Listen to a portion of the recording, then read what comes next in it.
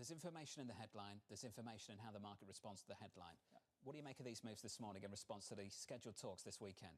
You know, as we were talking a little bit earlier, I think a month ago, this would have really moved the market much more. I think, you know, we've moved up a lot. So some of this is priced in. The market is pricing in that we're going to get some tariff relief.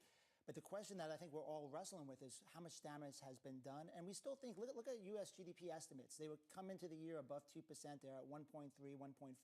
And then globally, you're seeing GDP estimates come down for China, for Europe, for the UK. So it's not just a U.S. story. So I guess the challenge I have is that at this valuation levels, even if forward estimates stay somewhat resilient, you saw that with Disney this morning, you're still trading at a pretty hefty multiple, and we still think there's some downside. Trying to keep an open mind what could go right. The tech side is something where we've seen spending still pretty healthy, so that's a good story. But at this point, on a shorter-term basis, we just think the risk-reward is a little bit less favorable. Keith, President Trump's Maximus approach on April 2nd, this Liberation Day, that chart that came out, then continue ratcheting up on China, 145%. Did he cushion the market to then be able to absorb whatever rate he ends on, whether or not it's 10% tariff ring and 60% on China? I think so. I mean, if you think about where we are right now, we're 15% above that low from early April. So we have a long, like a big cushion to get back down there as well. So I do think, listen, you come out with the most aggressive stance, you pull it back. But again, the market at this point, when you've come back and where valuations are, I would say that the market is certainly expecting some tariff relief, but are we not going to see some slowdown? Businesses still are somewhat frozen. And I guess the other thing we've been wrestling with, too, is there is a difference between the economy and the stock market, right? I mean, the economy, small and middle-sized businesses that we talk to are more concerned. The bigger companies are able to manage this somewhat better, and we all know that the S&P 500 is much more of a growth index with 40% plus in tech and communications. So there's this offset. That's why I also think that low is a pretty good low, because the technology earnings, unlike the overall market, are still moving higher at this point. So where are you seeing opportunity then? If you are, sounds like tech companies, yes.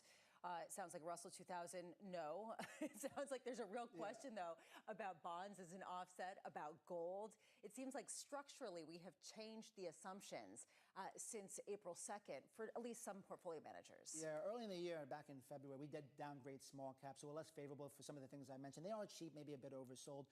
From a sector standpoint, because of the back and forth and the whiplash, what we're trying to do is we have a mixed sector approach. So we have our favorite technology or growth play is communication services. You're seeing that with, you know, not only like the Metas and the Googles of the world, but also, as we saw with Disney and Netflix. So there's some kind of secular growth there.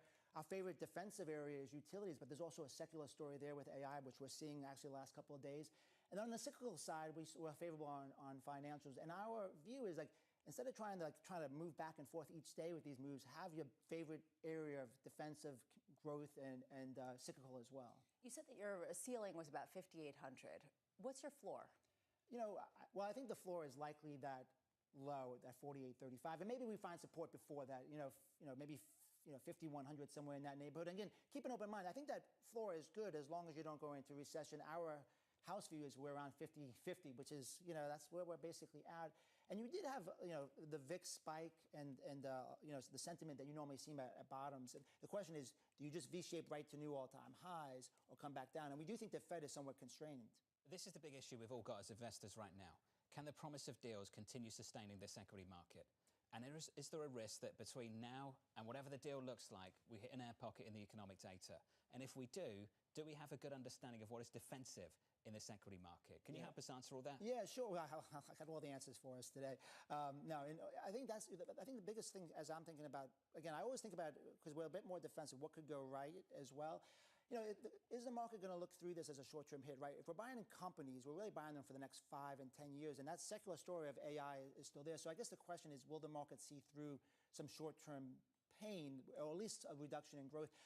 Listen, the market is a discounted mechanism, but at the same time, almost have to see it to believe it. So I actually think that will constrain the upside. And listen, if we come back down and we think that we're past this, we'll likely look to maybe upgrade stocks again, but we're just not there based on the risk reward at this point. By the way, I'm not waiting for clarity. I'm not waiting because everyone says, hey, we want clarity. By the time clarity comes, the market has moved. But I'm looking for a better risk reward.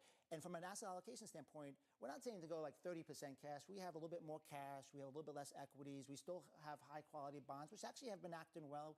We upgraded investment-grade bonds on the spread widening recently. We've been bullish gold all year, though I will say short-term it's a bit extended as well. We've seen an aggressive rally off the low. That's the number one question for me, Lisa. Can we keep this equity market grinding higher? Can it be sustained just by the promise of deals? And can it be sustained by the promise of deals even if you bump into some weak, hard data? A lot of people say that's the ultimate check. Hard data. When it actually does roll over, that is going to be what ultimately could check this sense that we've seen in the markets.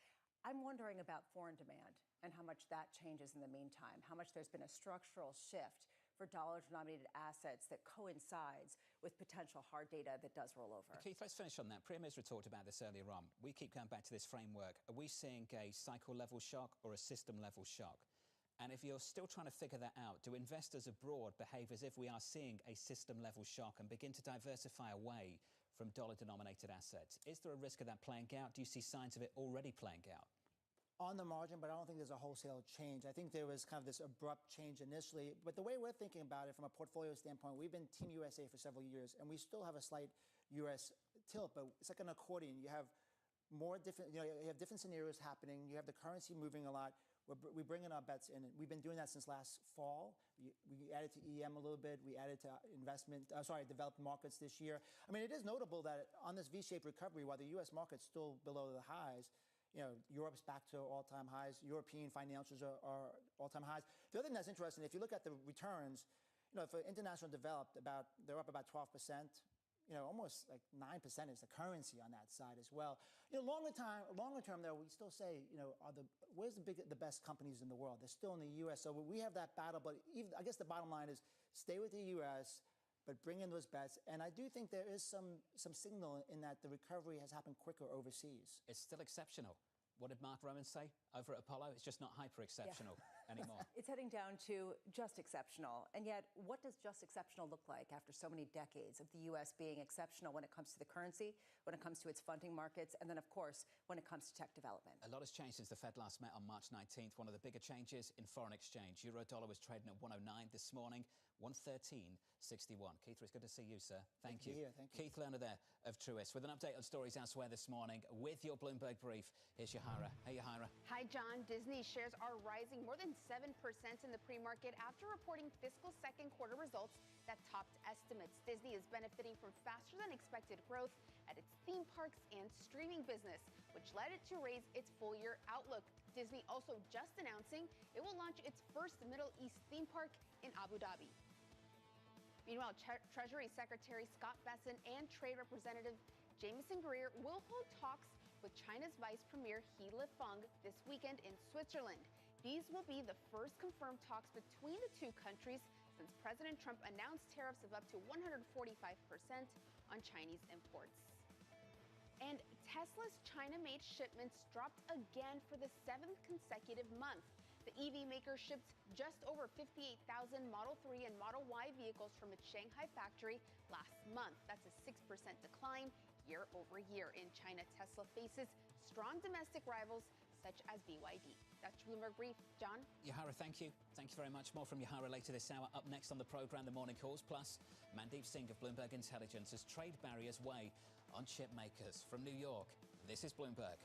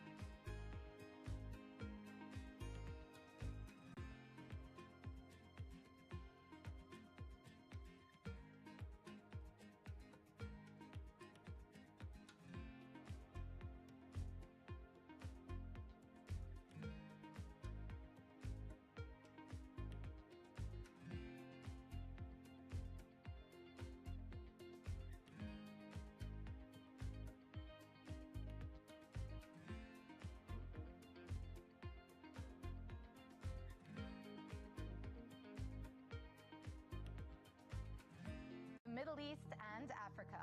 Vibrant resources and high-yield investment opportunities abound. Join me on Horizons Middle East and Africa for the stories, newsmakers, and insight from this exciting region. Now weekdays, only on Bloomberg. Asia is at the forefront of some of the world's biggest stories. I'm Chevrian in Tokyo. And I'm Heidi Stradwatts here in Sydney, where the trading day begins.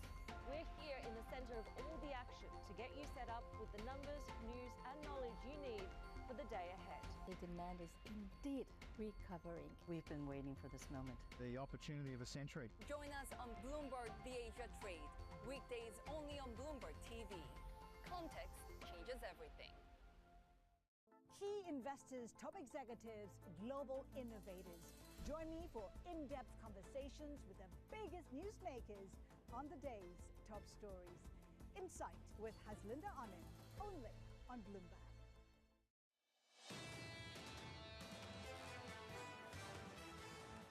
So the opening pair is about 1 hour and 14 minutes away. Equity futures at the moment firmer by just 1/3 of 1% now on the S&P. And I just want to sit on that just for a moment. As we said just moments ago, you can learn something from the headline and how the market responds to the headline. And Keith Lerner of Truist making the point here, Lisa, that maybe there's something to be said about this market only running 1/3 of 1% in the face of something we were all hoping for over the last several weeks. This is a market that is realistic about what can get accomplished and has been trying to price in how companies can adapt and adjust at a time when there definitely are going to be higher tariffs. The fact that there is any rally gives you a sense that the worst case scenario has been taken off the table. It doesn't speak to necessarily what this market's pricing in. Also, it was weeks ago when the Treasury Secretary told me in Argentina that these rates were unsustainable. So it felt like the market was already starting to price in the fact that the rate on China, that 145%, is bound to come down. We heard that from a number of officials from the White House. Now we're going to have talks of it. So the market is taking this in stride. It's optimistic, but they know that this is not the grand bargain and the full deal. Can the promise of deal keep sustaining this equity market rally? Can it? Right now, you've got an answer. We're up 1/3 of 1%. We get more answers in the days ahead. I think this market now wants some evidence of actual deals, a change to policy. Let's get you some morning calls. That's the price action. First up, Barclays raising its price target on Marriott to 252, saying its luxury and group mix is resilient in today's backdrop. Your second call from UBS raising its price target on Rivian to $13, saying there is a, quote, air pocket for the stock until its new car launch next year. That stock is down by 1%. And finally, Bank of America upgrading AMD to buy, seeing potential for it to deliver 20% or more top-line growth this year and next. That stock is up by 1.2% this morning. Let's stick with AMD, the chip maker, saying US restrictions on sales to China will cost it $1.5 billion in revenue, despite an otherwise upbeat outlook. Mandeep Singh of Bloomberg Intelligence joins us now for more. Mandeep, good morning. Morning. They're putting a price on it. Have others too? Well, I mean, 1.5 billion, when I look at, the overall estimates, it's down 3% from what they would have done otherwise. So to me, second quarter guide, 700 million write down because of the China impact. It tells you that the numbers, at least the top line and the bottom line, aren't going up. There is an impact. And look, AMD executed well, but the numbers were going up until now. So that is what has changed in terms of this market is AI is still that secular trend, but you're not seeing the lift that you got from, better execution and AI before. And that's where I think companies will struggle, whether it's NVIDIA or AMD. And two separate things to think about here, tariffs and ultimately restrictions. Yeah. We're focused on tariffs. Management teams outside of this industry assume that tariffs can be negotiated. Do management teams in this industry assume that restrictions can be negotiated, or they believe they are the new rules of the game, the new laws of the land? Well, so Lisa Su last night said the total addressable market is not changing. It's still 500 billion, and they think even if they are not able to sell in China, they'll be able to make up somewhere else. Now, my question is really, what surprised this market was you had training, inferencing when it comes to AI, and all these models keep getting released, which is good for compute requirements. It's just that if China is able to manage DeepSeek and their models without using any of the chips from NVIDIA, AMD, or any of the chip makers here, it tells you that the moat isn't as strong as everyone believes it to be. You can do it on Huawei chips. They are able to make chips that serve as an alternative. And that's where I think there is some figuring out to be done when it comes to, how much is this demand sustainable? How much of growth rates can sustain in 2026 and 2027? Right now, those comps look very tough when I look at, the companies have confirmed their CapEx numbers for this year. Everyone has said they will spend, in aggregate $350 billion across the 5 hyperscalers. So that's good. But the growth rate next year, nobody knows. Mandeep, though, how credible is that they were able to do this without access to U.S. high-tech chips? Well, I think it is credible. Imagine how else are they training the models? The models have been open source. They are being used to develop AI agents. And even if there was a pull forward in demand and, they got NVIDIA GPUs and AMD chips and piled them, but look, they are constantly serving the models. These models are being used for inferencing and AI agents and production use cases. So to my mind, this is not a one and done thing. This is continuous. And that's where the demand is more sustainable. It's just they're able to overcome the supply hurdles that they had before. Jensen Huang spoke about Hey Shades, how you doing? very close to where the United States is. This race, I'm trying to figure out what made the market drop like that, right at 806. I was looking at getting in for a short too, but I was still setting up the... No, I can't find anything that like was a trigger for that.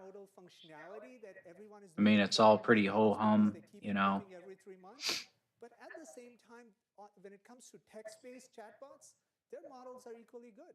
That's why DeepSeek had such a huge adoption when it was released. So clearly they are making progress. They're not at the cutting edge as the OpenAI and Gemini models are. I'm really struggling to keep up with the narrative shifts because on one hand, you've got the U.S. versus China and technology. On the other hand, you've got tariffs and restrictions. No, I don't have anything right on that time. 6 months ago, which was the AI adoption that was going to be insatiable. And You take any trades yet? To meet the demand, and investment was going through the roof. What happened to that part of the equation, overwhelming the other two? I'm going to watch the NQ today, unless the volume gets out of control or the price action. Oh no. How big the next version of the model is going to be. Now it's the inferencing piece, which is What happened? using the models in a different way. You're applying That's all right. 300's not a lot. and with reasoning, you don't need to build, 1 million. You still have 1.5K on that other one, right? Smaller clusters and use the inferencing, which is what OpenAI is doing. So that shift, along with the fact that they can't sell to China, and now Okay, good. the space is changing. Because what if AMD has to make their chips here in the U.S.? The cost base changes, the margin profile. I'm still working on, I'm going to work on, Any margin upside yeah. for these companies. Good idea. Good job. Have to deal with right now, with Unless we get a juicy EMA cross, I'm waiting. I don't see any news. Like 10:30, we got crude oil. If you're just joining us, so they're cutting positions, and they've said this to their staff today. But that's about it. May 8th. Please plan to work from home. If you are already in the office, But I'm working we're going to work EMA, front running the EMA crosses today. Like this would have been awesome. Look at this one. And I was looking at getting in here and I was still setting up the charts and I look over and we're down here. If we front ran this one, where would we, look at that. I just got to figure out how to get in on those and stay in. Work the ATM strategy for it. So you believe, and I think this is an important distinction, you believe this is an efficiency drive driven by technology and not necessarily by a weaker demand backdrop? A little bit of both. I can't say because, look, even with chips, we know there was a pull forward in demand. There has been a pull. Apple didn't acknowledge there was a pull forward in demand, but look, everywhere you look at, there was this risk of tariffs impacting, driving up the prices. So I do feel there has been a pull forward in demand, but clearly there is that efficiency side, which we'll learn more from all the tech companies. I'm just surprised that it's coming from a cybersecurity company out of, all the areas. Where were you expecting it from? Well, the larger the company is, like a consulting company, IBM or Accenture, if these companies would say, oh, we are getting different types of projects, so that's where we are going to hire that kind of talent first. So that's where I was expecting, depending on the size of your employee base. We've said it now for a number of years, Lisa. We've been waiting for that headline to drop from one particular industry, not just tech, but also from finance too. At what point do you start to see these cuts, larger cuts, and not because of the demand backdrop, just because of this improved technological efficiency? You hear talk of it. We've yet to see big cuts in the way that maybe we're going to start talking about. when we can say, hey Siri, book my meeting. Hey Siri, by the way, find a good restaurant for me. Hey Siri, tell me where I should entertain my client. And hey Siri, can you potentially end up coming up with some sort of proposal for me to give to my client this afternoon? And my phone is going absolutely bonkers as I speak. Oh, do you use Siri? I don't use Siri, but it's trying to get me to, and right. it's just got that bubble. Because I was going to say, I mean, if that's how we're all going to operate, that would be great news for Apple, because no one really uses Siri, do they? But it's just, my phone's just freaking out. It's so excited that it's being engaged. I'm sorry. Actually, you can go back to sleep. When you're on air, Bramo, don't use Siri, just in case, all right? Mandeep Singh of Bloomberg Intelligence. Mandeep, thank you. Appreciate it. It's good to see you. Several Tories to keep on top of. Got to keep on top of the Federal Reserve as well, regardless of what people are saying about it. Apparently, it's going to be an absolute snooze. So Tom Porcelli of PGIM is going to join us to break it down. And then we'll get some reaction from Vishal Kandudra. Sucks not getting in on that downward move. When you miss a move like that, it takes a while before it comes, you know, before you can get another entry. Will the 10-year Treasury rally if the data heads south? This morning, yields are higher by 2 basis points. The 10-year 4.32, the 2-year up 3 basis points to 3.81. From New York, this is Bloomberg.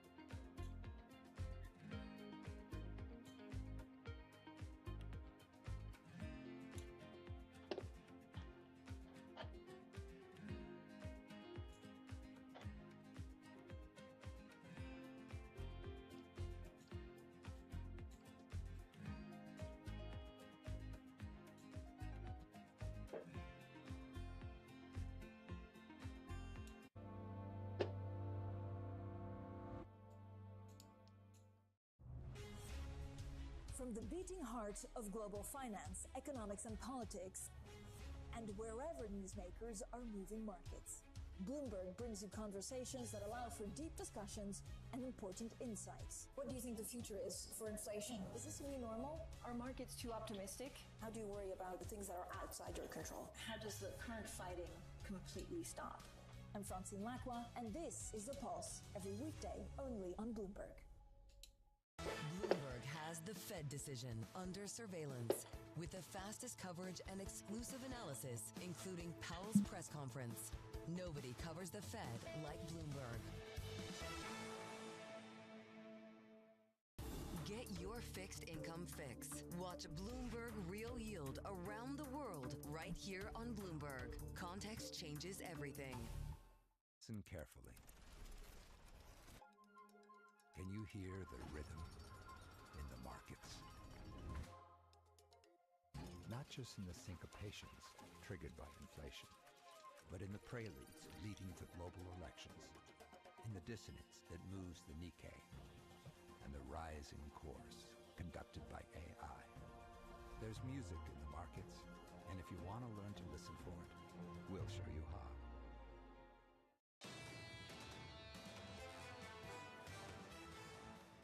The opening about 60 minutes away, and equities are firmer by just a third of 1% now on the S&P. The gains are fading.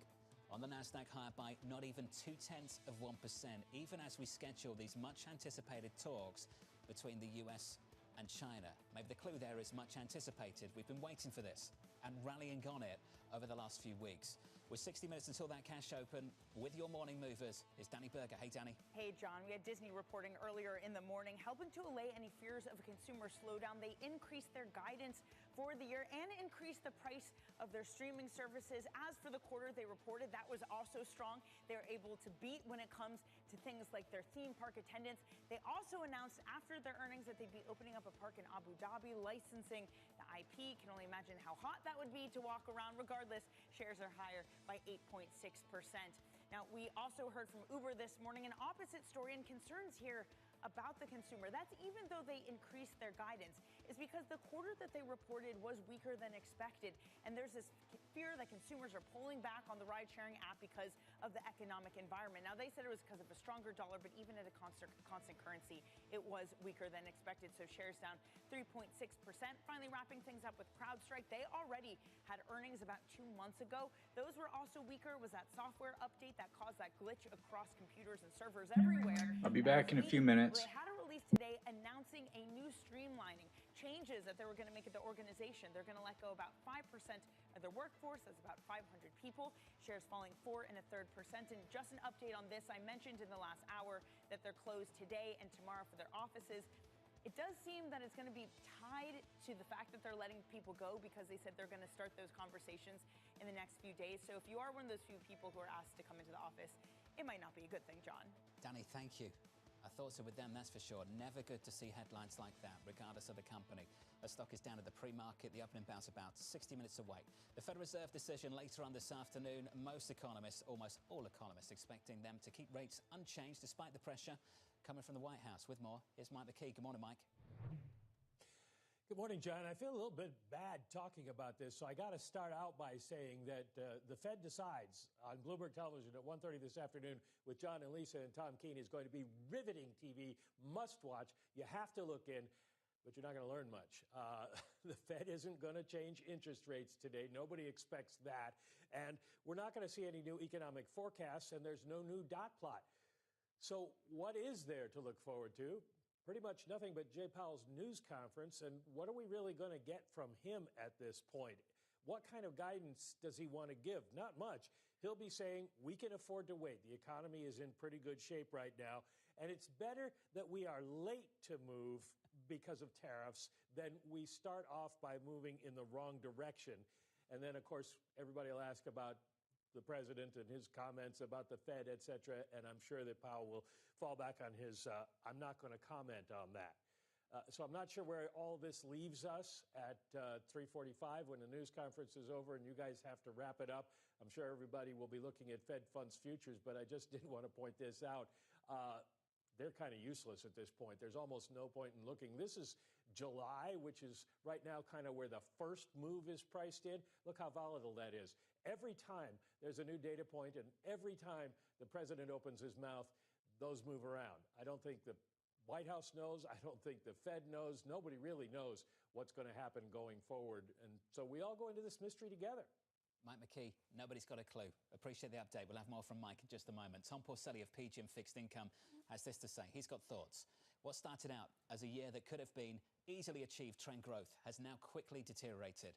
We will be lucky to see growth in the 1% range. Tom joins us now for more. Tom, good morning. Good to see you. Good to see you all. How's everyone? Very well. Been very busy since we last spoke. A lot has changed since the Fed last met. March 19th, they put out an SEP. Yep. And in their SEP, their forecast for growth for this year, for 2025, was 1.7%. And that was a downgrade from the previous forecast. And we all sat around the table and said, well, look, compare that to where the median dot is. They've downgraded their assessment of growth, and the median dot is unchanged. They've not increased the outlook for interest rate cuts. My question to you, if they put an SEP out today, and one is not due, but if they did and had to downgrade that GDP target 1.7% down to, say, 1%, what would the median dot do? So they would be in good company if they downgraded it to 1%. The median dot, I think, would not move. And I think this really sort of drives home where they're leaning, right? I mean, in terms of dual mandate, it's entirely about inflation right now. And the irony, of course, is I think the administration is sort of, as much as they desperately want the Fed to cut rates, I think all that's happening is actually it's just going to sort of force that day out even further. So we expect cuts this year, but we just don't expect them, immediately. I mean, we don't expect. I think even July is actually looking a little too early for us. So I think it'll be more backloaded. But I think that there's no question that if you have inflation above target, if you have inflation expectations that are starting the process of becoming unanchored, and if you're now waiting for the inflation thrust from tariffs, I think that this really sort of pushes the Fed to the sidelines. Can you help us out a little bit? No one knows anything about anything. These Fed officials have actually been going around the country listening to business leaders and talking with people. The whole Fed listens idea. Yes. Are they gleaning any more information about the stasis in C-suites, the idea of what companies are doing and how that could trickle into the economy? Yeah, I mean, honestly, it's littered in the Beige Book, right? I mean, in the Beige Book, you can hear this. In the ISMs, you can hear this. I mean, anything that actually has some sort of sort of qualitative sort of assessment attached to it, we hear it loud and clear in all of these reports. Now, I think this gets to a really important idea because Powell keeps on saying, hey, but the soft data is sort of softening, but the hard data remains firm. Okay, but at some point, the soft becomes the hard data. And I think we have to sort of recognize that. It's funny, I think the last few years have really done a disservice to this entire conversation because there has been a divergence between the hard and soft data for reasons that are pretty clear, right? I mean, which I'm happy to elaborate on. So I think if you just lop off the last few years and you look at the hard versus soft data historically speaking, they do move together. So I think it's just a question of time now before it sort of translates. Neil Dunn has put out there this idea that hard data is getting inflated by the pull forward effect. 100%. And there's this feeling that you really have to look at the soft data, which is a much more accurate reflection now than, say, a year or 2 years ago. If that's true, why are you less worried about some kind of real pernicious outcome for the economy, given how negative the soft data has looked? Yeah, so which is why we've taken down our growth expectations. I mean, and not just taken down our growth expectations, but raised our recession probabilities. I mean, it's a coin flip right now, whether or not you have a recession. We still expect economic expansion to continue at a much slower pace. But I think we are taking that to account, I think, in a very meaningful way, recognizing that the downside risk, I think, is growing seemingly by the day. Coin flip based on what? What's the catalyst? Whether or not credible deals get done with trading partners? I think the window is closing rapidly. I think if you don't start to see some real deals, which again, seemingly they're teeing that up right now, I think that the confidence that's already been wrecked, I think remains that way, and people and companies stay on the sidelines. And I'll say one last thing on this, because I think it's such an important idea that I think everyone's missing. Let's say you do get credible deals. And if you have the threat of tariffs that remain in place even after the deals get done, which I can easily see a scenario like that playing out, then I think that just actually keeps already crumbled confidence pretty suppressed. This keeps going back to the theory that maybe we've started a process. The process has started and it becomes self-fulfilling. What is on your dashboard beyond just, say, volume going through the port of LA? What's next? How do the dominoes fall? Yeah, I think it gets to exactly this idea that we were just talking about. I think the dominoes have to fall, and I think this is the most critical domino. It has to be, okay, tariffs are done, right? Like we've achieved what we wanted. Because if you keep the stick of tariffs out there, I think that the uncertainty that everyone keeps on talking about will just remain in place. There's a price for that uncertainty. And right now that price, Lisa, is wait and see. A lot of companies, to your question, are just sitting there on their hands and saying, got to wait and see. In the meantime, though, they have to raise prices. So they might wait and see when it comes to their investments. They might wait and see when it comes to hiring people. But some of them, at least, have talked about how they can't wait and see when it comes to at least passing along that price increase, which is the reason why you might see that inflation aspect reflected faster than anything else. And actually, can I make one last point? Sure. I know that's like the cue for you wrapping it up. So I think... How did you know? I know your tricks. So I think... Just keep in mind something to this really important idea. If all of a sudden you start to see margin compression, right, profit margin compression, then the labor part of that equation becomes even worse. I mean, look, we're already expecting labor to slow down, and there's already signs that that's happening. That would make it, I think, meaningfully worse. I had one more question. CEOs are ready to go. Mike McKee says this is going to be really boring. How could you make this interesting, this news conference? What would you ask the chairman? So I think that this would be one of these events where I'm guessing Powell would love it if there was no press conference attached to this. I don't know that there's anything more that he can say that's new. I think, and in fact, in fairness to him, I think he's doing the right thing. I think he's basically saying we're wait and see mode to see what happens, and I can live with that narrative. We know each other too well. Go away. Tom Porcelli at Feature. Tom, good to see you. Good to Thank see you, you guys. sir. Yep. Let's get back to Mike McKee. Mike, just sum up that conversation. I think this is really important. There's Tom Porcelli basically telling you that to some extent, this Federal Reserve is constrained even if growth decelerates. That if we had an SEP today and they downgraded the outlook for growth, they wouldn't increase their projection implied by the median dot for interest rate cuts, Mike. And I just wonder if that's something you're hearing a lot of as well.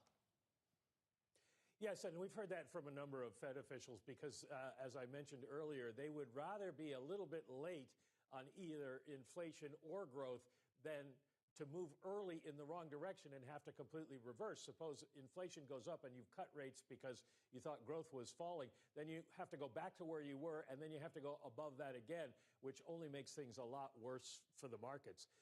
You can see next week going to be extremely busy, though. We will have this kind of market reaction because we get CPI, PPI, and then retail sales. So we'll get an inflation and growth view next week. And look at CPIs. The forecast is we're going to see a rise, whether it's tariff related or not, and it probably is in terms of the forecasts. We're supposed to see CPI go up again.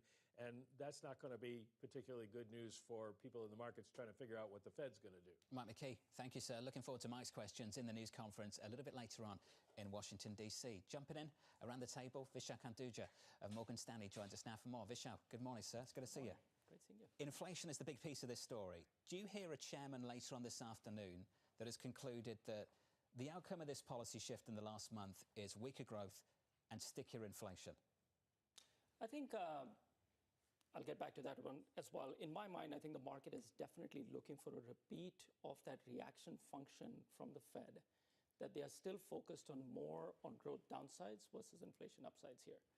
I think the market is still trying to eke out from the Fed's reaction function. Are they going to look through some of those steamier prints, one of them probably the next week, that is going to come out at a point where growth is not yet showing the deceleration because of the binge that has gone through in the economy? I think the market might be disappointed in that one, given that the Fed is going to be very, very patient. I think they've done the heavy lifting of 100 basis points last year. They can be patient here to see what the data is and then react to it at the back half of the year. It's how they react and the reaction function that is really important here. So let's build on some of that. They're all saying different things in their speeches. So I'm basing this just on the SEP from last time around. What I see in their reaction function is if inflation does start to creep higher this year, they see it as a one-off and they won't hike. What I also see, though, and this can become more concerning in the months ahead if the data starts to weaken, is that they're basically telling you if growth comes in lower than we expected, we aren't going to rush to cut either. How do those two things stack up? I think they want to be very... All right, pretty boring this morning. We had that drop here. It was like 805 or 806. Completely different dynamics of supply and demand shock at that point. I don't know what triggered this. Opposite of what is going to happen at this point, given that we are not going to be spending so much from the government. I think they're going to hopefully... I saw it riding this 200, and I was going to maybe take a short right on the 200.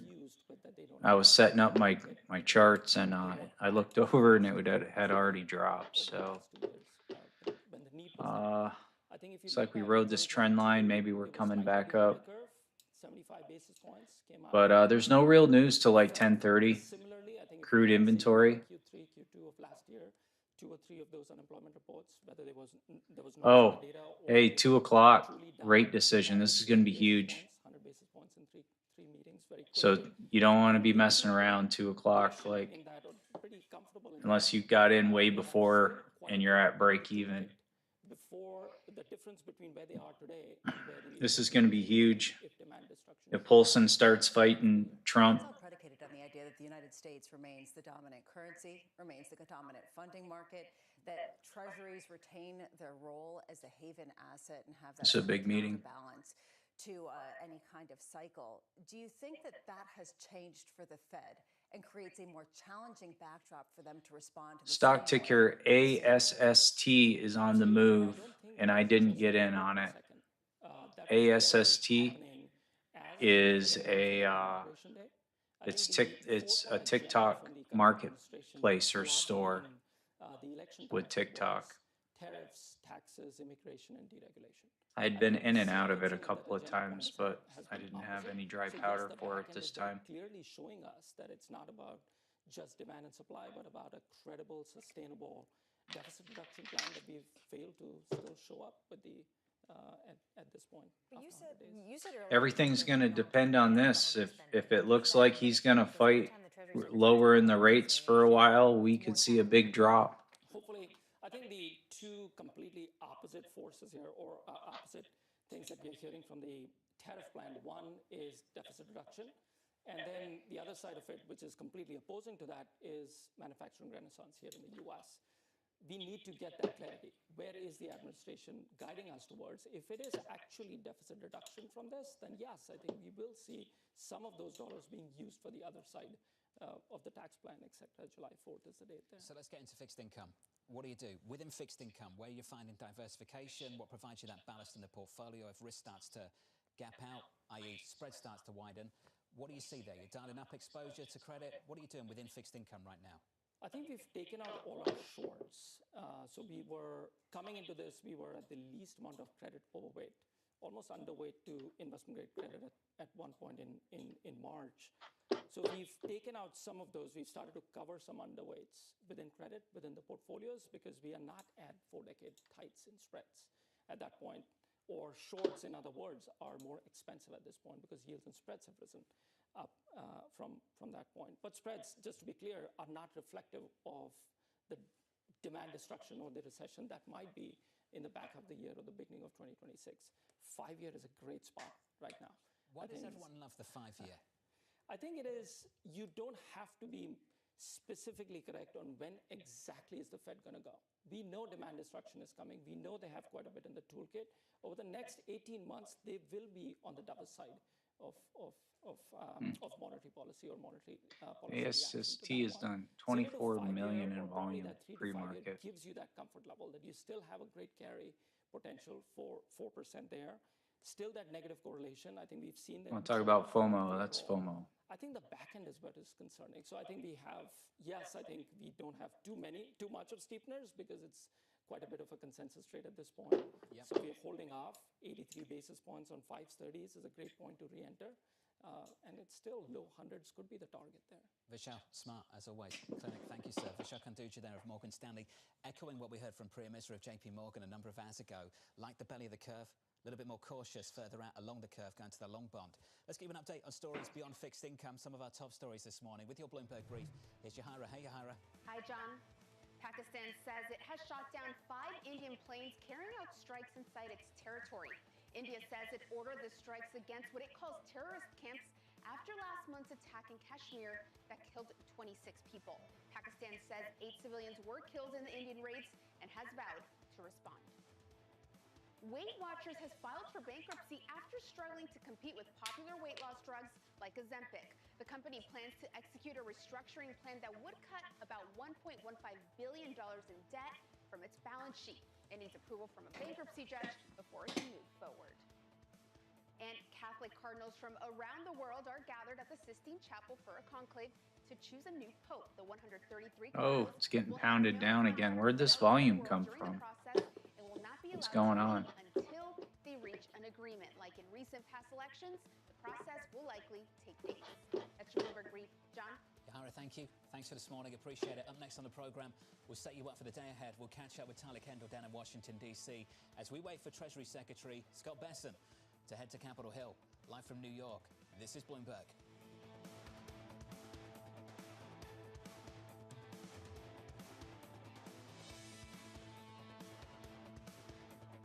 Mortgage.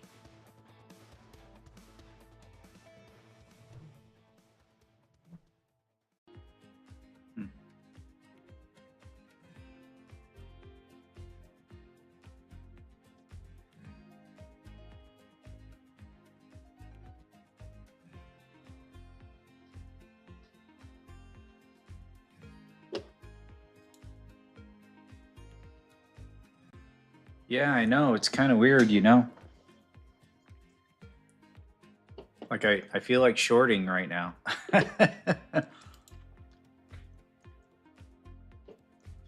It's like it glanced off that 20 EMA and it got her, you know, erratic.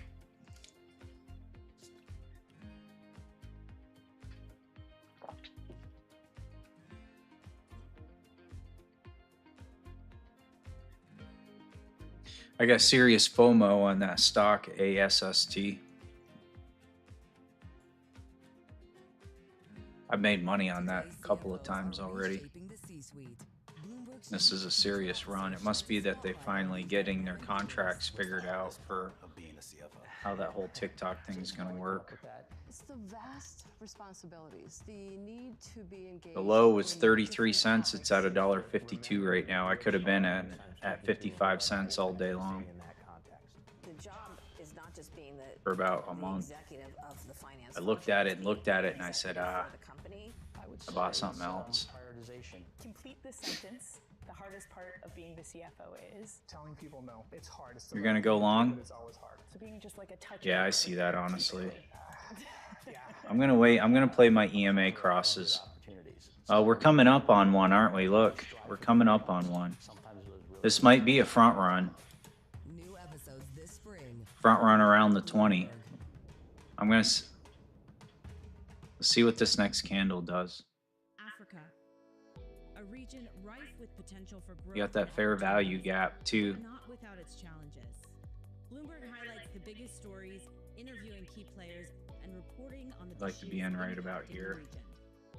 Join us as we get to the heart of African business, politics, and economics, and ask the. You got the rotation down too, though. You got to watch that. Jennifer Zabasaja, and this is Next Africa. New episodes every month, only on Bloomberg. Good morning. Good morning. This is Bloomberg Surveillance. Welcome back to the opening trade. This is Bloomberg. This might be the front run. This is Wall Street Week. Welcome to Balance of Power. This is Bloomberg Television. It's a multi-trillion-dollar industry. We'll show you what's happening in ETFs like no one else. ETF IQ, only on Bloomberg.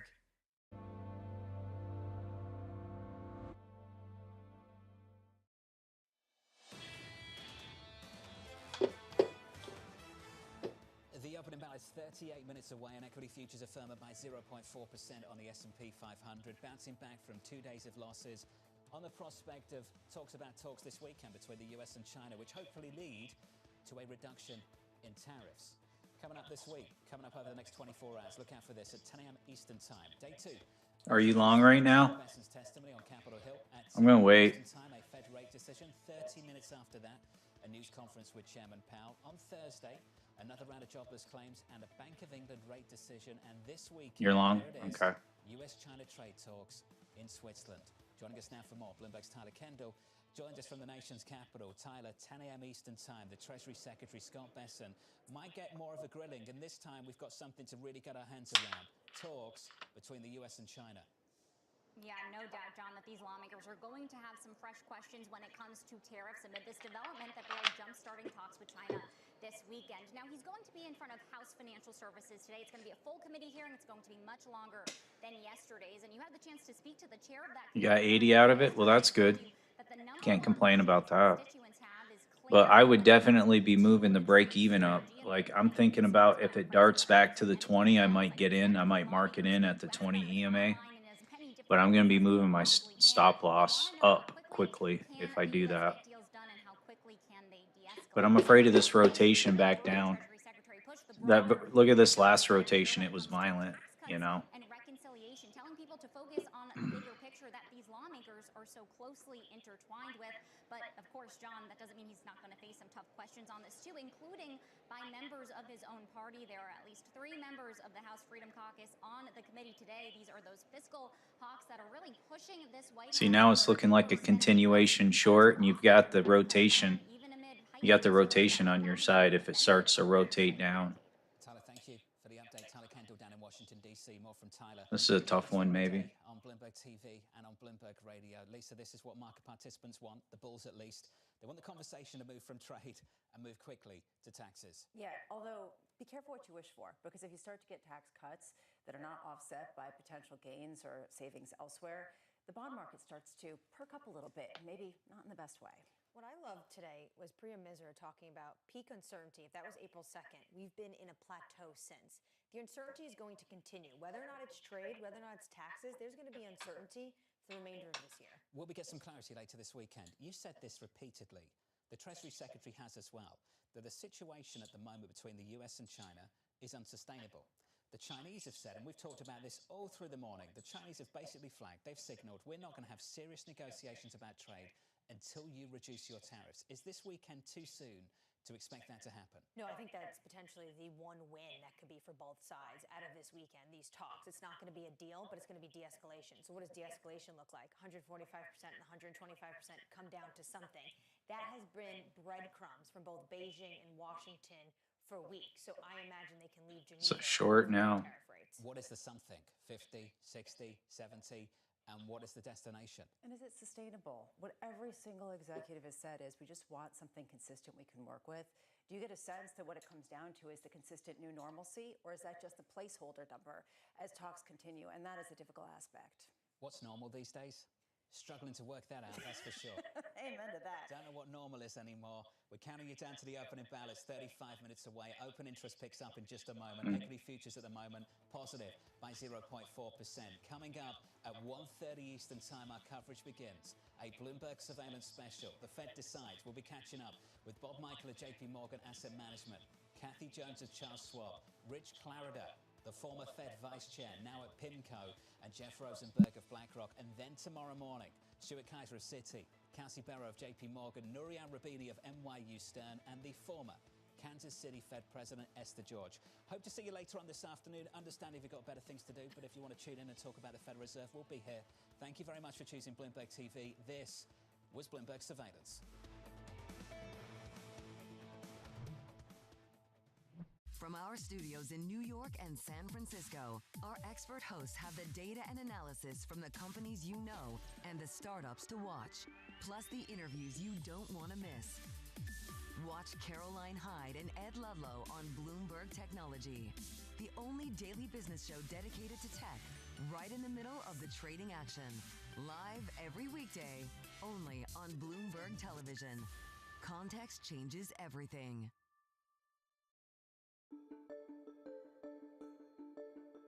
Why is Baltimore so important to you? It's our state's largest city. And if your state's largest city is not thriving, your state can't thrive. And that is just a mathematical equation, because the only way this is going to be Maryland's decade is if it's Baltimore's time. And so that's why we did focus on things like being able to extend the Orioles lease and make sure the Orioles could be here for 30 years. It's the reason we focus on things like the Preakness and keeping the Preakness in Maryland for generations to come. While we've invested in the convention center, the reason we focused on housing and getting rid of the vacant housing, the reason we focused on violent crime. And now Baltimore is having among the most precipitous drop of anywhere in the country when it comes to homicides and non-fatal shootings and carjackings and auto thefts. So if you can have Baltimore thriving, your state is going to thrive. So if somebody's watching this and they're not from Maryland, but they want to know a little bit about Maryland, what would you encapsulate in a paragraph or two about what people should know about the state of Maryland? I would say Maryland really is American miniature. You tell me what you want to do. And no matter where you're standing in the state of Maryland, I can tell you where to have a world-class experience within 2 hours. We're the home of innovation. We're the home of Johns Hopkins University, the home of the NSA, the home of NIST. We have so much to offer in the state of Maryland, and I think it's one of the reasons that people are so excited about the growth trajectory we're on.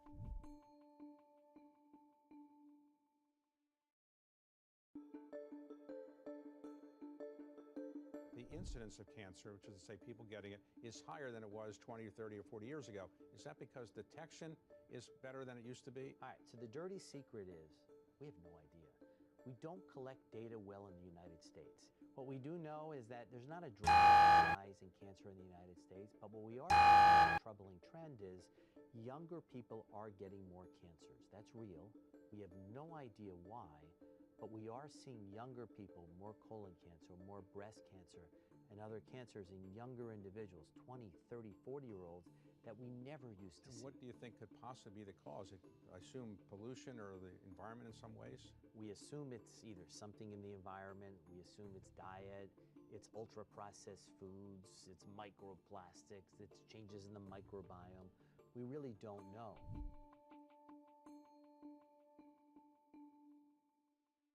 U.S. jobs numbers are released. Bloomberg has the report under surveillance with crucial data and expert analysis at terminal speed. Nobody covers Jobs Day like Bloomberg.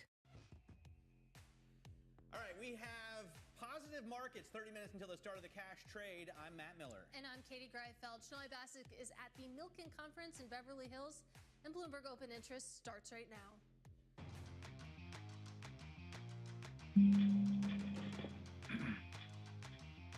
You think we hold this fair value gap? We got the order block in there. It is showtime for Jerome Powell, and Donald Trump is watching. The Fed expected to keep rates on hold despite the president's pressure to cut.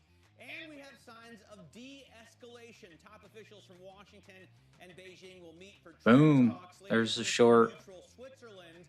Plus, earnings season is still underway with results from Disney easing fears. That was a short from the 20. From the consumer. Katie? And on that note, let's take a look at Disney shares because they surprised Wall Street with an earnings beat, also raising their 2025 outlook on strong demand for parks and for streaming. You add it all together, shares up 9% right now, Matt Miller. They have been beaten down quite a bit. But Oh, the stochastic angle. Yeah, absolutely killing it. On the other hand, Uber bookings missed estimates in the first quarter, citing issues like the Los Angeles wildfires, as well as worsening U.S. consumer confidence. Did you get it? Did you take that short? You can see the shares in Uber down 4% in the pre-market. I mean, this was a classic continuation. Oh, good. I mean, this was a classic continuation short, you know, off the slow control EMA. If you got in on it, that's good to be up 500. Yeah, I think I'd just be cool now, man. We're too close to the open. Traveling through Europe, and they will be in Switzerland also. So we will meet on. It's going to be crazy today. And look, we have shared interest that this isn't sustainable. Bloomberg's Tyler Kendall joins us now from Capitol Yeah. Hill. And Tyler, Scott Bessent was careful to set expectations here. He made it clear that these talks will. All right, I got to do a couple things. I'll be back right to call the close. I don't think there's going to be any real entries. If you caught that short, that was the last entry. Once we crossed below the 20, that was pretty clear, you know. Especially when you got the stochastics rolling with you. That was a good call.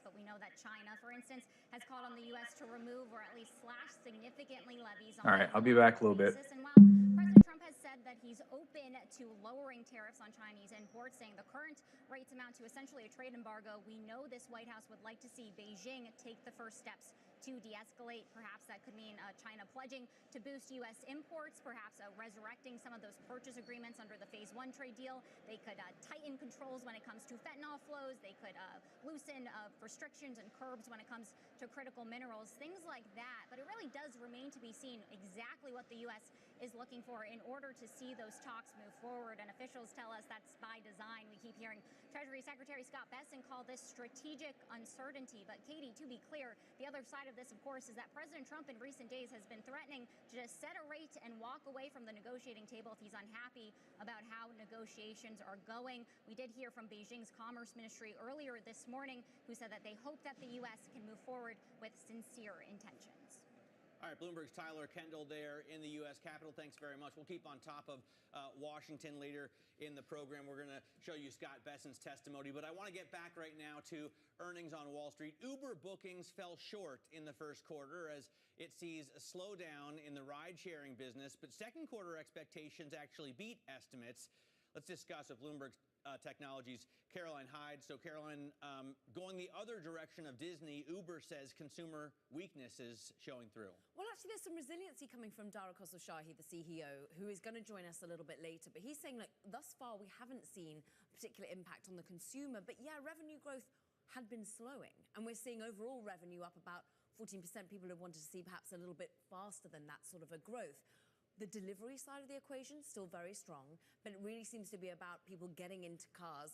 How much are they having to pay a little bit extra? Some of the insurance costs that they've been blaming. They are looking at more affordable kind of offers and products.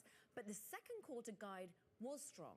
So I think some analysts and investors are saying, look, we're trimming back because this stock is up more than 40% so far this year. It's a massive outperformer. Wow. And perhaps they just didn't live up to the highest expectations for fiscal first quarter when it came to the ride side of the focus. But they've got a lot of levers to pull. They're looking and leaning into the taxi side. They're looking at AVs in particular. Look, we're having driverless, cars over in Austin going great guns. They say this is really bearing fruit for them. And interestingly, they've been investing in Chinese companies to bring that to bear even more in Europe, for example. Great point, too, on just how high the expectations were heading in. Similar in some ways to what we saw with Palantir in terms of the stock outperformance. Looking forward to that interview. But let's also talk about AMD. A lot of eyes on this chip maker. The first quarter was actually pretty good, but a lot of caution going forward. And again, it's about China. I mean, it's interesting that Uber's doing deals in China. At the moment, AMD, Lisa Su, the headache is the $1.5 billion hit to revenues that they're seeing because they can't access the Chinese market with certain chips in the same way that they're tailored for NVIDIA. AMD does the same thing, and some of the more sophisticated chips they had managed to get into China now curtailed. But Lisa Su was really buoyant on the second half of the year. They got the MI4000, the latest and greatest AI accelerator chips and architecture coming out from them in the second half of the year. She's saying that is going to drive our fundamentals more broadly. Analysts have actually been saying, look, if you look at what's been driving revenue, it's actually average selling prices rather than perhaps taking away market share so substantially from an Intel. But they also, of course, had the pull forward effect of PCs, gaming looking relatively strong. And for Lisa Su, she's really just trying to talk up that AI infrastructure demand is resilient even in the face of some of these economic headwinds. We are anticipating a stronger year more broadly for AMD, and analysts have been too. But remember, this stock is down for the year and down hard. All right, Caroline, always great to see you. Looking forward to Bloomberg Technology today. You can catch that at 11 a.m. But let's check in now on the happiest place on earth because Disney shares soaring pre-market after the company beat on its full-year profit forecast. The catalyst there were its parks business, also streaming. Joining us now, I'm pleased to say we have Chris Marangi. He is Gabelli Fund's Co-Chief Investment Officer. Chris, it's great to have you with us. A beat and raise from Disney. I think some on the street were interested and surprised to see this, given that a trip to Disney World is about as discretionary as you can get. As an investor in this company, how did you read what we learned this morning? Well, it might be too much to call it a fairy tale quarter, but it was very strong. A lot of, as you mentioned, trepidation coming into the quarter about the impact of macro on visits to the parks. Parks hit it out of the park domestically. Operating income up 13%. Now, maybe it's too early for those macro concerns to bite. There is a long lead time in booking these trips, and people are going to cancel trips on their kids. But they, during the call, which is ongoing, they have pointed out they've had some strong bookings for the next 2 quarters. In terms in terms of the spend, Chris, I mean, how much longer can U.S. consumers or even global consumers keep up with Disney's rising prices? Well, they have some very sophisticated pricing models, as you can imagine. They offer a number of different options for consumers. Listen, for many, many years, the U.S. consumer has surprised us with their resiliency, and that continues to be the case. And by the way, it's not just in the parks, but it's in other areas of the business, in streaming, which had a very good quarter, as well as advertising, which looks continue to be strong. So a wild card for Disney. You saw shares slip last week along with Netflix after President Donald Trump announced plans to impose a 100% tariff on films that were produced overseas. There's still a lot of question marks around that. But Chris, I'm wondering, as an investor, how do you begin to approach a potential risk like that?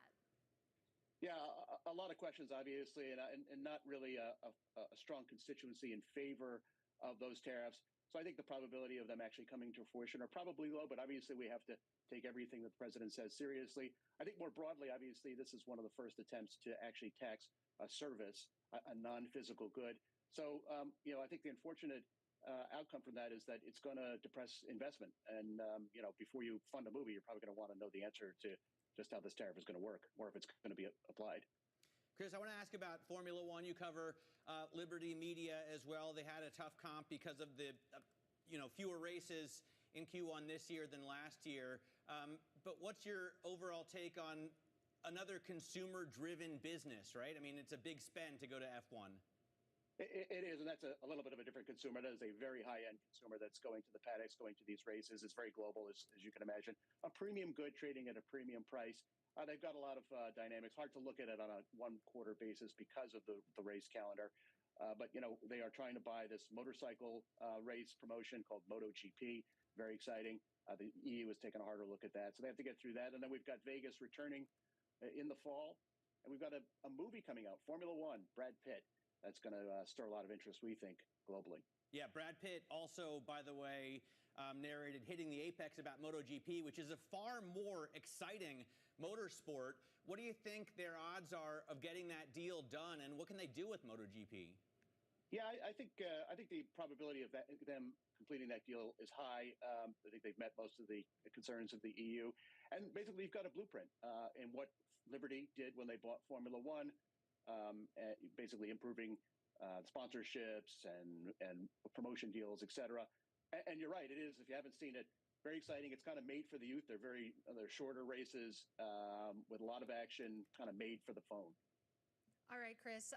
Unfortunately, we have to leave it there. Always great to speak with you. Hope to do it again soon. That is Chris Marangi of Gabelli Funds.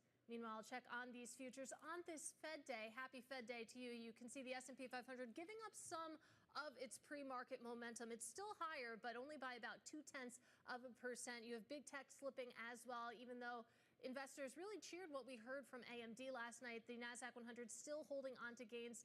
For whatever reason, you have small caps outperforming this morning. A relatively quiet morning in the bond market so far, but we know that's going to change at about 2 p.m. today when we get that Fed decision and the conference to follow. Now, coming up, Novo Nordisk rising on expectations that competition for its blockbuster obesity shot Wegovy will subside. We'll hear from the company's CEO next. This is Open Interest.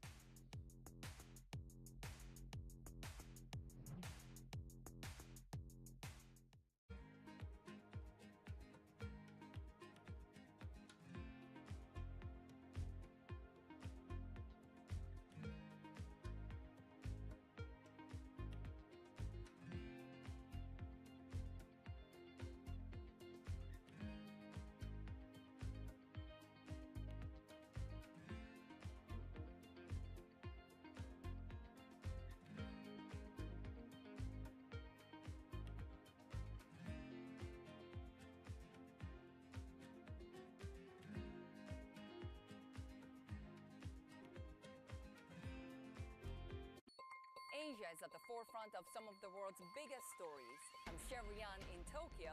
And I'm Heidi Stroud-Watts here in Sydney, where the trading day begins. We're here in the center of all the action to get you set up with the numbers, news, and knowledge you need for the day ahead. The demand is indeed recovering. We've been waiting for this moment. The opportunity of a century. Join us on Bloomberg The Asia Trade. Weekdays only on Bloomberg TV. Context changes everything. Africa has been silent in telling those global stories. And that's where we have a mind full of stories that we can mine and mine and mine for years to come. And I think investors realize that, and they understand that there's real potential. And as I said earlier, independent films are making a huge comeback. So you're looking at your $5 million movies, your $6 million movies, and this film fund that we're setting up is looking at films. We're looking at financing films between a budget of $2 million to $8 million. So we truly believe that we will get a return on investment. And it's about managing expectations. We're not saying to investors we're going to go out there and we're going to sort of start making films that are going to bring you $1 billion return on investment. That's not to say there can't be outliers. The world has seen this happen time and time again.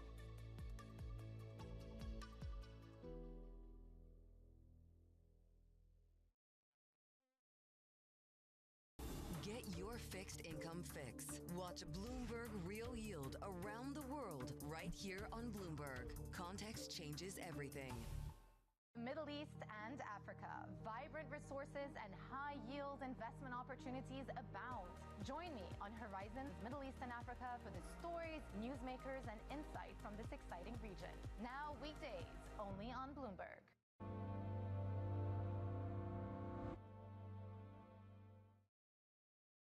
Today, the Fed decides. It is the central banker's dilemma. Downside risk to growth, upside risk to inflation. They are wait. This is a serious moment. I do not think the Fed can just sit on the side. Trust Bloomberg to bring you the fastest coverage and exclusive analysis, including Powell's press conference. They're expecting stagflationary-like environment. They are going to be on hold until they have hard evidence one way or another. Bloomberg Surveillance, the Fed decides, starting at 1:30 p.m. Eastern.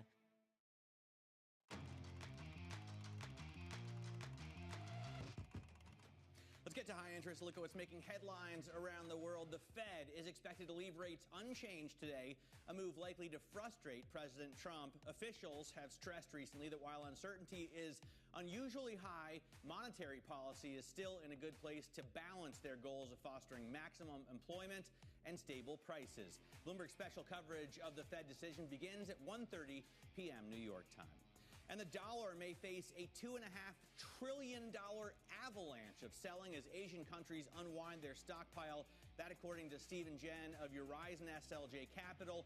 He says the U.S.-led trade war may lead some Asian investors to repatriate chunks of funds or ramp up levels of protection against a weakening dollar, potentially triggering an exodus from the world reserve currency. Bloomberg's dollar gauge has dropped about 8% from a February high. And Weight Watchers is filing for bankruptcy. The company, known for its diet programs, once endorsed by celebrities like Oprah Winfrey, has struggled to compete with blockbuster weight loss drugs like Ozempic and Wegovy. The company did offer a few weight loss drug options on its platform, but found it challenging to convince clients that its programs were still worth their time. Katie? Well, Matt, on that topic, Novo Nordisk lowering its outlook for this year, reflecting headwinds in the U.S. market. But investors are looking past that forecast and focusing on the upsides, mainly diminishing competition for its blockbuster obesity drug, Wegovy. Earlier today, I sat down with the CEO of Novo Nordisk, Lars Fruergaard Jørgensen, and asked about those diverging data points. We are now in a situation where we can supply the demand in the U.S., and FDA has taken us off the drug shortage list, and that means that it's illegal to do compounding, so that has to stop, and that creates the opportunity for us to drive a bigger growth in the scripts for the legitimate high-quality product from Novo Nordisk. And when we lower the guidance for the full year, it is really because of what the impact was of compounding in the first quarter and probably also a bit into the second quarter. And we had a relative steep comparator in the second half of the year. So you should see this guidance as one of All right. picking up in the second half of the year and getting to more and more patients. And really Got 13 minutes till the open. Stochastics are ready to roll up. Maybe we make a run to the VWAP before we decide what we're going to do. I don't know. The VWAP's a long ways off. VWAP's 100 points up. It's one of those that's a bit difficult to predict right now because there are quite a number of different measures. If you were going to play the open and you think it's going to go long, you probably want to get in soon, I would think. But that's a gamble. I don't really have any information that says, other than these stochastics that have been running like crazy, saying that we're going to rotate up yet. Our control EMAs are pretty flat. They're not pointed toward each other. Once they're pointing toward each other, that's when we want to, like right here, this is when you want to start thinking about, well, maybe we're going to front run along, but it failed. So if you do that, you want to bring your break even up pretty quick in case it bounces off the 50 or the slow control EMA, and that failed. Shade's got himself 80 bucks, pulling up his stop. Then he took the short. It proved the short by passing back below the 20 and confirming here. So the short was right here, pretty much. Do you know where you entered your short, Shades? Just curious. Like, I would say the short confirmed like right here on this candle to go lower, on the continuation lower after it failed the breakout. You're short again? I thought you were going to chill, dude. What are you doing?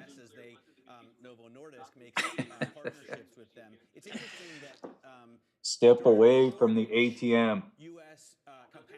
It's gonna get crazy here, man. Are you break even? Get to the break even at least. Okay. Can't pass up a juicy trade, I know.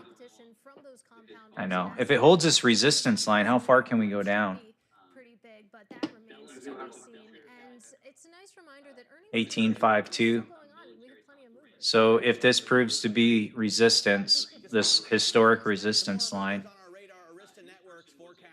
I would say 19.855, you know, above this trend line, if it's going to try and get to it. Are you green now, or are you, where are you at? So a lot of concern in kind of the smaller cap AI universe. Yeah, big time. And it's interesting to see. We got 10 minutes till the open. Such a big decline. You do have AMD shares up a little bit. It seems like investors weren't very impressed by the outlook, but still, compared to how some of their peers are faring, not so bad. Coming up, we're almost 10 minutes away from the opening bell, and we'll begin today's trading day with Meredith Whitney. That conversation up next. This is Open Interest.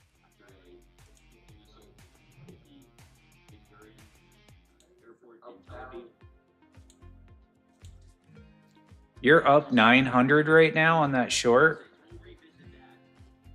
How many contracts you got on? Don't go over 1,500, because then you're just going to make it harder to qualify that account. What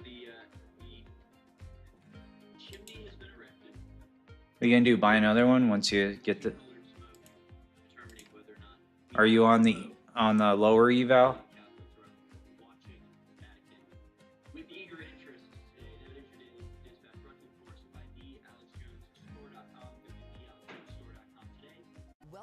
Oh, 900 for the day. On the low eval, okay. Well, we'll get up to break even, dude, because it's going to get stupid here in a second. Oh, you're still below. That's all right. We'll set your break even, dude. Okay. Well, don't do nothing until after, till 10:30. With this account, yeah. Well, let's wait until 10:30 because you got news at 10 o'clock. Yeah, that's right. That's what I was saying, 15 per day. You go over 15 per day, then they make it harder. They move the goal up on you.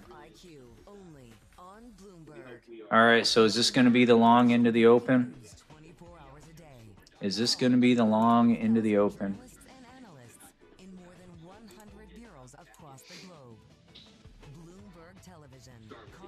Even if it isn't a drawdown. What do you mean drawdown? Like, oh, you're in the drawdown. Yeah, yes, even if you're in the drawdown, correct. It's 1,500 no matter what. So if it took 1,500 to get even, it's going to take you 2 more days to get there at the max. Yep. Absolutely. And I don't mind it being that way. It keeps you honest. Well, fuck, dude, that's good. Yeah. Yeah, yeah, so the high account, let's just wait till 10:30 and see what happens, man. Although I'm kind of liking this long. All right, I gotta go to the bathroom. I'll be right back.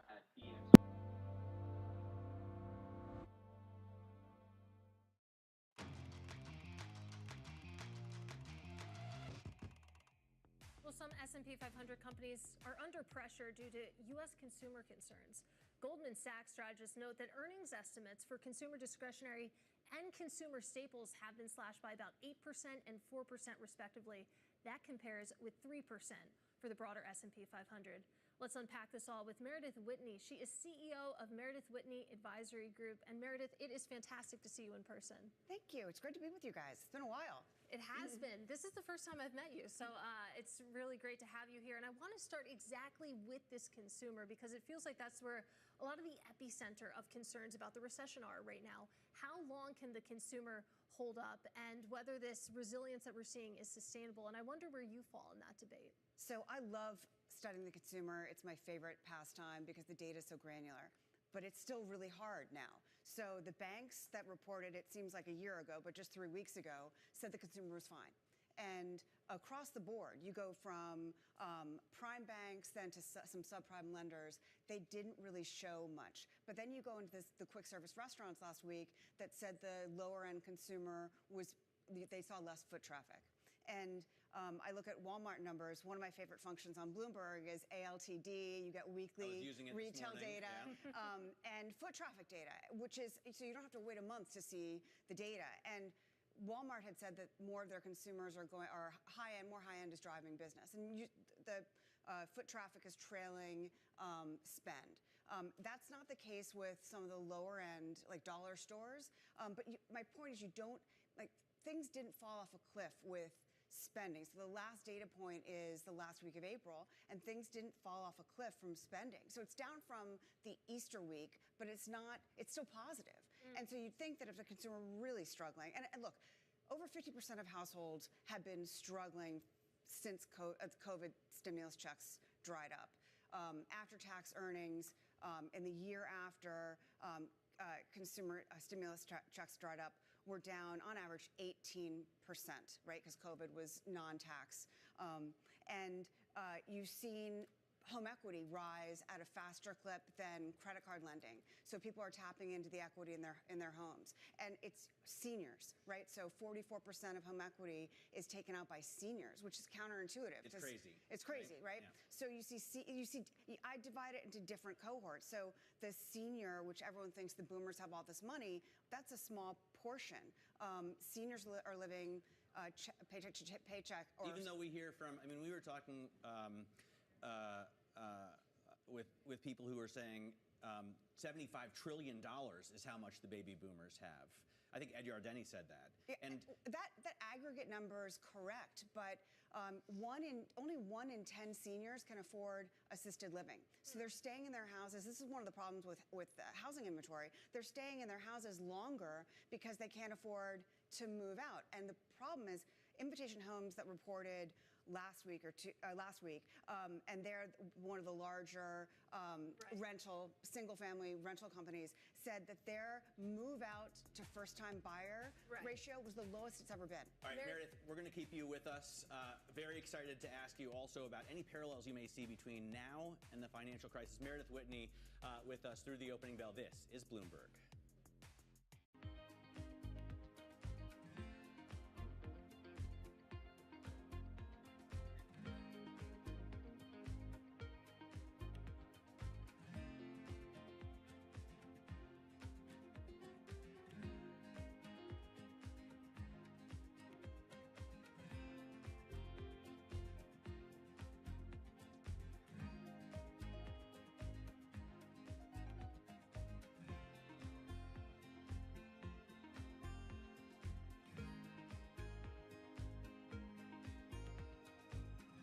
I'm back.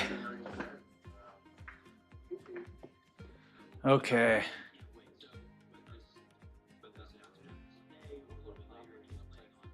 Oh, you're going full port long? No, don't do it. Don't do it. Are you there? Don't. No, don't full port.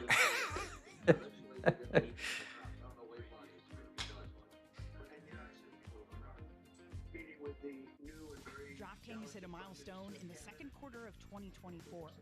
For the first time as a All right, we got 2 minutes till the open. No, did you do that or no? You got to front run it. You can't do it while it's happening. To when you're self-funded and you're cash flow positive and able to control your. I'll root for it if you're going to do it. Your first quarters of profitability now. Okay. That's a better idea. Do that for an hour and come back. Yeah.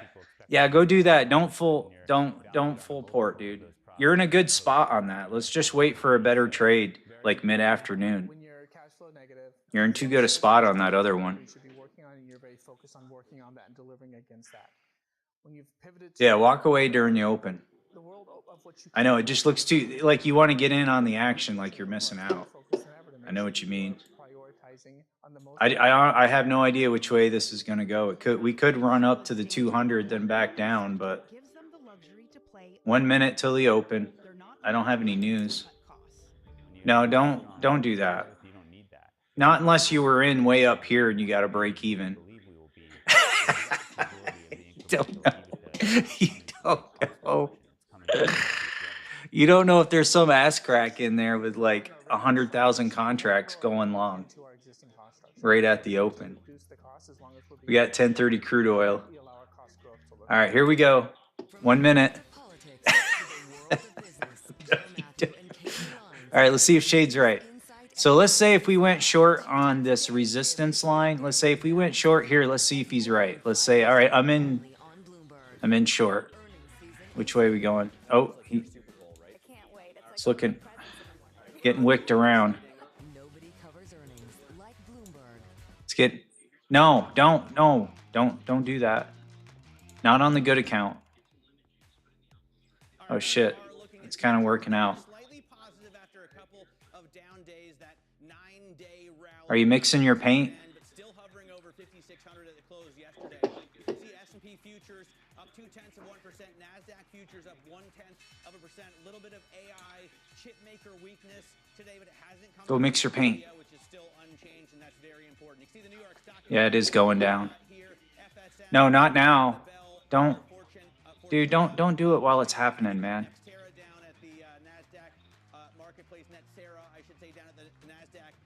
Because it can bang around and just cut you out and then go your way. It's just moving too much. It's moving like 5-6 points in a blink of an eye right now. Yeah, totally different story when you take a look at Disney. Surprising Wall Street with a beat and a raise, beating on earnings, raising its 2025 outlook on strong demand for parks and for streaming. You can see shares reacting in a big way here, Matt, up 10%. This has been a badly performing company, but all right, so that was this the liquidation candle to go higher? All right, Uber bookings missed estimates in the first quarter, citing issues like Careful, that might have been the clean out to go higher. worsening U.S. consumer confidence. Obviously, we've seen that. So whoever was buying bought everything down here. Uncertainty, and the shares you can see intraday down. All right, cool. All right, go paint for an hour, dude, and come back. I'm not doing nothing till at least 10:30. I don't want to see you mess up the other account. SM is working on a funded account. I want to see you. It'd be nice to see 2-3 people working on them. Yeah, I know. No, I know, man. The juicy opening got me. Hey, SM came in early today. How you doing, brother? We're trying to talk Shades off the cliff here. the opening cliff. He's got one 1,500 away. Yeah, go strip the walls. He's got one 1,500 away from having an XFA paid account. So we don't want him.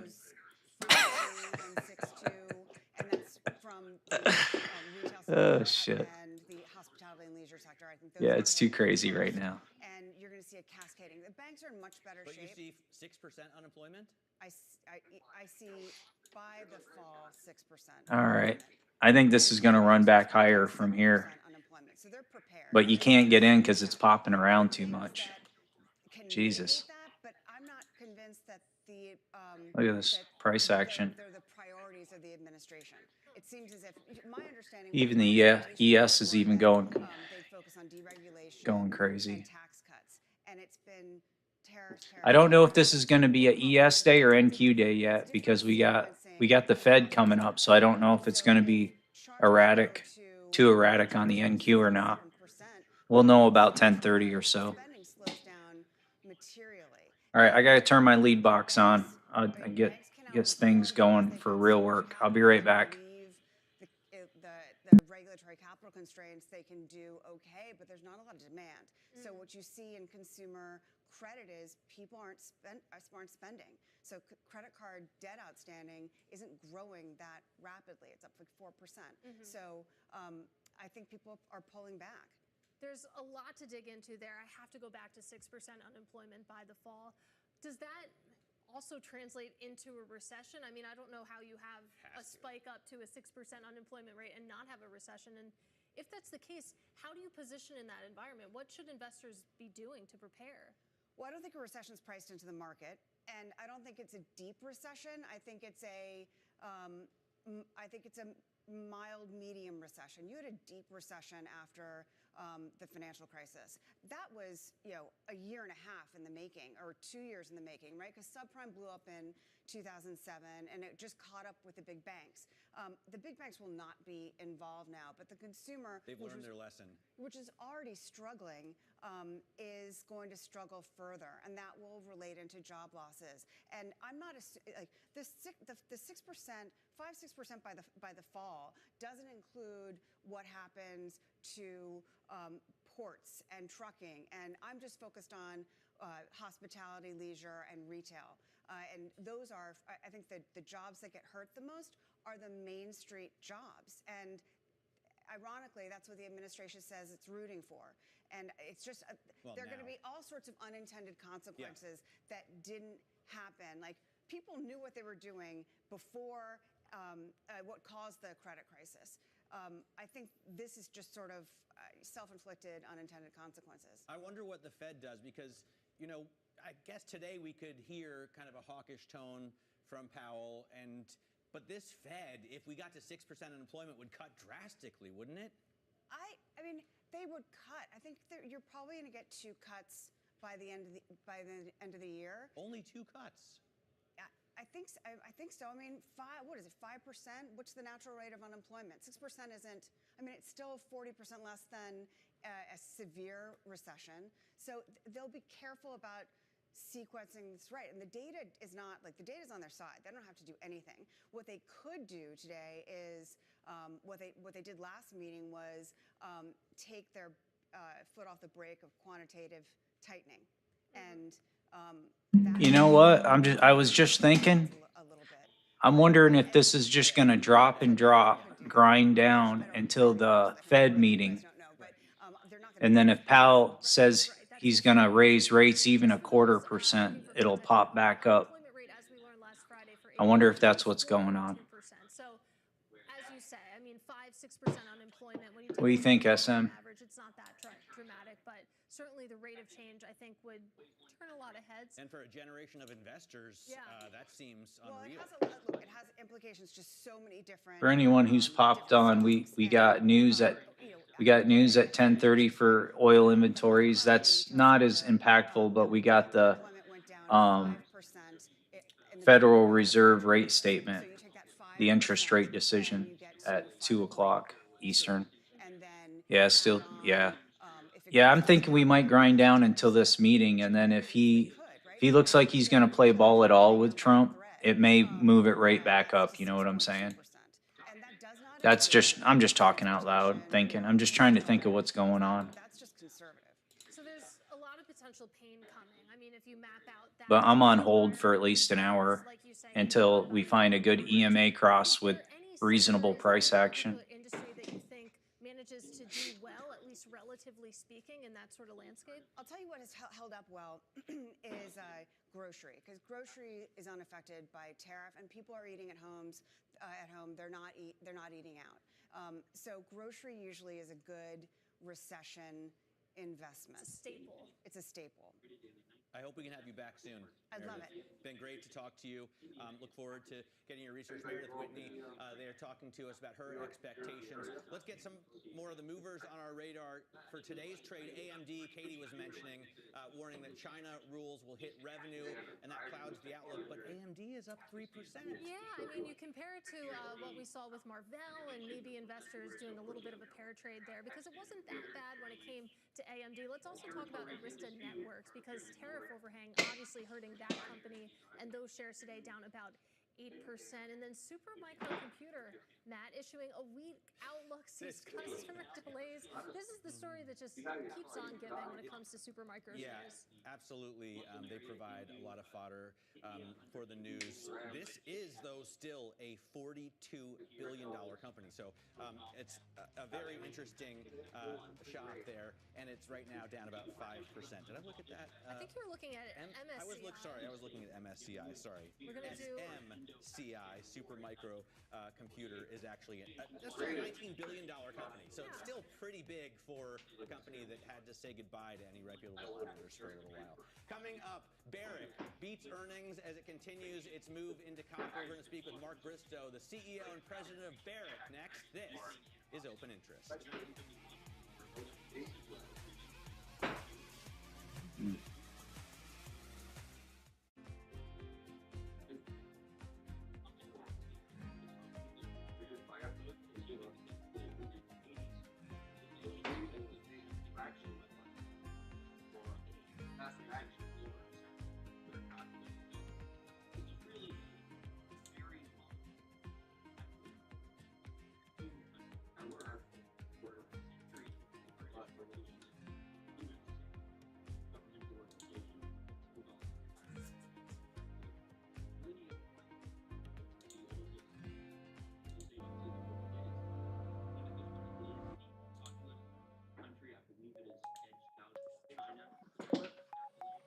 What makes it India's time? It's us women who are going to transform India. I truly feel that the time for Indian women has come. They're not only breaking glass ceilings, but they are redefining, you know, whether it is in sport, whether it's in medicine, whether it's in creative arts. They are everywhere, and I have so much positive energy that comes back to me when I'm talking to Indian women. And I just think at all these little girls and boys, I don't want to discriminate, who are now in school going age, imagine once education, sports, we empower them. What a difference they would make not only to India but to the planet and the world. And the world needs it now than ever before.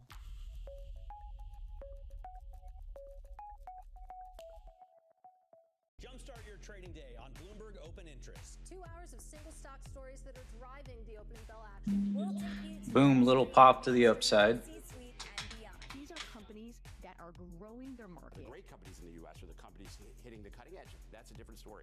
Get the inside track on what's buzzing in markets. With the players who are shaping the narrative. If you have bad earnings reports, you're going to get punished. They're not buying what the industry is selling. Join us on Bloomberg Open Interest every trading day, only on Bloomberg.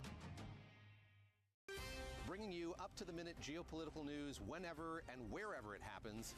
I'm David Gura in Ottawa, Canada, and this is Bloomberg. Asia is at the forefront of some of the world's biggest stories. And we're here, where the action starts in Sydney. And in Tokyo, get ahead as the global trading day begins. The Asia Trade, weekdays only on Bloomberg.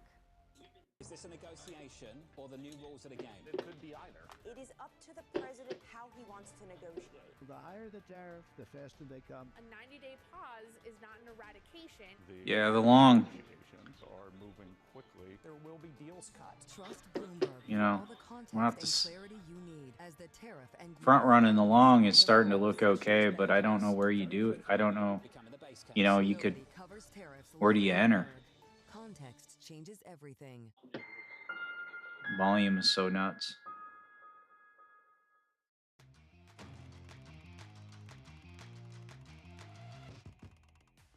Welcome back to Open Interest. A check on this market. Enter at the 20. On the screen, the S&P 500 trying to break 2 straight days of losses. It is Fed. For the front run. Everything can change at 2 p.m. when we get the decision, and then 2:30 when the chairman actually starts speaking. But at least for right now, across the board, green on these. Still early. We haven't even hit 950 yet. 950 could be a reversal, and it could get pounded back down. Upgraded to a buy over at Bank of America. The analyst cites the opening of a new casino resort in the Middle East as a key catalyst that will help de-risk its China exposure. Next up, we have Marvell getting a downgrade over at Cantor Fitzgerald. The chipmaker cut its. That long's looking pretty strong, though, huh? Its investor day, citing an uncertain economy. I know. Cantor analysts, for their part, worry about. I need to go help Shades work on the walls because Stickiness is a good thing here. Finally, Constellation. I'm starting to like that Brands, long. maker of Corona beer and Kim Crawford wines, just delicious, getting upgraded to a buy over at Truist. The firm says that investor cynicism on alcohol consumption is too high, Matt, and that investor sentiment on Constellation has bottomed. The shares higher by about 1.4%. Wait, what's the cynicism on alcohol consumption? They think that people are moving away from alcohol. I assume Gen Z doesn't really like alcohol is one of the narratives that's out there. What, because they prefer weed, or what's the idea? I don't know. It just seems like Gen Z, they don't drink, they don't date the same way as people used to, and non-alcoholic options are really popular. I bet they're going to drink. They're going to drink. Let them get a little bit older. All right, let's move on to actual gold right now. Barrick is one of the world's top producers. It posted higher than expected earnings this morning, and the surge in gold prices obviously helped the company raise cash as it continues to move into copper production as well. Joining us now is Mark Bristow, the CEO of Barrick. Mark, great to have you on the program. Obviously, you're in a good mood. We just were showing your shares there and the price of gold year to date, and it's been just a win-win-win for you guys. How long can this go on? I mean, are we, you think, peaking in terms of the price of the yellow metal? Well, Matt, nice to see you again. The question is, can the gold price stay up at these levels rather than peaking? Stochastics are way overbought. So if you didn't get in at the 20 for the long, I'd be a little nervous about entering now because the 50 is slowing it down, and then we've got overbought. So you want to be careful if you tried the front run off the 20 and got a little bit. I'd be making sure your break even set if anyone did that. De-dollarization drive and the real focus on bullion has been coming up on 9:45. Years, and I think we're now starting to see the investors sort of embrace the higher gold price, and that augurs well for equities who've been lagging for some time now. Well, your ticker, your stock ticker is gold, which is one of the best tickers that's out there. But I want to talk about the copper business a little bit, because some of the commentary coming from Wall Street, from the sell side, was analysts noting that you had weaker performance at your copper mines, which was offsetting to some degree that first quarter earnings and revenue beat. Walk us through what's going on that side of the business. No, Katie, we are expanding our copper business. I've always said that if you want to be a world-class global gold producer, you have to embrace mining copper, because the big deposits of gold left in the world today are what we call in geology porphyries, and that means they come with both gold and copper. And a classic example is the world-class look at that wick down. project that we're developing in Pakistan. So the 50 EMA rejected it. A gold mine in its own right, as well as a world-class copper mine, and so that's our focus going forward. At the same time, we're privileged with 6 tier 1 gold assets within our portfolio, and now shifting to exploit some of these gold copper projects around the world. What are your biggest costs, Mark? I have to imagine energy or fuel rank high up there for you, and I would guess, at least in some places, you're competing with data centers or crypto miners. What are your biggest costs, and how do they look going forward? Biggest costs are by far power, and as you know, the fuel prices come down, so that's softened. Of course, the world today, with its chaotic supply chain driven by the sort of very dynamic global economy, is a challenge. Second to power is people, and so those are the 2 big drivers. See, these are the toughest calls here, because your stochastics are ready to roll over and pull it back down into this fair value gap, but we're almost in a EMA cross to go long. So, but we're in high volatility, so it can do either one. It's like you have nothing to, it's a coin flip. Does the 50 push it down, and do we rotate down one more time before we go higher? Or do we cross here and then push up into these fair value gaps above? I mean, it's tough. Yeah, so the long reversal, we're almost to the long reversal, but you got to pick your entry, and you got to make sure we make it through the 50 EMA and this rotation doesn't pull it back down. So mergers and acquisitions back in 2019, 2020, that built the foundation of Barrick. What we're pointing to now is the ability to grow organically. We're pointing to a 30% increase in what we call our gold equivalent ounces, so both gold and copper. there's the smackdown off the 50 I was worried about. It's all Now we got the rotation down. $10 gold equivalent ounce. And so that's really the way to go in mining, is when you can discover and develop and deliver organically and not have Man, that's a huge smackdown. Holy shit. premium in the market. So we're in a great So right off my trend line in the 50, the classic continuation down. That's what I'm saying. It's during this volatility. Mark, I want to ask you just quickly about something you mentioned, the top. You know, you can't.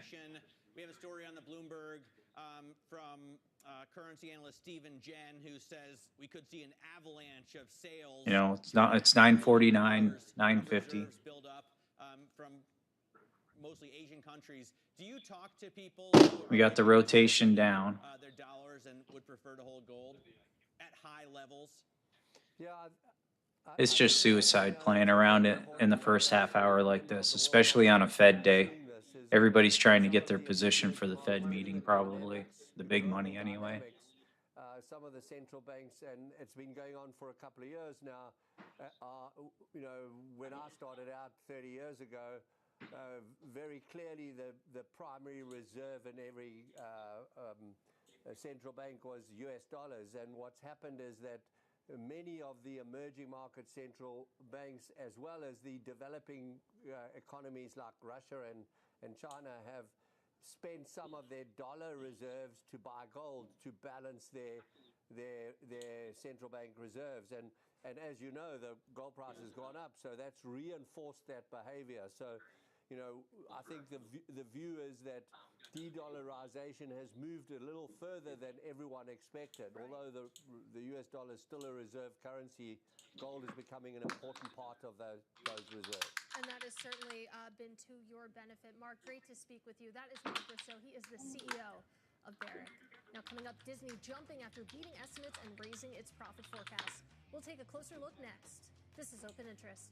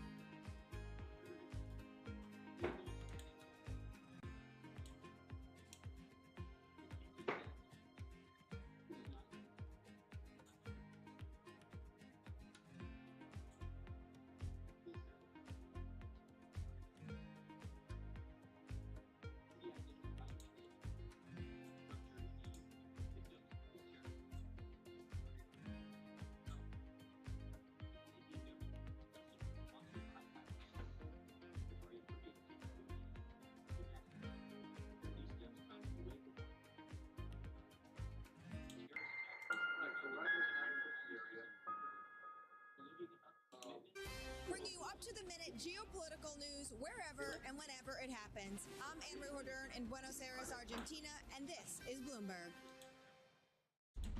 U.S. tech is influencing global markets. Technology is driving business across Europe. Companies in Asia are betting on tech. David Weston, join me for the next generation of Wall Street Week, telling stories of capitalism from business, markets, economics, tech, and climate. All right, where are we at here? A couple of trend lines below. I mean, we got a clear path. If we break these trend lines, we got a clear path to really 19,700 for the short. We got a lot of resistance above. Bringing you up-to-the-minute financial and geopolitical news whenever and wherever it happens. I'm Francine Lacroix in Davos, Switzerland, and this is Bloomberg.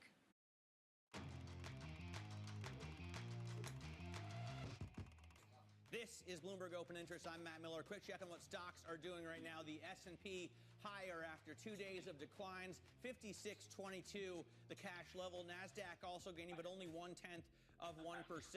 953. So our 950 reversal. Let's see if we move higher off that. Huge. We've had two really big 50 EMA smackdowns so far this morning. this morning. Analysts or investors, I should say, are optimistic about their chances when it comes to selling. All right, for anyone that's starting to rub the sleep out of your eyes and roll into the market. For news today, we've just got 10:30. We've got oil crude inventories, but the big one is the Fed rate decision. This is going to be huge. They're going to talk about this all day, and I think the market direction is going to be dependent upon whether Powell is going to play along with the White House or if he's just going to thumb his nose and be political. So if he freezes interest rates, we could be on a bigger downtrend, but if he throws a bone, maybe 1/4% or something, that might be enough to start, for a quick boost. So 2 o'clock is a big time. If you were going to enter a trade, it'd be way before, and you'd have your break even set if you're going into news. Otherwise, this is going to be untradeable for the rest of the day, probably. Looks like Iran negotiations are going well.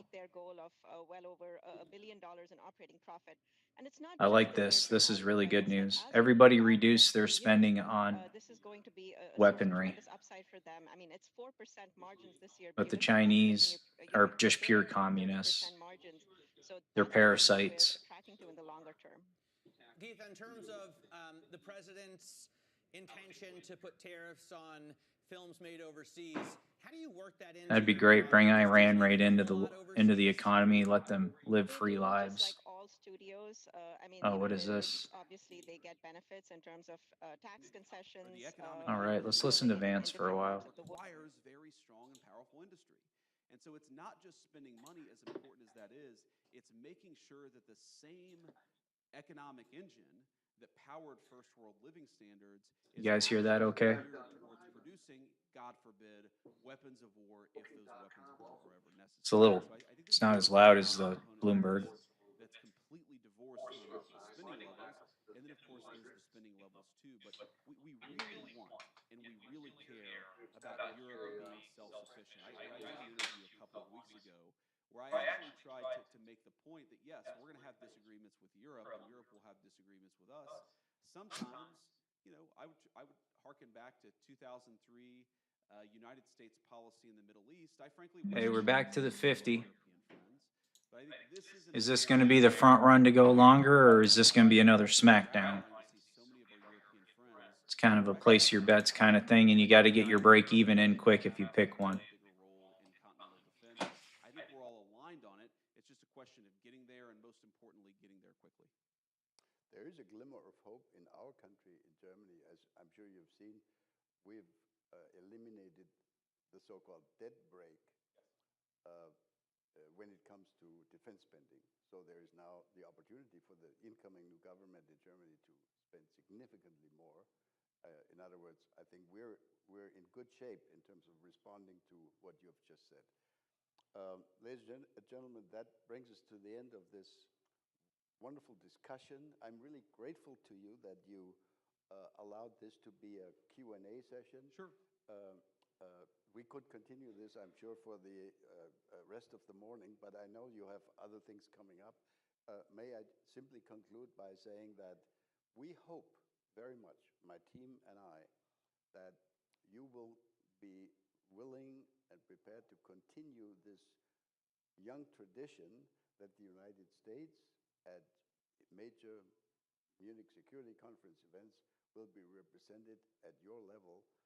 You are not the first Vice President of the United States who has come to the Munich Security Conference, but we are extremely grateful that you came in your new position.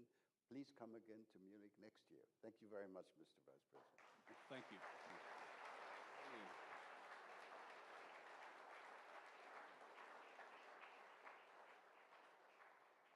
So if I may just say a few things in conclusion. First of all, I appreciate the kind words, and I appreciate the invitation back. I wasn't sure after February whether I'd get the invitation back, but it's good to know that it's still there. Well, we thought about it. Second of all, Connection lost. Since you brought up Germany, I wanted to, of course, from the president, issue our congratulations to Chancellor Merz. And I know that we'll have a conversation with him in the next couple of days, but we're looking forward to it. And the final point that I'd make is not to rehash what's in that document, but one of the things that I said in that speech that didn't get as much airplay, but I thought was just as important, is that everything that I said there applied as much to the previous American administration as it did any government in Europe. And I think that I mean this from the heart and as a friend, that there is a trade-off between policing the bounds of democratic speech and debate and losing the trust of our people. Every single country, and we're all going to draw the lines a little bit differently, every single country says there are things that are outside the realm of political debate. I understand that, I accept that, and I'm fine if one country is going to draw those lines a little differently than the United States. But I think all of us, including... All right, I got a call to make. This is kind of looking like it might be the transition. If it pops down to like the 20 real quick, I think I'd want to, like, if you were going to play this long, I wouldn't want to be getting long where it's at right now. I'd be looking, because you're going to need to pull back a little bit. So like, yeah, like maybe like down in this zone here might be a good place to take that long if it doesn't blow through. If I was going to play with fire like this, fire.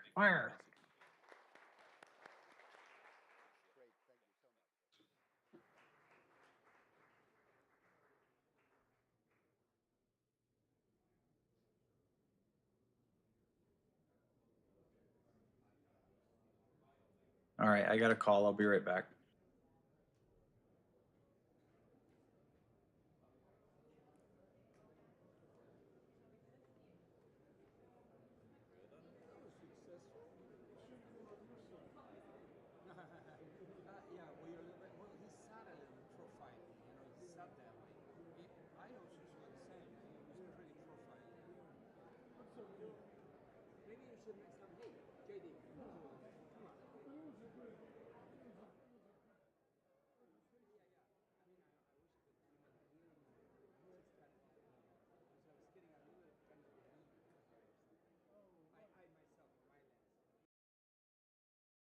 Chris Van Cleve.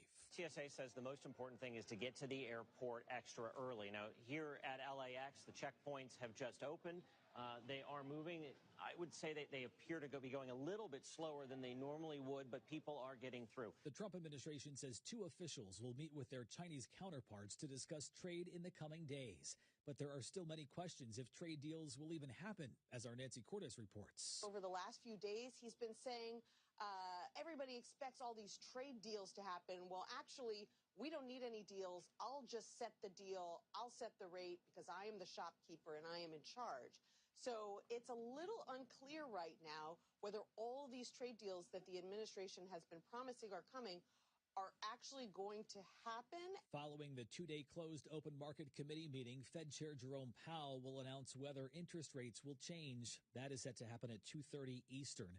Business reporter Jason Brooks. Fed members have been insistent that they need more data on the impact of tariffs before making a move with interest rates, and members have been concerned about inflation remaining elevated. Tensions between nuclear powers India and Pakistan are rising after India fired missiles across the border into Pakistani-controlled territory.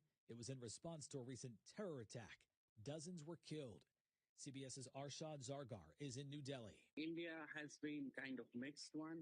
There have been celebrations in some Indian cities for what they said was a revenge attack on Pakistan. But at the same time, Indian security forces are very alert since Pakistan has said that they are going to have some kind of a response. So all eyes are on Pakistan to see what their next move is going to be. A miniature dachshund named Valerie, who was lost for 18 months, about half her life, on an Australian island, has been reunited with her owners. It was thanks to a wildlife rescue. This is CBS News.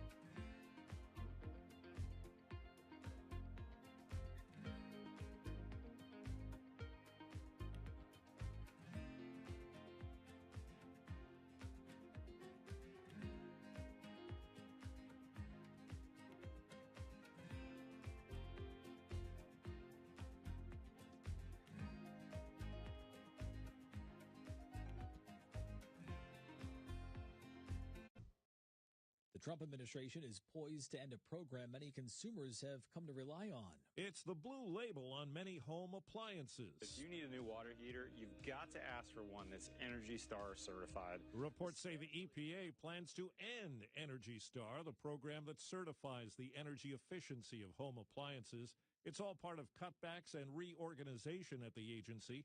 Back in March, the Chamber of Commerce and trade groups urged the EPA to keep Energy Star, calling it recognizable for consumers and saying its elimination could lead to decreased features and performance and increased costs. There's been no comment from the EPA. Steve Kathan, CBS News. Idaho State Police say a pickup truck that collided with a tour van near Yellowstone National Park last week, killing 7 people, crossed the center line and hit the van. Police are still investigating what caused the driver to veer into oncoming traffic. Matt Piper, CBS News. This is Bloomberg Intelligence with Alex Steele and Paul Sweeney. The real outperformance has been in U.S. corporate high yield. Are the companies lean enough? Have they trimmed all the fat? The semiconductor business is a really cyclical business. Breaking market headlines and corporate news from across the globe. Do investors like the M&A that we've seen? These are 2 big-time blue-chip companies. The window between the peak and cut changing super fast. Bloomberg Intelligence with Alex Steele and Paul Sweeney on Bloomberg Radio. Hi, good Wednesday morning from the Bloomberg Interactive Broker Studio in New York City to our worldwide audience. We are also streaming live on YouTube, so head over to youtube.com and search Bloomberg Podcast Live. That's where you'll find us. Busy day today. Around 10:25 today, we're going to take the Q&A down in Washington, D.C. Treasury Secretary Scott Bessent will be testifying in front of the House Financial Services Committee. We'll bring you that Q&A when it starts later this hour. It's also Fed Day, so there'll be complete Fed coverage this afternoon. Here in Bloomberg Intelligence, we're going to check in with Geetha Ranganathan. Disney reported some pretty good numbers, and they're opening a new theme park over in the Middle East in several years. So big momentum behind that stock. The streaming business doing better. Danielle DiMartino Booth, she is the CEO and Chief Strategist for QI Research. She is in our studio. We always like to have Danielle in our studio on Fed Day, get her thoughts of where this Federal Reserve is going to do. So busy day, we'll bring it all to you. And we're going to kick it off with John Tucker with a Bloomberg Business Flash. John. All right, thanks, guys. And this market drivers report being brought to you by IBKR with a year-over-year change in the U.S. CPI. You see 2.6% in April 2025 at IBKR Forecast Trader. The yes was recently at 26%.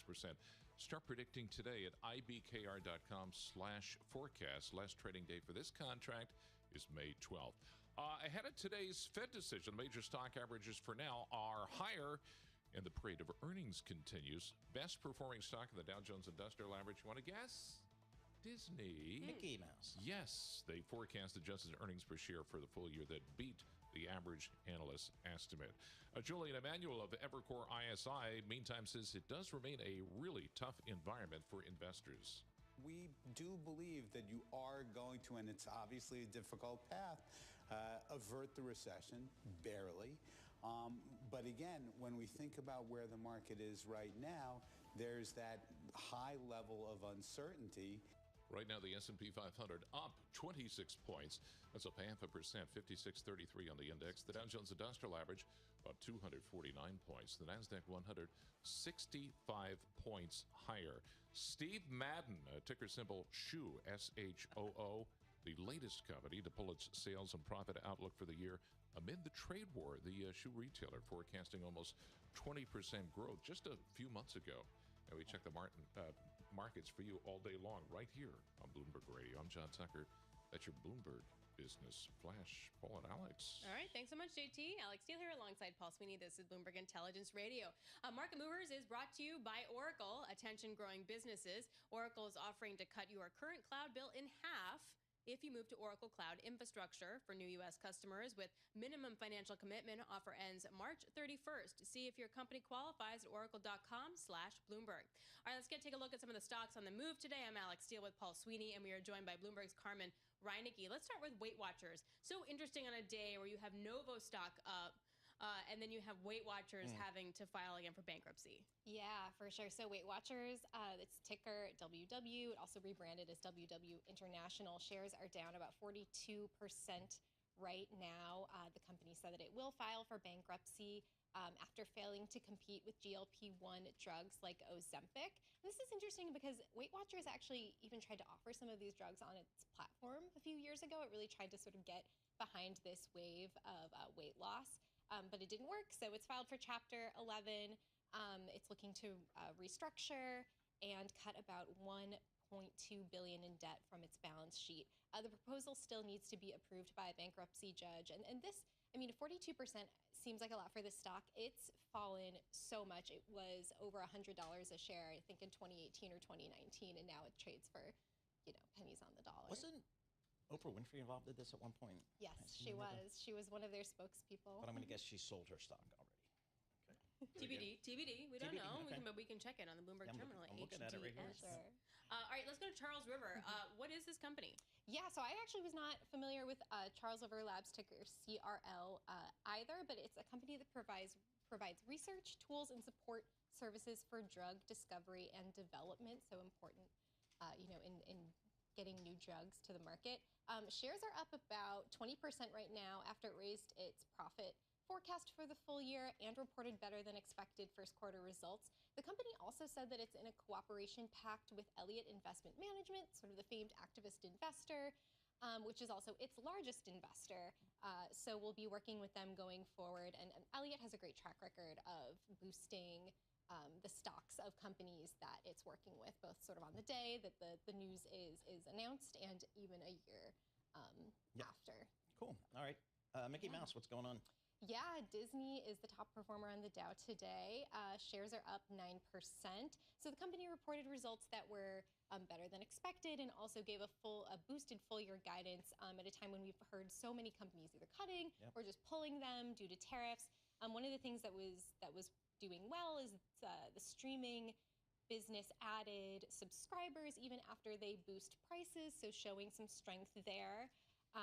They also announced that they are going to open this theme park in Abu Dhabi, which is a major tourism hub. And actually there is a Ferrari World, a Warner Brothers World, and a SeaWorld World park there. Really? So I didn't know that. interesting. Ferrari Park. Yeah, Matt Miller.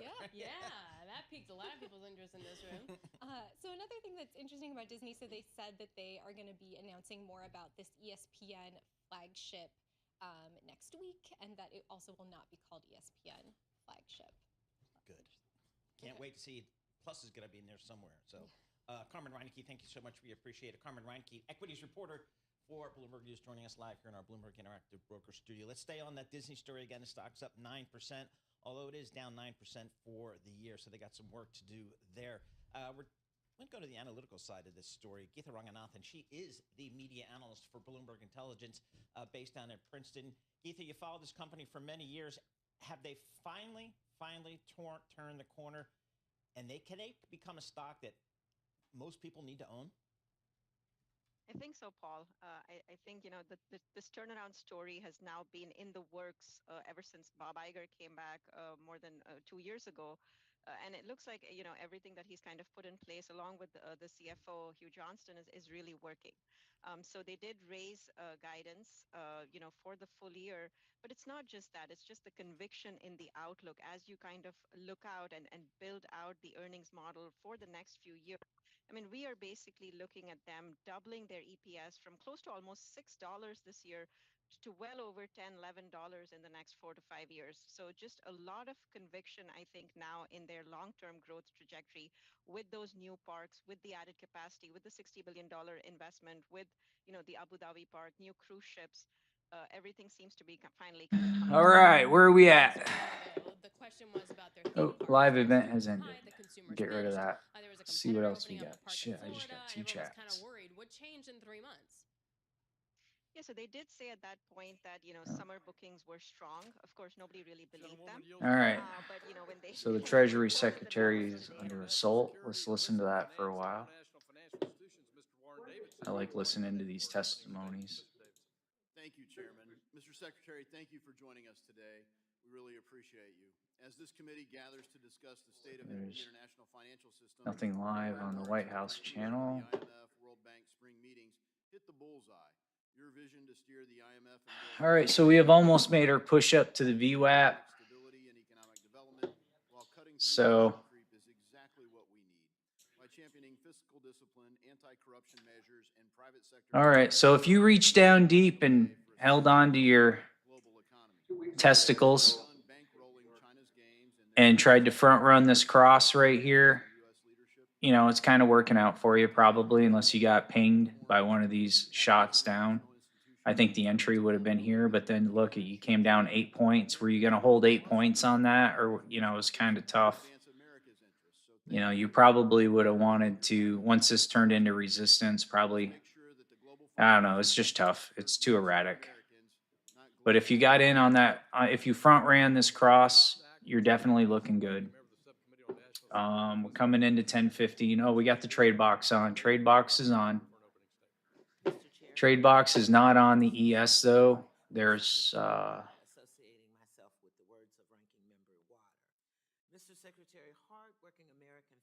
I don't know what's going on there. Oh, we're in the VWAP zone. That's why it's not on the ES. So we're banging off the VWAP on the ES. Oh, there we're on now. So if we reject off the ES, we're probably looking at a short developing soon.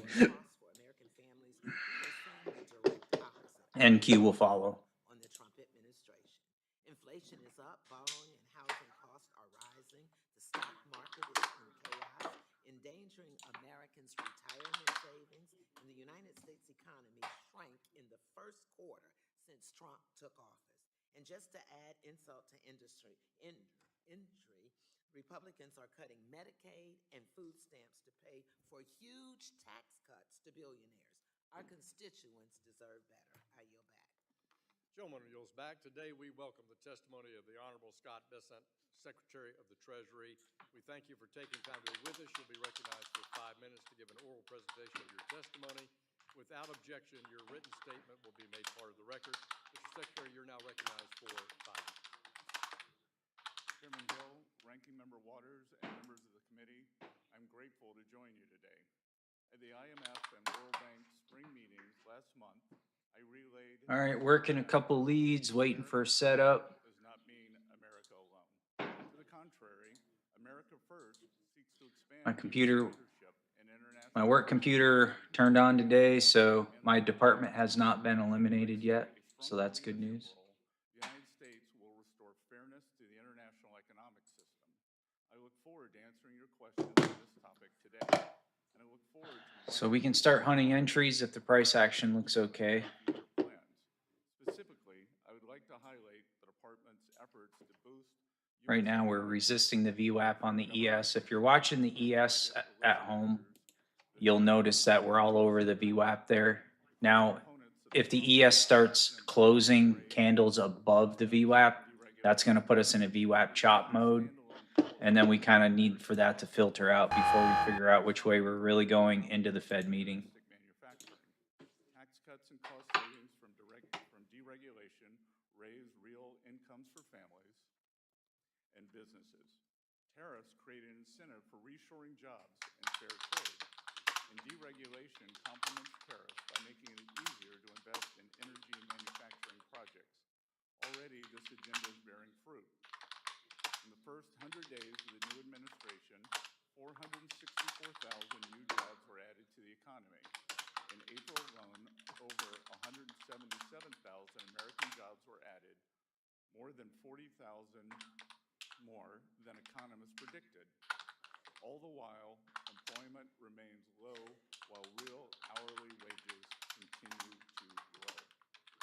As important as spurring job growth is wrangling inflation, and in this endeavor, the administration continues to make tangible progress. The CPI for energy goods declined in March, as did the price index for core goods, and the CPI for all items declined for the first time since the COVID pandemic. While the cost of goods is decreasing, so are energy prices. Complementary to our efforts to grow American prosperity, we are focused on improving efficiency across all levels of government, but especially the IRS. We just concluded a successful tax filing season, but the IRS still needs significant reforms to deliver efficient and cost-friendly results for the American people. In this endeavor, we have successfully cut $2 billion from the IRS IT budget without any operational disruptions. We achieved these cost savings by eliminating, renegotiating, and de-scoping wasteful IT and professional service contracts and addressing long-standing efficiencies such as auto-renewed licenses unused for years. This intervention alone will save taxpayers hundreds of millions of dollars each year. We are also taking steps at the IRS to reduce administrative costs with a particular focus on paper processing, which has been a long-standing bipartisan goal. Last year, the IRS spent approximately $450 million on paper processing with nearly 6,500 full-time staff dedicated to the task. Through policy changes and automation, Treasury aims to reduce this expense to under $20 million by the end of President Trump's second term. In addition to making government more efficient, Treasury is committed to working alongside the White House to make America safe again. To that end, we have launched a maximum pressure campaign against violent cartels and terrorist networks.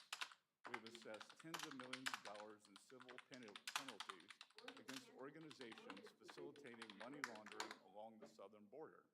And by levering sanctions, we are choking off the financial lifelines of terrorists, criminals, and hackers from Mexico and Guatemala to China and Iran.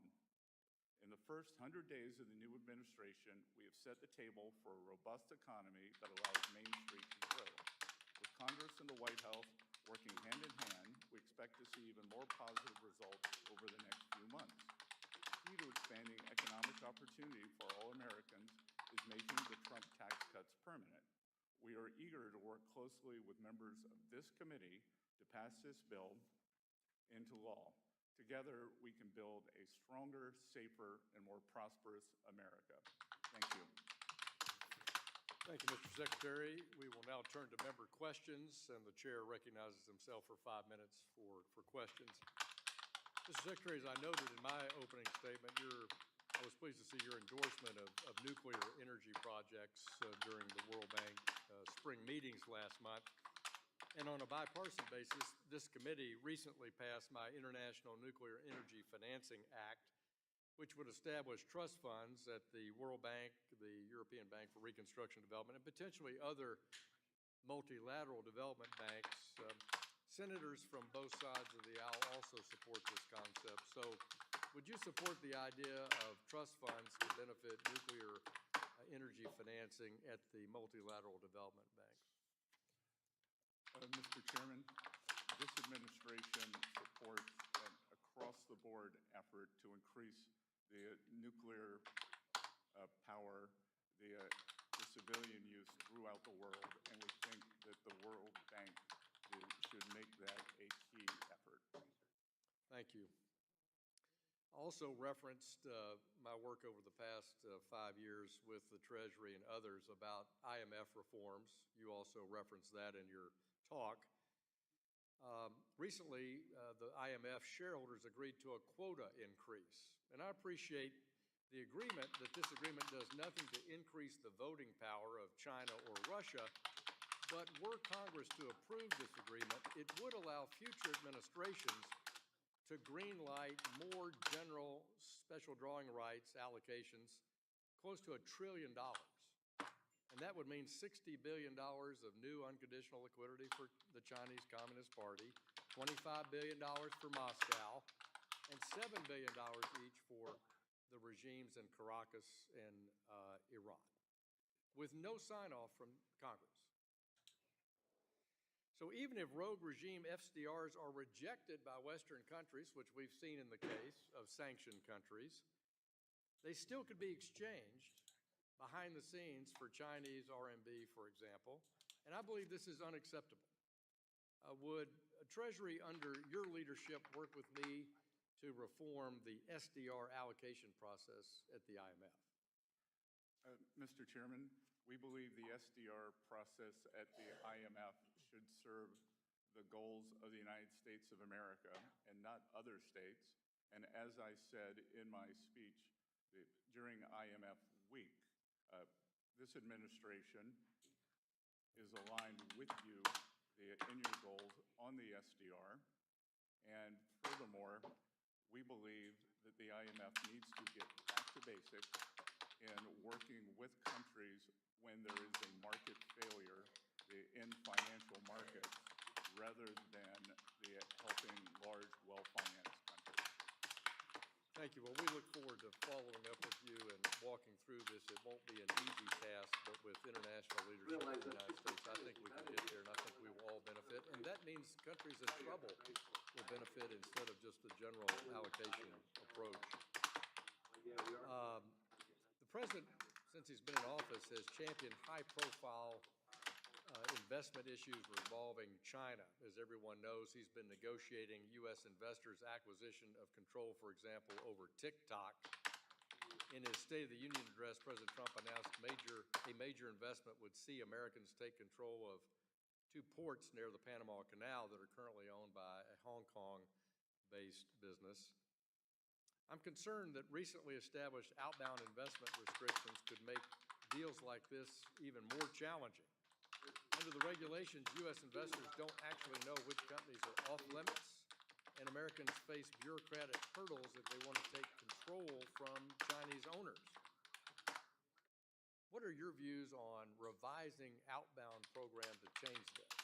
Since the president wants strategically to see American investors take control perhaps of some Chinese-owned entities, how do we make sure we get outbound rules right? Mr. Chairman, I want to thank you and the members of this committee for leadership on this. I had a very good discussion with 2 members yesterday where we talked about the importance of establishing either red light or green light and not having a yellow zone for outbound investment. The Outbound Investment Security Program is an important national security tool in our effort to restrict the PRC from exploiting the benefits of U.S. investment. We've been receiving notifications from the outbound program. We're monitoring the market, and we're trying to ensure that the investment community is aware and familiar with the program. We appreciate the interest from Congress, and while legislation will be important and helpful, we would like a bit more time to process, including the work mandated by the president to inform legislation. I appreciate that. We look forward to working with you. I yield back, and I'll turn to the distinguished ranking member of the committee, Ms. Waters, for comments. Thank you very much, Mr. Chairman. Secretary Bessent, this is the first time we've met. Is that correct? No, ma'am. We actually met one New Year's Eve in the Bahamas. And I was... He didn't make an impression. Why don't I remember that? Well, you were much better at the electric slide than I was. And I was with the Prime Minister of the Bahamas yesterday, Prime Minister Davis, who sends his regards. Well, were you with my husband when he was the ambassador to the Bahamas appointed by Clinton? Well, you're not going to like this. And so this is the first... I didn't remember that, but that's odd because you've been at Treasury, and I've sent you 5 letters to ask about what was going on under your leadership, and only... Hey, Snooze. How you doing? From your side. Why don't you respond? How we doing today? Did you front run the CMA cross here? Price action was a little stupid. I don't think it was really possible without getting chopped up. How'd you trade? How'd you do on the London session? I worked with Trump's first Treasury Secretary. We're in VWAP chop mode right now, by the way. We're chopping around the VWAP on the ES and NQ. Oh, we confirmed above the VWAP on the ES. So we confirmed above here. This is the ES. I'll go back to the NQ. And we're just floating. We're floating in the no trade zone on the NQ around the shaded area of the VWAP right now. So maybe we go higher from here, but we got to do some confirmation above the VWAP and kind of work out. But what do we got above us? After these fair value gaps, we're clear to 20,000, 29. About 50 points. You haven't traded? Okay. Yeah, it's gonna be. We got news at we got oil inventories at, I think it's 10:30. Hold on. But then we got the Fed meeting at 2 where they announce the rates. So we got to be careful of that. Yeah. I'm not big on range trading barcodes, you know what I mean? That's not like my bag.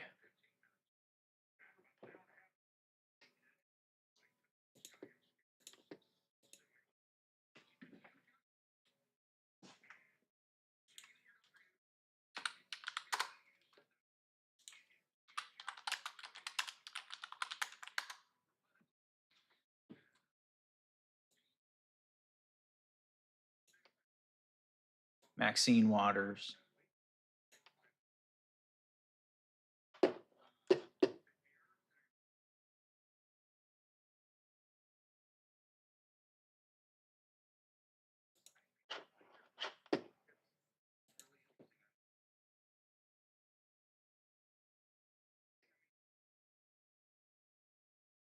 She had a ton of news come out. Before they were granted access? All right, let's look through the news here real quick. Read-only access at Treasury.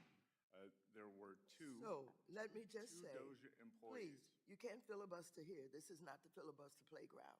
And so what you did was you let these strangers into our Treasury with access to all of the data, all of the personnel information, and you just opened the door. Why'd you do that? No, ma'am. They were Treasury employees. Oh, are you saying today in front of this committee that all of them were Treasury employees, that the 25-year-old who's being identified, who worked for Elon Musk, was allowed into the Treasury? Was that person there? He was a Treasury employee, as was Tom Kraus, the senior person on the Doge team. There were only two people. There were Doge employees also.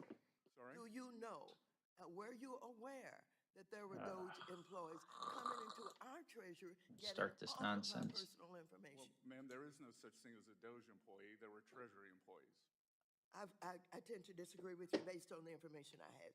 Has any information been downloaded by anyone working with Yeah. Doge from any of Treasury? There was a good short this morning I just missed because I was setting up my charts. I was looking at getting in on, but I wasn't all set up yet. Gentleman from Michigan, the vice chairman of our committee, Mr. Heisman, recognized for 5 minutes. Thank you, Mr. Secretary, for being here, and I just have to note that it's ironic that this has been declared. Is the volume okay for this? It's lower. Can you hear what's going on? In filibuster. So, and just to give you one quick brief moment. No, well, like way before, like way back here. It was right here. Like I was seeing it bang off the 200 and I was like, man, I want to get in on this here. And then boom, this candle hit before I could get to it. That one. Okay. So this is the Treasury Secretary and he's Trump's guy. Maxine Waters, the one, she's a Democrat, or she was just, I think she's asking questions now. So they're just, because they're finding all the fraud that's been going on and the money going out of the Treasury, they're trying to find ways to get the light off that. So I want to thank you for your actions that Treasury took this past Monday regarding Burma. The KNA, the Karen National Army, has become a haven for transnational criminal. And so they're finding any way possible to misdirect, if that makes sense. I also go higher volume a bit. Oh, okay. On this channel, right? Yeah, because the Bloomberg, how's that? Is that good for this channel? Against the military junta. Unfortunately, the atrocities. Okay, I'll move it back down when I go back to Bloomberg, or Bloomberg will be too loud. Bloomberg broadcasts higher than this channel. And I'm just asking you, we need to do more to protect. But if you listen, you can kind of get a view into the internal politics between the Democrats and Republicans, and how the Republicans are rooting out all the theft whether to and the impose stronger mismanagement of blocking money and the sanctions fraud. against the And the Myanmar Democrats, oil they're and getting gas caught enterprise, red-handed, the and they're Myanmar just trying to do anything they Economic can to Bank, stop and foreign people from persons looking. That's operating in the basically jet what's fuel going on. sector of the Burmese economy, which has been a tremendous amount of their revenue. And it further limits listen. I gotta turn it up. the junta's ability to borrow at the IMF, which I think is one of the issues that the chairman was touching on. So these actions would target the heart of the military junta's revenue. So can I get your commitment that you're going to continue to work with my staff and us on a bipartisan basis as we try to address these issues in Burma? Congressman, we're happy to work with your staff on this legislation, and thank you for your leadership on this issue. I share your concern about imposing consequences on persons who threaten the peace, security, and stability of Burma. Treasury has the tools to continue to take action for the people of Burma, and working with you, we will continue to do so. That's great. And what's frustrating is while some of these sanctions have been put in place, a sanction's only as good as the willingness to enforce it. All right, SN. We'll see you in a little bit. We have seen them receiving financial support, the junta, from around the world, especially, frankly, as they ramped up production during the last administration. So I'll note it's not just Burma, it's places like Iran, that this illicit activity that has gone around the sanctions has been allowed. In some cases, Treasury has granted these licenses. I sit on the Foreign Affairs Committee as well, and we see this all the time. I want to touch on crypto. Yesterday, as I had mentioned, the committee held a hearing with House Agriculture, or attempted to hold a hearing with the House Agriculture Committee. Turned into a very important roundtable as well regarding digital asset market structure reform. So can you quickly explain how important it is for America to take the lead here, especially as we see China leaping ahead? Yes, sir. We believe that the United States should be the premier destination for digital assets, and as members of this committee and the Senate are attempting to do, create good market structure. We're in VWAP chop mode, so everything's a hold. We want to see if we're going to clear this and go higher, or if we're going to roll over. We got stochastics looking to roll over here. When they cross, usually we get a good little bite down. So for others to follow, got resistance above. Fill in the holes that others that may be created by as others set that pace. Yes, sir. And also that digital assets are an important source of innovation that will drive that can drive usage of the U.S. dollar around the world, as with stablecoin legislation. There is speculation that there may be up to $2 trillion of demand over the next few years for U.S. government securities from digital assets. My time has expired, but I'll send you my question regarding Chinese debt trap diplomacy. So with that, I yield back. Gentleman yields back. Gentleman from New York, ranking member of the Small Business Committee, Mr. Velasquez, is recognized for 5 minutes. Mr. Chairman, I want to raise a point of order. Yes, ma'am. But I don't want the clock to be eating my time. I'm sorry. Yes, I would like for the witness to be swearing in before I ask my questions. The chair doesn't see a need for that. You may ask your question. Your time can start the gentlewoman's time over at 5 minutes. Secretary Bessent, you were on CNBC earlier this week making claims saying we are very close and maybe we will see some deals this week on tariffs.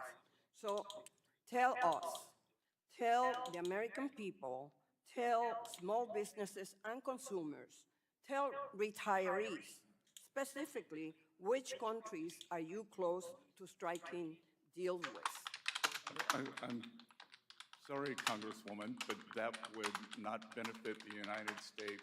No. I'm asking you a question based on the statement that you made on CNBC.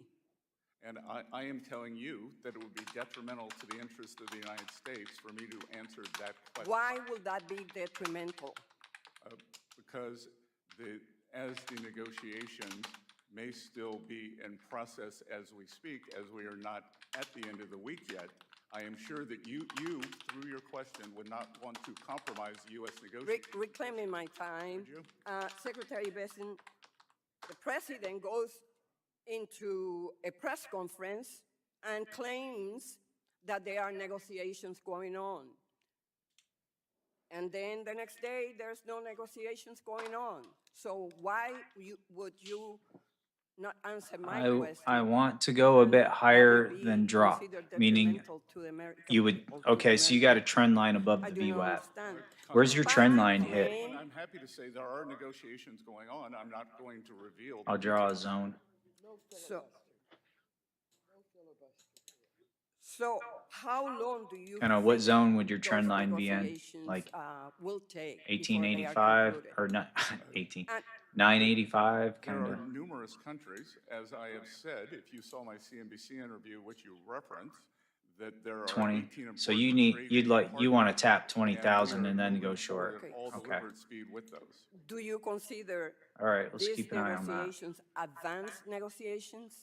Some of them are quite advanced.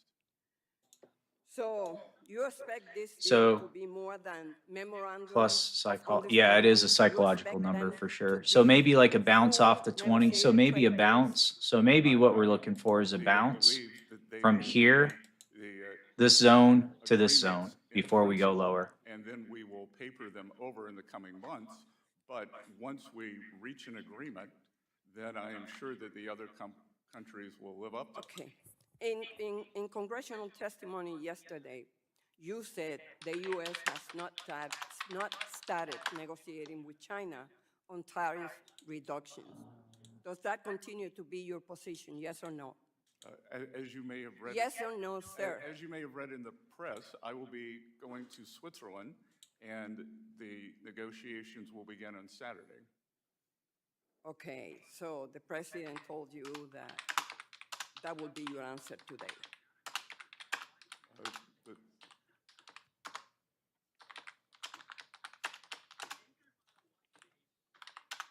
So can you tell who from the Trump administration is engaged in those discussions which discussions? with China?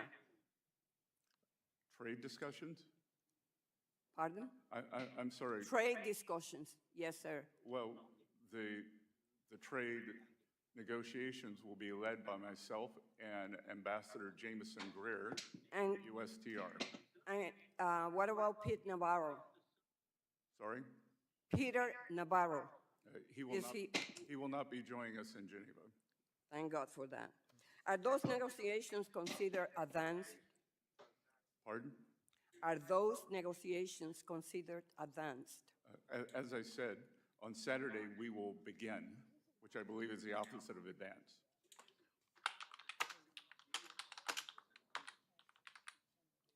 Secretary Besson, as Treasury Secretary and a senior member of President Trump's economic team, has President Trump given you the authority to finalize any trade agreement with China or any other trading partner? As President Trump has stated, he will have the final decision on any trade agreement.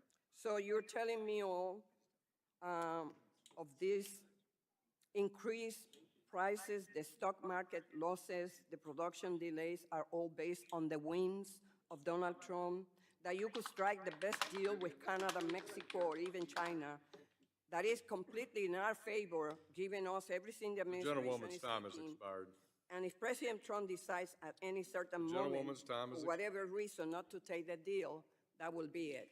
I yield back. The gentleman from Oklahoma, Mr. Lucas, who is chair of our Task Force on Monetary Policy, is recognized for 5 minutes. Thank you, Mr. Chairman. Mr. Secretary, as the dust has continued to settle after last month's episode of Treasury market volatility, can you give an updated assessment of those events, and how would you characterize the functioning of the market during that period?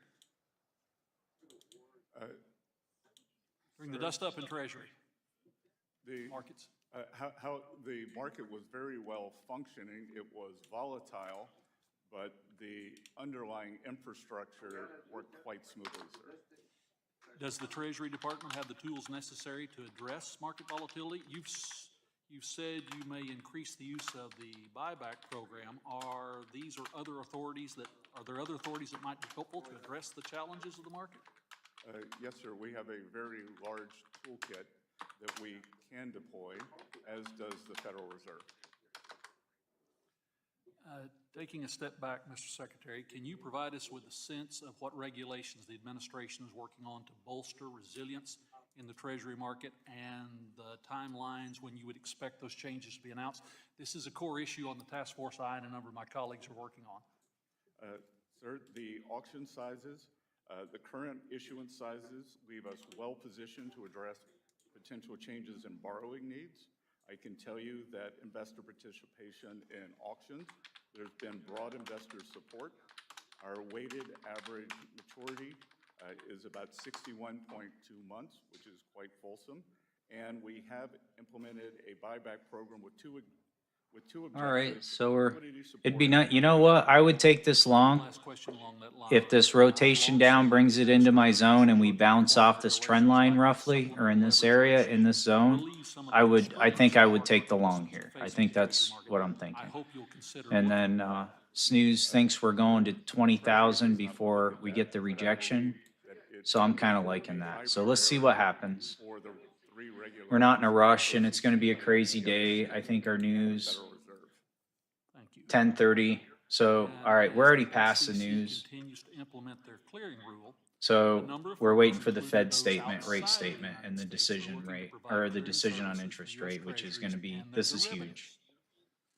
How are you working with the SEC and the Where is oil? CFTC to We came in ensure below the integrity of the inventories. Treasury markets Interesting. as these firms look to intermediate? Sir, the Treasury market is a global market, and we welcome new participants, and we want to make sure that best practices employed in the U.S. are also employed globally. And the reason I ask that is, and if you could specifically comment on the clearing of U.S. sovereign debt outside of the United States, what risk could that potentially present? And I come at that from the perspective, if there's a challenge in the market, if it's a U.S.-based entity, then the regulators who would make the difficult decisions are here. If it's outside of the United States, they might have a different perspective. We are constantly studying that, sir.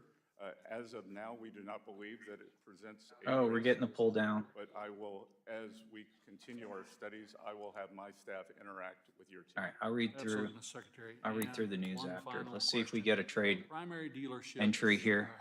has become an expensive proposition for firms, which in one explanation for participants leaving the market, it's one of the many explanations. Should we be looking at ways to make the environment friendlier to investors wanting to become primary dealers? Sir, we saw at the recent auctions very low participation by the primary dealers, which tells me that there may be the regulatory function there that is preventing them from using their balance sheet for the benefit of the U.S. Treasury. So clearly, the task force that Chairman Hill was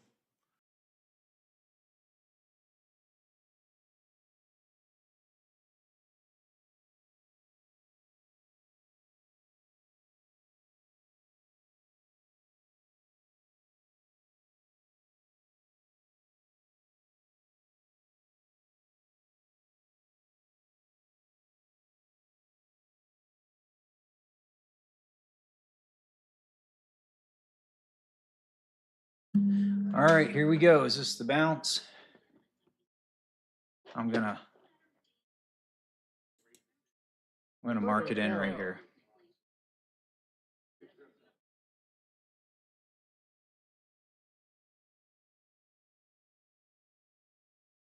Nope. Not moving my stop. Not moving my stop. Stop filled.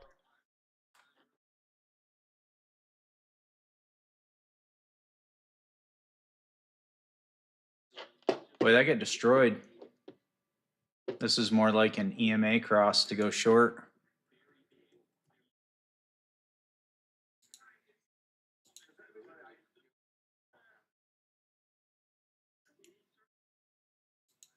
All right, so we're gonna front run this if we come back.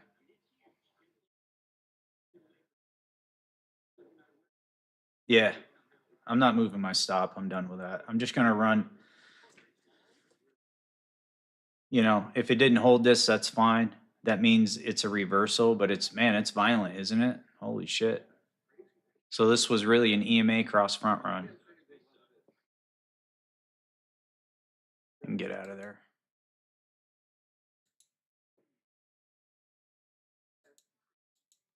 What's wrong with this thing?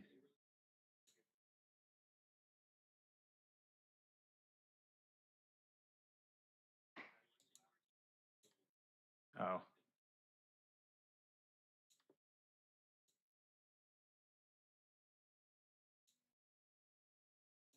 Order canceled.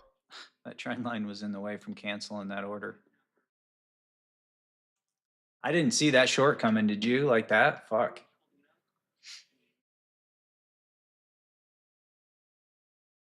This is violent.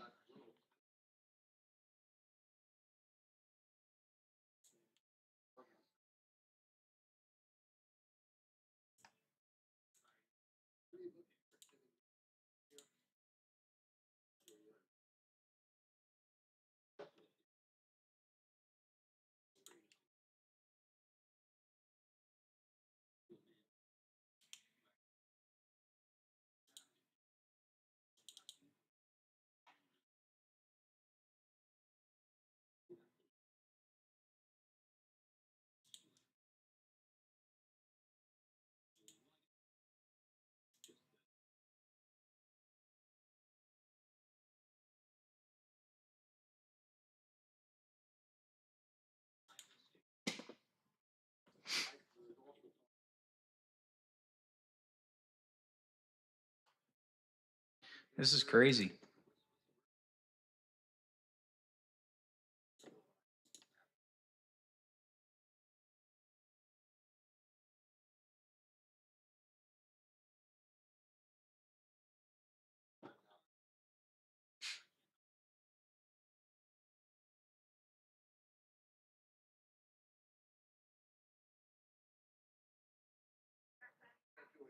Oh, sorry, I lost her feed.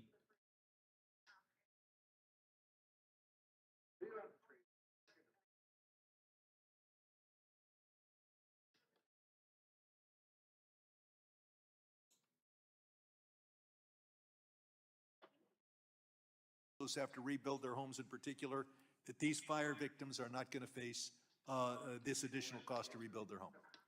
I will look into that matter, and I was. That is exactly what the president said in January. I was in Los so Angeles far. this weekend, and I toured the devastation. Thank you. I hope you saw the devastation of the Palisades, and I hope you won't be imposing another $11,000 cost on every home builder. Now, as to capital markets, where I devote most of my time, all of us on the subcommittee agree that we're trying to get people to invest in American stocks and build the American economy. And in fact, our tax code has hundreds of billions of dollars of incentives to get people to invest in America. China also has incentives to get the Chinese people to invest in Chinese stocks. But there's a difference. China only provides those incentives to Chinese people if they invest in Chinese stocks. American billionaires like investing in China, making tens and hundreds of millions of dollars in profit.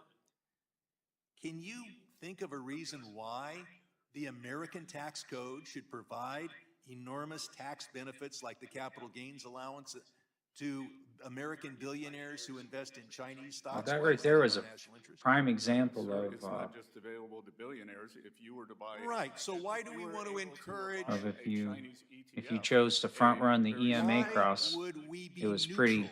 On whether I got to find something that identifies the slope of the EMA, control EMA, because I think the steeper the slope, the higher the percentage that it's actually going to be a, this is nuts. What's happening right now? their judgment where Fuck. they should invest. Let me go on to one more thing. That it's actually going to be a direction change Please. opportunity on the Next front run. question. Next I question. think that's, maybe I'll work on something Abu like that. Dhabi and United Arab Emirates just announced that they were going to give $2 billion to a stable coin put forward by World Liberty Financial. This stable coin pays no interest. So you and I are both finance people, just want to check my math. Assuming a 4% rate of return, is this interest-free loan of $2 billion worth $80 million every year to World Liberty Financial and its Trump owners? Sir, I haven't seen that. I don't know the expense ratio, and as far as I know, no stable coins pay interest. So the New York Times is wrong. Please read the article. I yield back. Gentleman yields back. The gentleman from Texas, Mr. Sessions, is recognized for 5 minutes. Mr. Chairman, thank you very much. Secretary, welcome. We're delighted that you're here. Part of the challenge against you this morning, and I'm sure some days, is the explanation of the tariff matter that President Trump has initiated and sticking by. I'd like to provide just my input on that, if I could, that I think that President Trump sees the relationship with China by what I don't know. it really is, and that It is came out of nowhere. their relationship. It looked like that candle was going to support in my zone, and then all of a sudden it dropped out. Something done about it, and I know that That candle definitely looked like it was going to be support, and maybe we were going to roll up to the 200 again. That was kind of what I was trying to do. And then it just it blew right through. I have no idea where this is coming from. Oh, did you take the?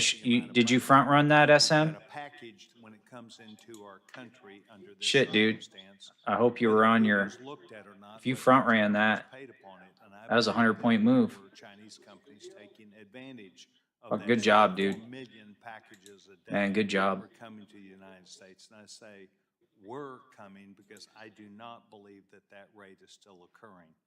As a result, 44. Oh, did you get that snapped on contributed like to your the trail? issue that we had because we did not look at these packages with the same Oh. viewpoint that others did. My point in bringing this up is that I believe that with the new numbers of 100. You got to get into like a routine of getting everything set up. I've done that a million times where I was on the wrong account or I was on SIM by accident.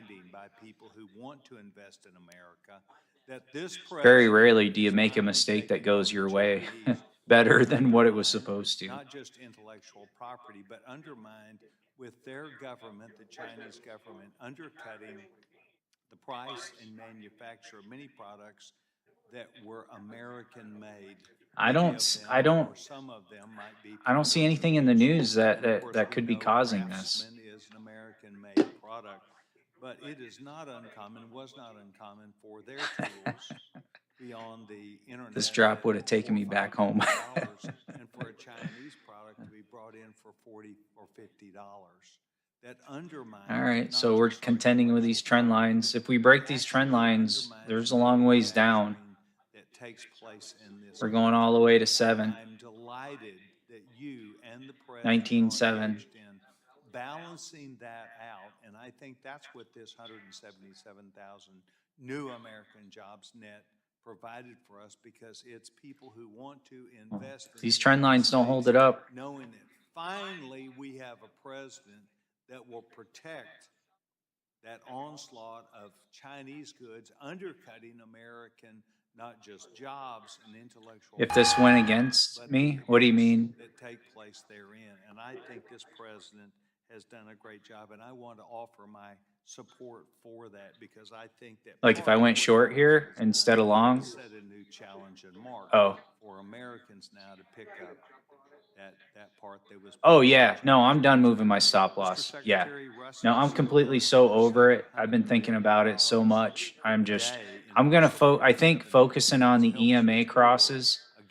and then if it looks real juicy on a continuation, like that setup was really good for a continuation. But if it misses the continuation, just let it hit my stop loss and be done with it. And focus on the EMA crosses, because the EMA crosses are where we're going to make our money. The pullbacks and continuation are just icing on the cake. Those are smaller moves, smaller, lower percentage moves. So I'm kind of think that's going to be the permanent strategy I take and just be good with it. Where I was kind of all over the place before, if you know what I mean. On one hand, Kind of cementing that in, I think, is what I'm going to do. to government of Ukraine. And if I have a definite plan, I'll follow it. The problem is sometimes I don't really have a plan. Russian Federation were very, It's like very I get wrapped up in a decision The sanctions were just against some of and the low-level oil companies. I want to follow the decision through. Cap that has never worked. But if I have plan A or plan B, and I know that if plan B National Security Advisor Jake hits my stop, that I'm looking for plan A, that it's kind of, you know, I don't know if that makes sense, but it's kind of like, okay, I was wrong on this, it's really this, so there's no sense in moving the stop, because I was wrong, which is basically what just happened. abundance and signaling to the I was hoping for another bounce back to the 200, didn't happen, it was actually the front run. and I read with So I let it hit my stop instead of just following the front run the wrong way. That's how I'm trying to look at it, I think. And I think that'll clean up a lot of my stuff that I do. I work better with logic, like logic, you know, a logic switch, A or B. B fails, then was A.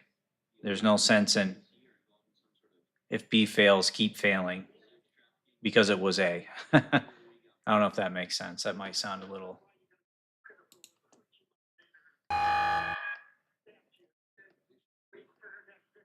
See, I think it would be easy for somebody to sit back and say, "Well, why don't you just not do it?" I would say, "Well, why don't you set everything up and put your money out there and let's see what you do."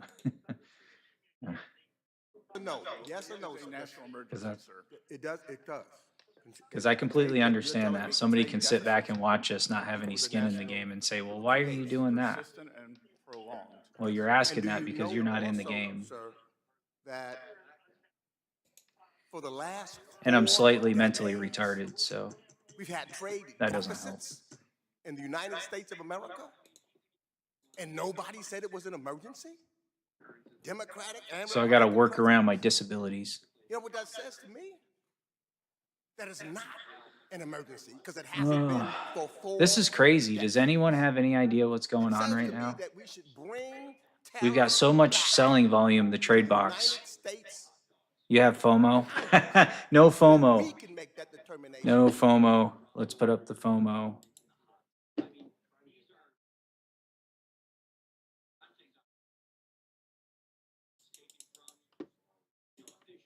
No FOMO.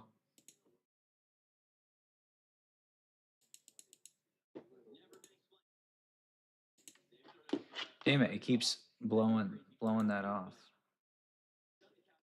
Keeps resetting it.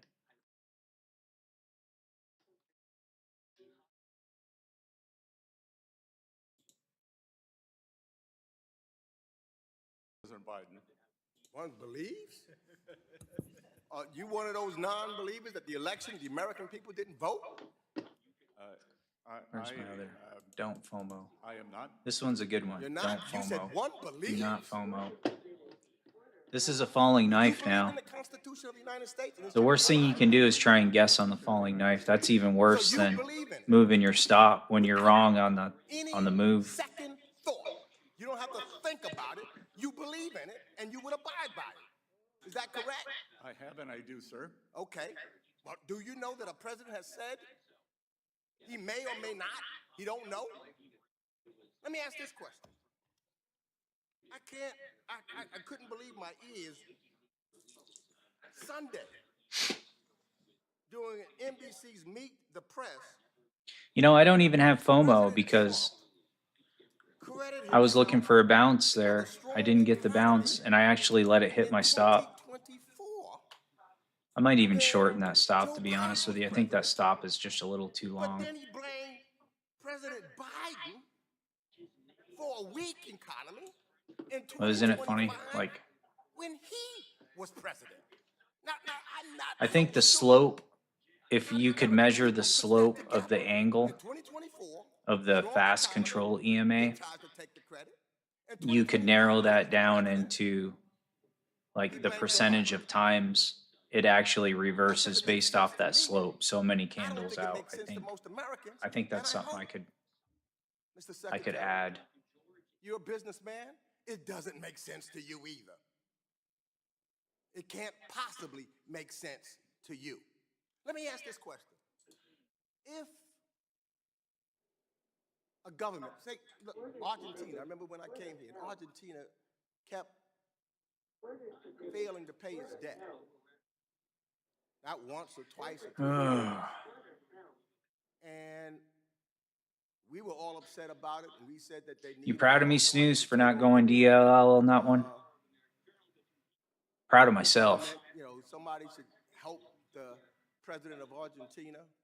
If the United States or didn't pay his debt or something like that, we'd be very upset about that. If we couldn't pay our debt. I mean, that's one of our focus. Is that not correct? Sir, the United States will always meet its debt obligations. That DLL is my demon. Well, let me ask you That this. stop moving demon. I've defeated it today. Donald Trump, the deal maker, and you didn't answer Ms. Velasquez's questions. No deal, although he said 3 weeks ago that there would be deals. But Donald Trump, not once, not twice, not 3 times, not 4 times, not 5 times, but 6 times failed to pay his debts and his business and went bankrupt. And you're going to call that a good business, man? The gentleman's time has expired. The gentleman's time has expired. The gentlewoman from Missouri, Ms. Wagner, the chair of our subcommittee on capital markets, is recognized for 5 minutes. I thank you, Mr. Chairman. I will try to keep my tone down. And I thank Secretary Bessent for your testimony. I, sir, am going to try to Let's see stick here.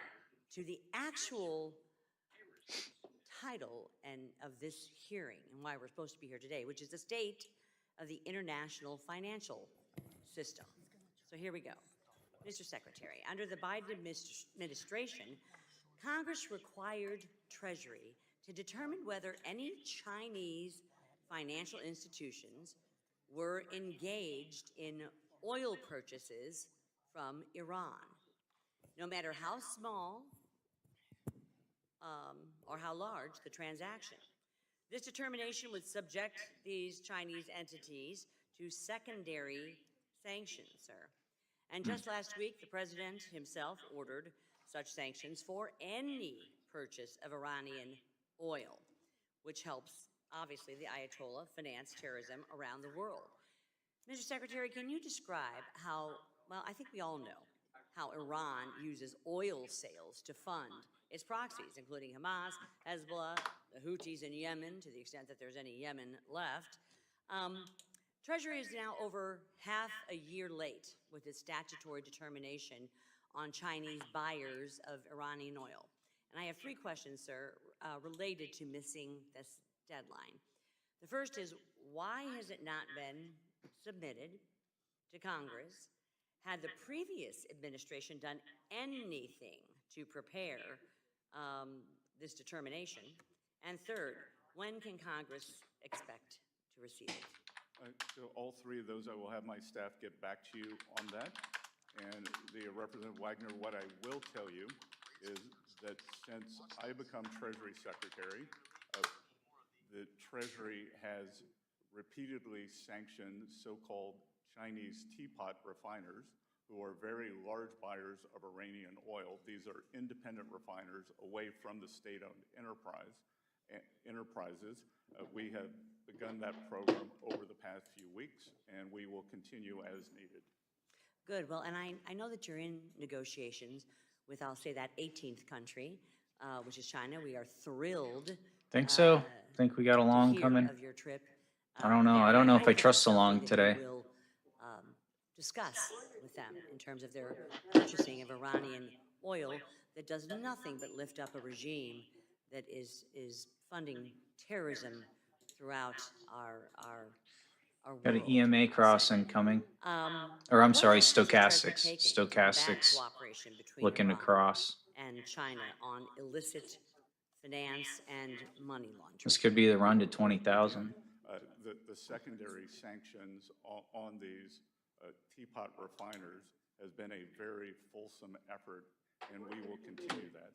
When President Trump left office, Iranian oil exports were between 100 and 300,000 barrels per day. Now they are 1.6 million barrels per day, which allows the regime to finance its terror proxies, not just in the Middle East, but all around the world. Correct. Yes, and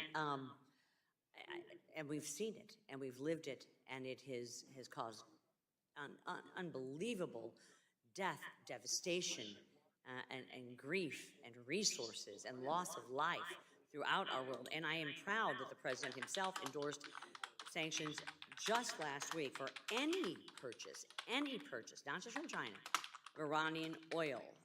So I hope that we can get a report on what's been happening with China.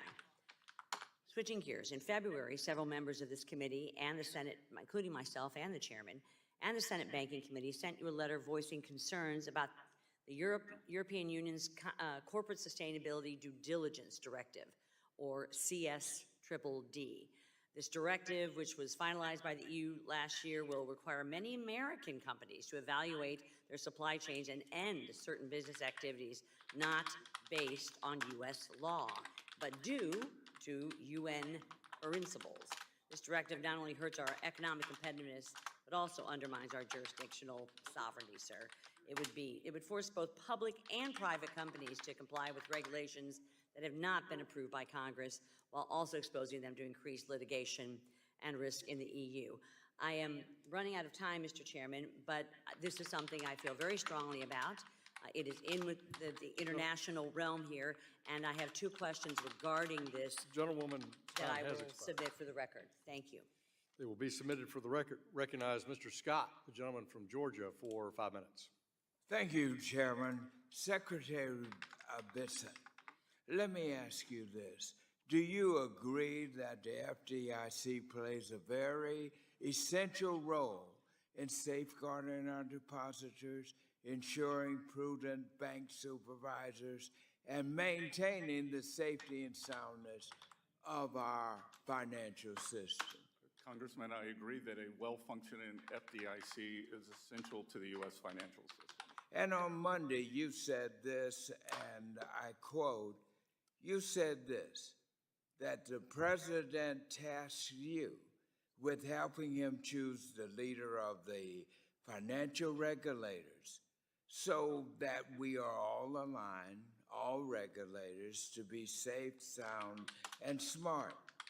And you went on to list the key positions that you've done that, including a new vice chairman for supervision. Stochastics are pinned to the new floor. head of the OCC, and Paul Atkins of the Securities and Exchange Commission, and a new CFTC commission.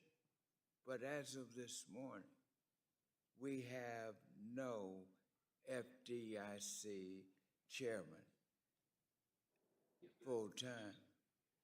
It is now under temporary leadership of an acting chair named Travis Hill, with the president having no current plans to either formally nominate him or find a replacement. The nation is watching us. Why we don't have the head of the FDIC. So my question is, have you not helped President Trump in selecting a chairman to lead the FDIC? I'm starting to get FOMO for the short now. But under the previous administration, there was only an acting chair of the OCC for 5 years. 5 years. That Mr. Hill is the acting, and as a matter of fact, the head of the OCC, the head of the CFTC have not been confirmed, so those are in fact acting also. Mr. Hill is a very capable regulator, having been on the board of the FDIC. Yeah, I'm not. You're filibustering here. We are pursuing I'm not personnel decisions questioning with that. all deliberate speed. Have you been instructed by President Trump to refrain from offering a list of viable candidates to lead the FDIC? No, sir. I am constantly reviewing the list and thinking who is best to lead that important institution. Well, I want you to know that I wrote a letter to the Trump administration, here it is, expressing grave concern with the erosion of financial regulatory agency independence. And, Mr. Chairman, I'd like to submit this for the record. Without objection. And we remain highly alarmed by this growing perception that our financial regulators have acquiesced to political pressure from this administration, perhaps even from the President of the United States. If I were president, I wouldn't have this vacancy at a time when we're running tariffs all over the country, when our economy is in these kinds of difficulties. The nation is watching us. Russia is operating us. As the president is going around the country dealing with upsetting Canada, places around the world. So I just want to know that where are we going? When are we going to have a chairman? Are we going to have it? And answer me truthfully. Has President Trump asked you to delay this appointment? And if so, why? Sir, that statement is incorrect. He has not asked me to delay that appointment. And I believe that your question is, when are we going to have an FDIC nominee? And we have OCC nominees. We have a CFTC nominee. We have a vice chair nominee. Mr. Chairman, I'm I would ask you to urge your Senate colleagues on the Democratic side, to vote for them. Thank you. Well, when Secretary, is he gonna Ms. do Scott, it? your time's expired. All right. Thank you. Thank you. Excellent discussion. Thank you. I recognize the distinguished chair of our Financial Institutions Subcommittee, Mr. Barr of Kentucky, for 5 minutes.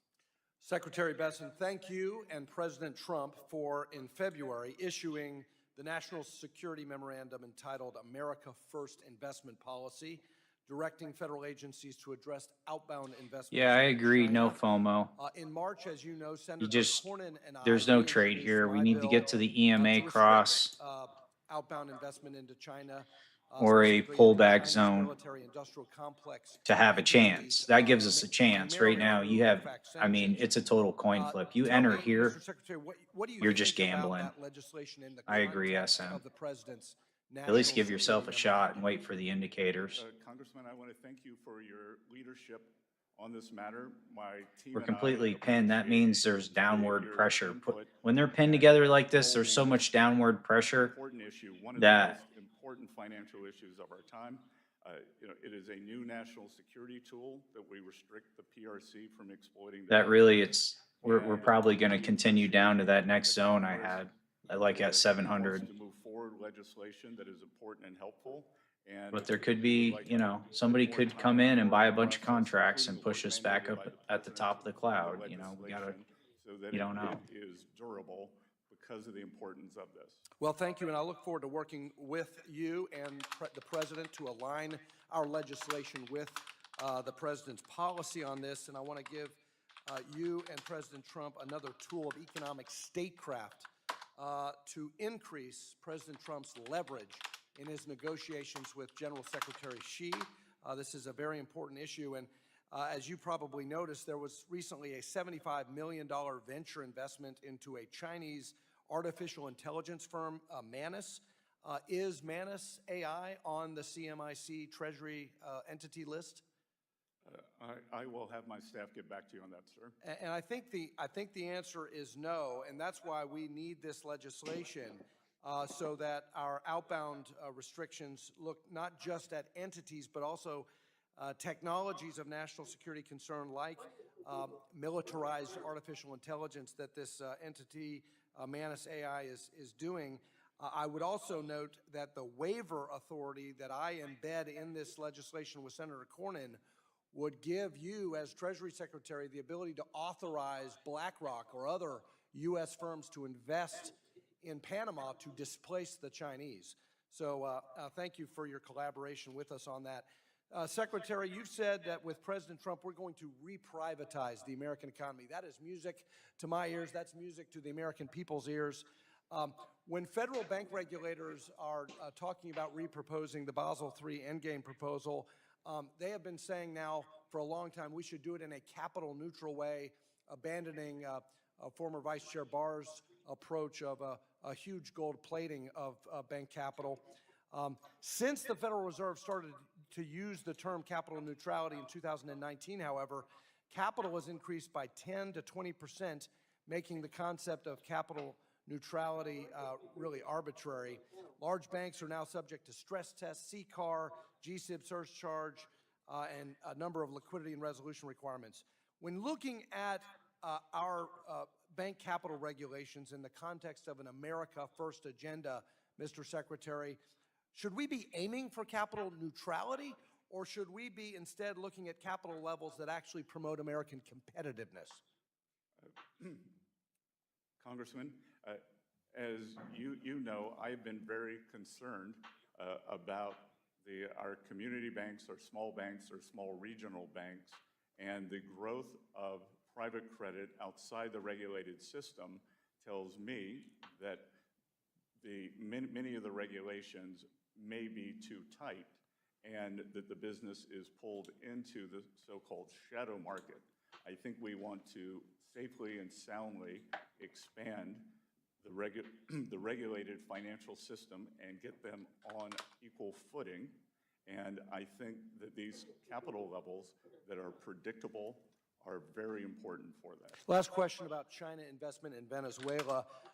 Last week, Venezuelan Vice President Rodriguez asked Chinese officials to increase oil purchases as the country is feeling the squeeze on its energy sales. Tell me what you think about OFAC licenses for U.S. Companies operating in Venezuela when those American firms could displace China to enhance American energy dominance. It is a very acute balancing act there between displacing China, but U.S. entities providing hard currency for the Maduro regime, and we are constantly— Gentleman's time has expired. I look forward to working with you on that issue. Thank I yield back. Recognize the distinguished gentleman from Massachusetts, our ranking member of the Digital Assets, Financial Technology, and Artificial Intelligence Subcommittee, Mr. Lynch, for 5 minutes.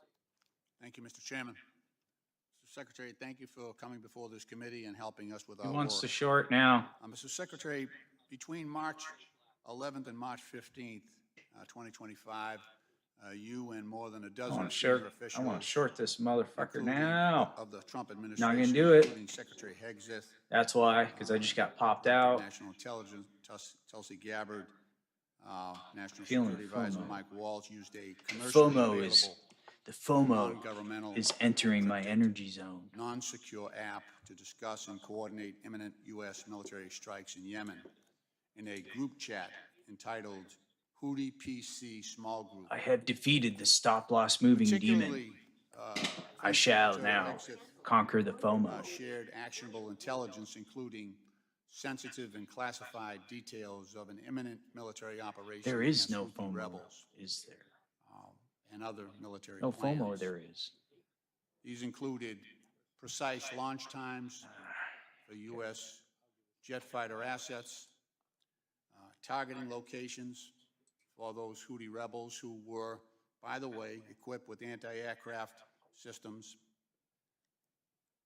Mr. Hegseth shared the targeting sequencing against Houthi rebels and described the weapon systems, the U.S. weapon systems involved.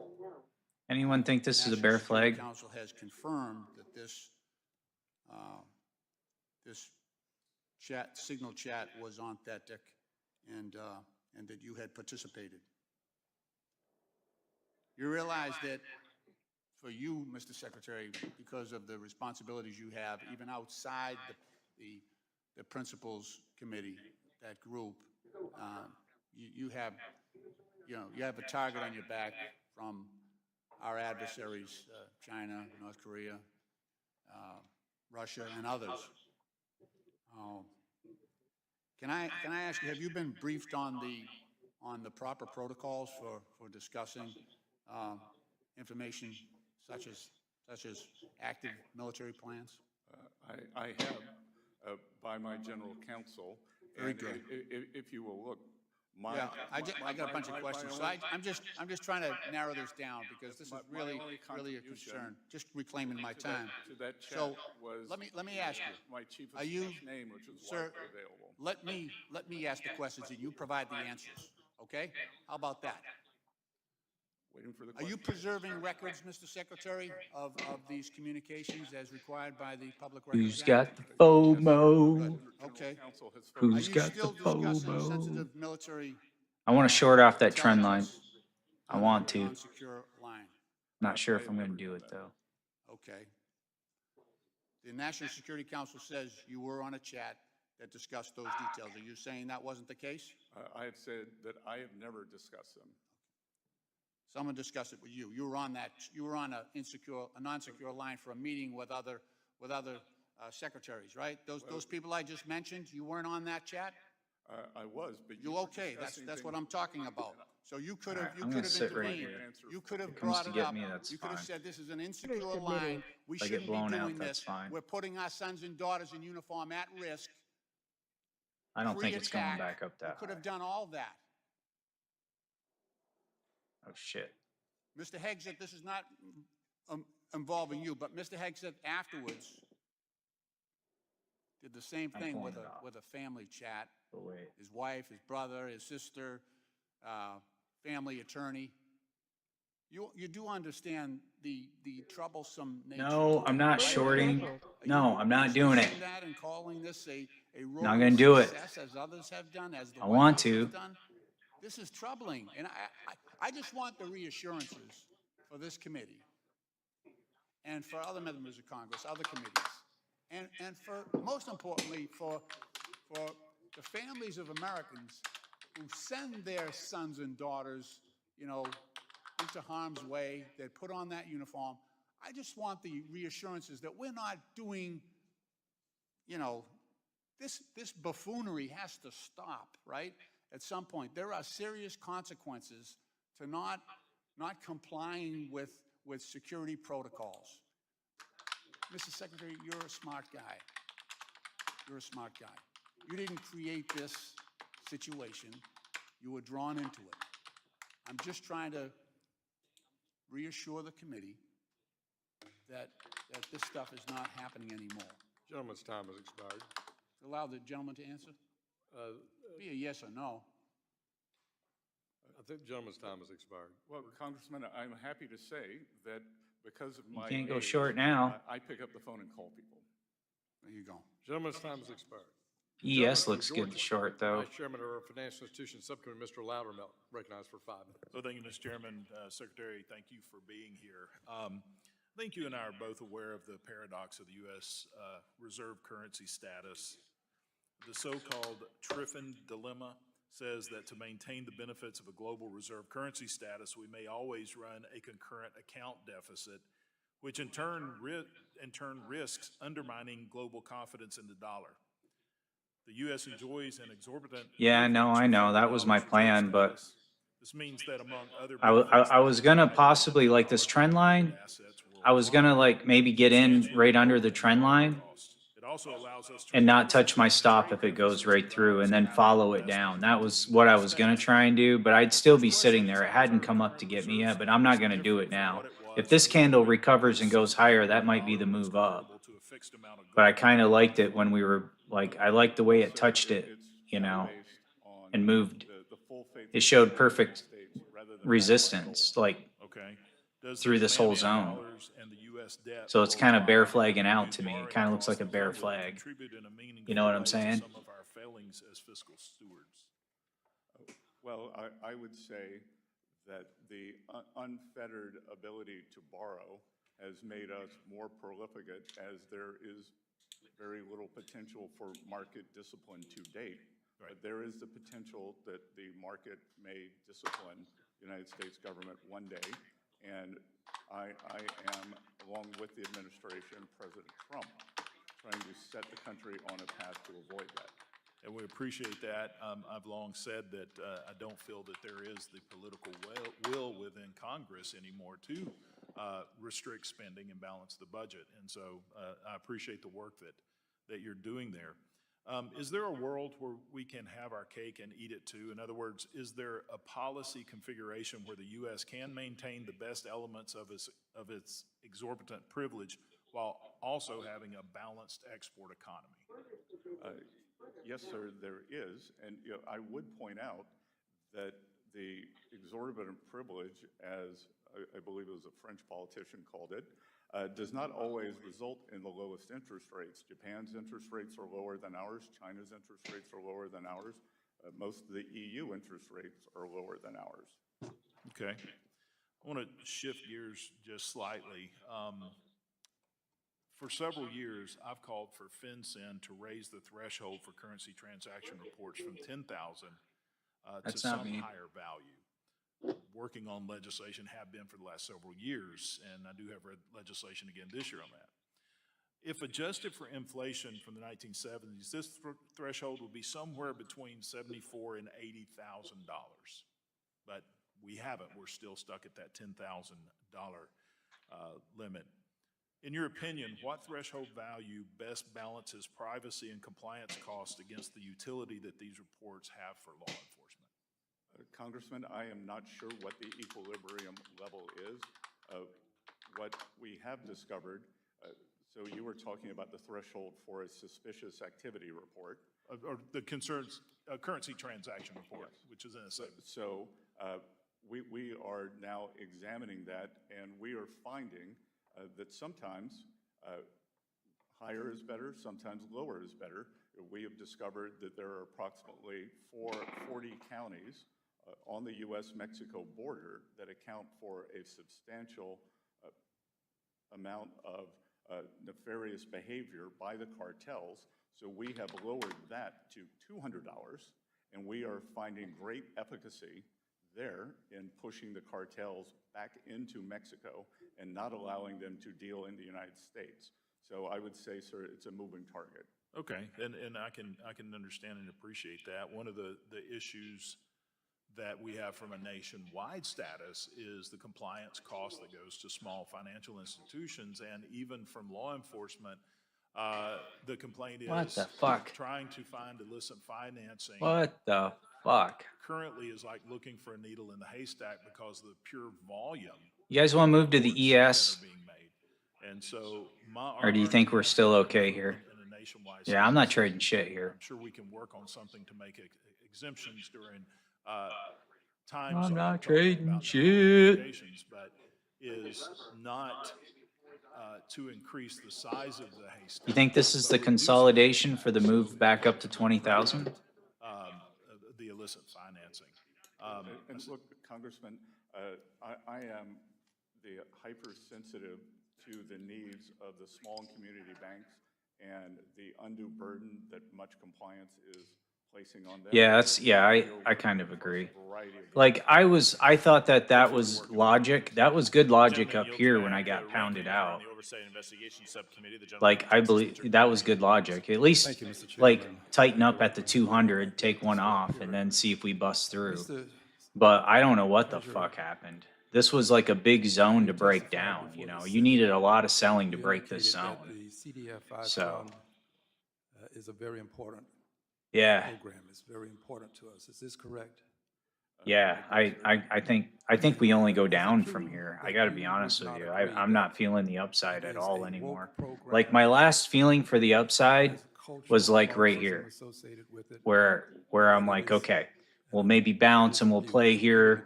Maybe we'll go up and tag it. But this was just a total like evacuation of all functions as required. So you would not agree that of all woke. stop Is it orders. statutory function to be woke? Blasted. Okay. What What's about, up? Marxism. Is that a How you been, man? in the statute? Again, sir, I've never seen that.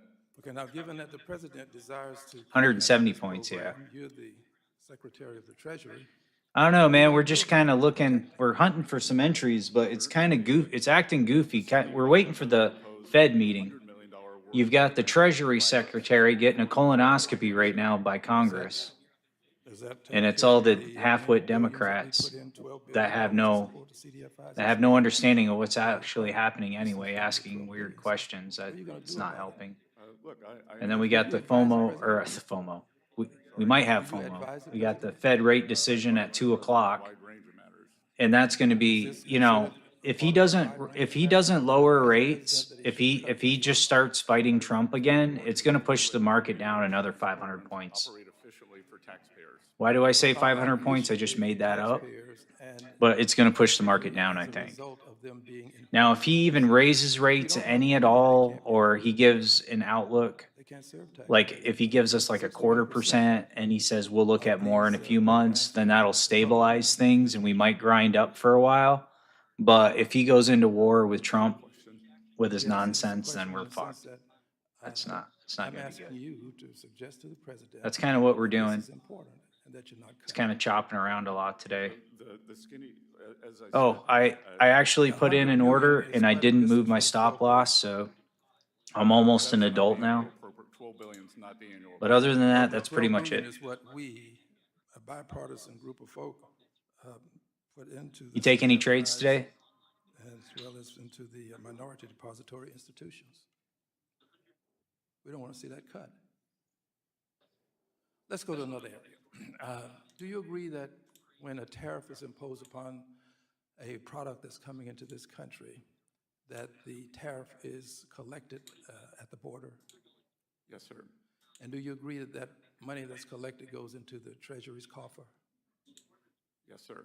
And do you agree also that if the person that is importing this product is of the opinion that it is something that his clientele, his customers desire, that he will pay that tariff? Yes, sir.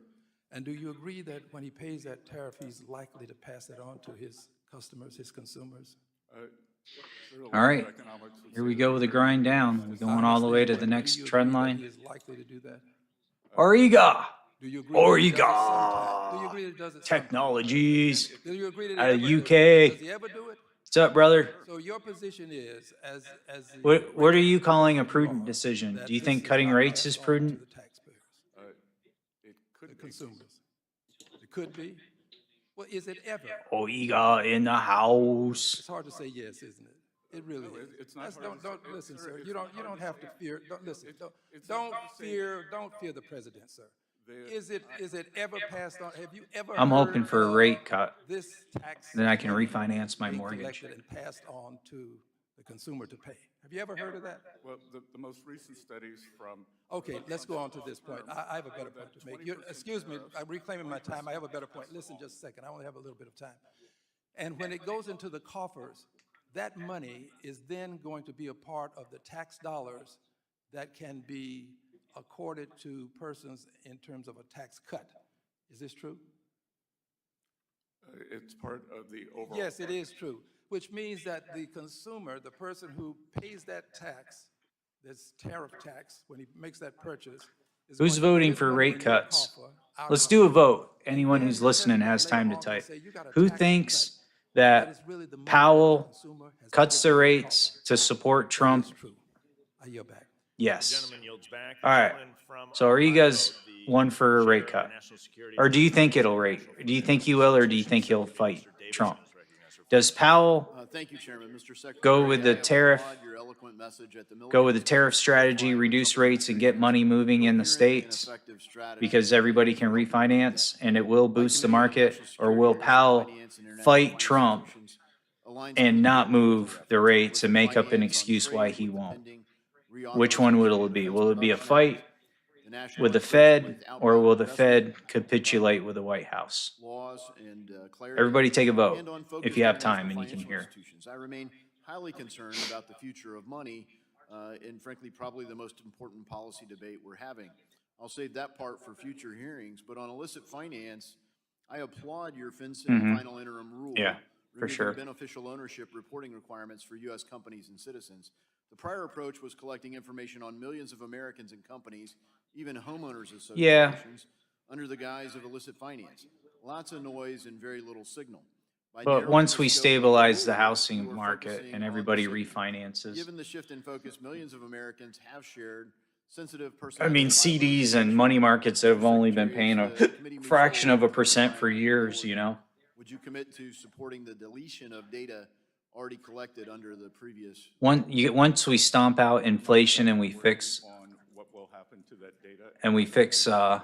a lot of the deficit Appreciate it. with the We work trade, with you and, certainly and we hope bring a lot of safety those hard in all businesses ways, back here and money starts moving, especially safe if more money starts moving around in a circle in the States, then you can move rates up, and then people can focus on their savings percentages, but we're not there yet. It's not like it's the late 70s, early 80s where, United States you know, an Executive average Director money of the market was IMF, like who 5%, used the voice and 6%. vote of the United States to oppose But any interest increase rates were like in 8, the way that the 9%. Chinese RMB in the It was a basket of different world currencies back then. used to determine the value of special drawing rights. This bill has passed the House. I think my first on car a loan was like bipartisan 10%. basis, most recently in February. But I and didn't have still any awaits credit Senate either. action.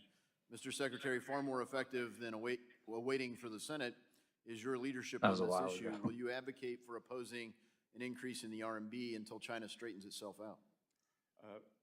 I'm look forward to working with Congress on this issue, on whether additional. Oh, here we go. We got to run up. We got to run to the upside. Practices, or whether it could be done through trade negotiations. Okay. Wish you great success in your pending negotiations, and certainly if you look at the IFIs, things like Argentina's recent restructuring under the IMF. basically bailed out I the got Belt a and Road. 2-year They mortgage never really have last to worry year about because I think, default at the Belt and oh, Road. so you got an Using arm, their a influence 2-year in, arm? In the international financial institutions like the IMF. Is that and the World adjustable? Bank To frankly cover risk at the Belt and Road, so. That's hopefully actually, that'll- that was a good that'll strategy, be honestly. restructured. You've already covered AFK. outbound, and I really appreciate the dialogue on that, but I'd like to turn Fixed to rate. the Oh, Defense okay. Production Act. So you only you mortgaged your whole property for only 2 years? And communicated the Oh, President's is it a balloon share payment at the the end? administration's You got to refinance? National security is, of course, paramount to that. And as we organize and update and reauthorize the Defense Production Act, Yeah, of course, it balloon deals with refinance, the yeah. Department of Defense, it deals with commerce. I'm not sure if does there's a lot of those product things, like but that still it's available been in the structured under the States. authority of the Department That of probably Treasury. gave you a really good rate Commit for to 2 working with years. our Committee on National Security and Finance to gather the input. What's the and cost get to a final refinance in the authorization UK, across the finish line roughly? this year. I think as a. Like a point or something? Legislation, we look forward to working with you on that. Thank you, Mr. Secretary. And then lastly, you've spoken eloquently about the kind of mission creep that comes in to some of our international financial institutions.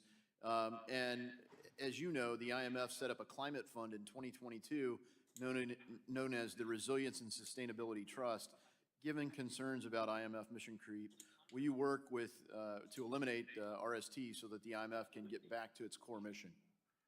Congressman, at my speech during IMF week, I stressed the need to get back to basics at all of the multilateral development banks, especially the IMF. All right. Yeah, thank you. And I mean, the World Bank's spending a massive. So what are we amount of that. voting here? Is this going to turn into a front run on the EMA cross, or are we going to reject? And it's going to be a continuation They're lower. important for tourism for them. So some of this is characterizing things that are really infrastructure for those countries as climate change, maybe to appease the previous administration. I'm confident you'll get it right to the extent we can be helpful in that as we reauthorize these programs and we consider doing it. I thank you for your clarity talking about American leadership there so that America's interests are focused with the use of Americans' resources. I thank you for your steadfast work and your testimony today, and I yield back. The gentleman yields back. The gentleman from Illinois, the ranking member on the Financial Institutions Subcommittee, Dr. Foster, is recognized for 5 minutes. Well, thank you, Mr. Chairman and Secretary Bessent, for your appearance here today, as well as your very nice courtesy call where we were able to identify areas of common interest like digital citizenship. I'd like to speak today about the strength of the U.S. dollar and the decline of U.S. manufacturing, which, as you know, I'm very concerned about. I started this company back when I was 19 years old that now runs over 1,500 manufacturing jobs in the Midwest. And It's not been easy. We started our company in the SM beginning is of voting for the long. Reagan inflation. All right, if it's a long, where do we enter? All of the Bush Right here on this policies, trend line, maybe? shock, Quick bounce back and we go occurred on long, his watch. and the EMAs Really, cross. Just all the ups and downs of this, and it's not an easy thing. And in terms of the strength of the dollar, it's affected by many things. It's including central bank policies, interest rates, tariffs, and the balance of trade. But in the long run, I believe that the strength of the dollar reflects the world's confidence in the U.S. economy, in the competence of U.S. leadership. Paid and the 1K value of as far as, products made by American workers, and our reputation as a fair place to do business. And you the think rule we'll of law. liquidate to Now, 1846, Secretary Bessent, earlier this week, you ran an op-ed in the Wall Street Journal. then echoing move down a many of bit. of the points you made in your testimony. Yeah, 1K, And 1K to you had refinance, that's actually a good deal. More jobs. That's a pretty good deal. More deregulation, lower taxes. That's totally less worth national it. debt, all while maintaining a strong dollar. I've seen people On the other hand, pay the far, state far, American far Economic more here in the Advisors, States. Chair of the Council of Economic Advisors wrote a paper last year arguing for weakening the dollar through something he called the Mar-a-Lago Accords, which you have reportedly been placed in charge of negotiating. The president himself has just been all over the map on almost a daily basis on whether a strong Yeah. dollar or a weak dollar. Yeah, will it's a make smaller America country. great again. So my question is, what is it? You know, DE. does the administration support What a does strong DE mean? dollar or a weak dollar? Sir, I'll work a little backwards, he had. Typo, Byron, oh. Paper was used in the private sector, and I think it related to a range of outcomes. All right, so are we gonna blast back down from this? We're at the slow control EMA right now. It looks like it's slowing up, but we're still charging. International confidence. So do we see a rollover and we come back to the lows? When we think of Or do we strong dollar, continue to the 50 EMA? That's what we're trying to decide. If we continue to the 50 EMA, it's gonna bring us into a front run situation. also look at bilateral. We're starting to look good for that front run, to be honest, Much but of that could be not so much a strong dollar, but other countries manipulating and suppressing their currencies, which. I'll give you a brown, if we bounce off 19,846. All right, let's mark it. China was doing, I know all about that. Let's mark it for a But I brownie think it's point. interesting to look at the historical record here, and I think, you know, I have. behind me, 1846. a plot of the strength of the U.S. dollar under recent presidents, and I believe your staff has a copy of a one-page handout that could be given to you if it's easier to read. So we're going short from It here, says right? remarkable. Is that what you're It saying? says We that, bounce and go under short? Every president, from every Republican president, Reagan, Bush Jr. I'll Trump mark it 1, red. Now Trump 2, the dollar has weakened. Under every Democratic president, without exception, Clinton, Obama, Biden, the dollar has gone up significantly. And I don't think that's an accident. So are you saying we go short from this line? Predominantly the Origa? confidence that the U.S. will maintain a well-regulated and well-governed economy and a fair place to do business. Oh, 1858. Now, and also on that handout, which I think, has that actually been given? Do you have the copy of the handout with the graphs on it? It's a double-sided, single page. We can get you another Okay. copy if you want. There you go. It also has, you know. So the argument we in almost favor of touched the it. dollar, should We're be 3 points away. easier in the United States. Look at that. That's one of the arguments for it. But if you look at the historical record here, if you. I'm not just sure. look at, for I don't example, think the change long in is the play manufacturing today, employment under guys. Democratic and Republican presidents, it's remarkable. For It's getting longer smacked than down anyone pretty hard. alive. Democratic presidents have increased manufacturing employment. So were you saying we hit 19,858 and then go lower? Is that what you were saying? Ariga? Increased manufacturing employment, Eisenhower, Nixon, Ford, Reagan, Bush 2. Oh, we basically did that. Okay, I don't mean, think this is an accident, but the we thing I wanna ask you about 5.5 printed, so you just missed it. You only missed it by 3 points. weakened manufacturing employment at the same time, because it seems like that's completely crossways to the narrative that we're hearing from this administration. I call that close enough. Well, sir, Yeah. gentleman's time is- Yeah, you were right, the the 4.8 gentleman's time is expired. The secretary can at the answer ATR, right. yeah. The gentleman from Tennessee, the vice chairman on oversight. Yeah, right here. Investigations Basically, Subcommittee, Mr. we Rosen. double topped here Thank you, Chairman Stile. and at the members last time it Hill and resisted, Ranking Member Waters for and then we holding moved this down important again. Hearing, and Secretary Bassett, thank you for being. Plus here you with us had today, the stochastics on your answering our side questions. to roll over. Secretary Bassett, given that the Mint, the Yeah. U.S. Mint's own fiscal year 24 report shows. Do you trust that, watching those orders sit there? The U.S. nickel now costs. I could never get my mind wrapped around 78 cents to produce. watching orders because Experience in other people could just countries remove suggests them. That our nickel production. I had to find a demand different way of will looking at double, it. triple, maybe I even multiple couldn't do times it that beyond way. that if we eliminate the penny. Is Treasury analyzing the risk that Oh, price stopping action, yeah. penny production alone could For actually sure. worsen our coinage losses or seniorage losses by pushing annual nickel losses well past $200 million?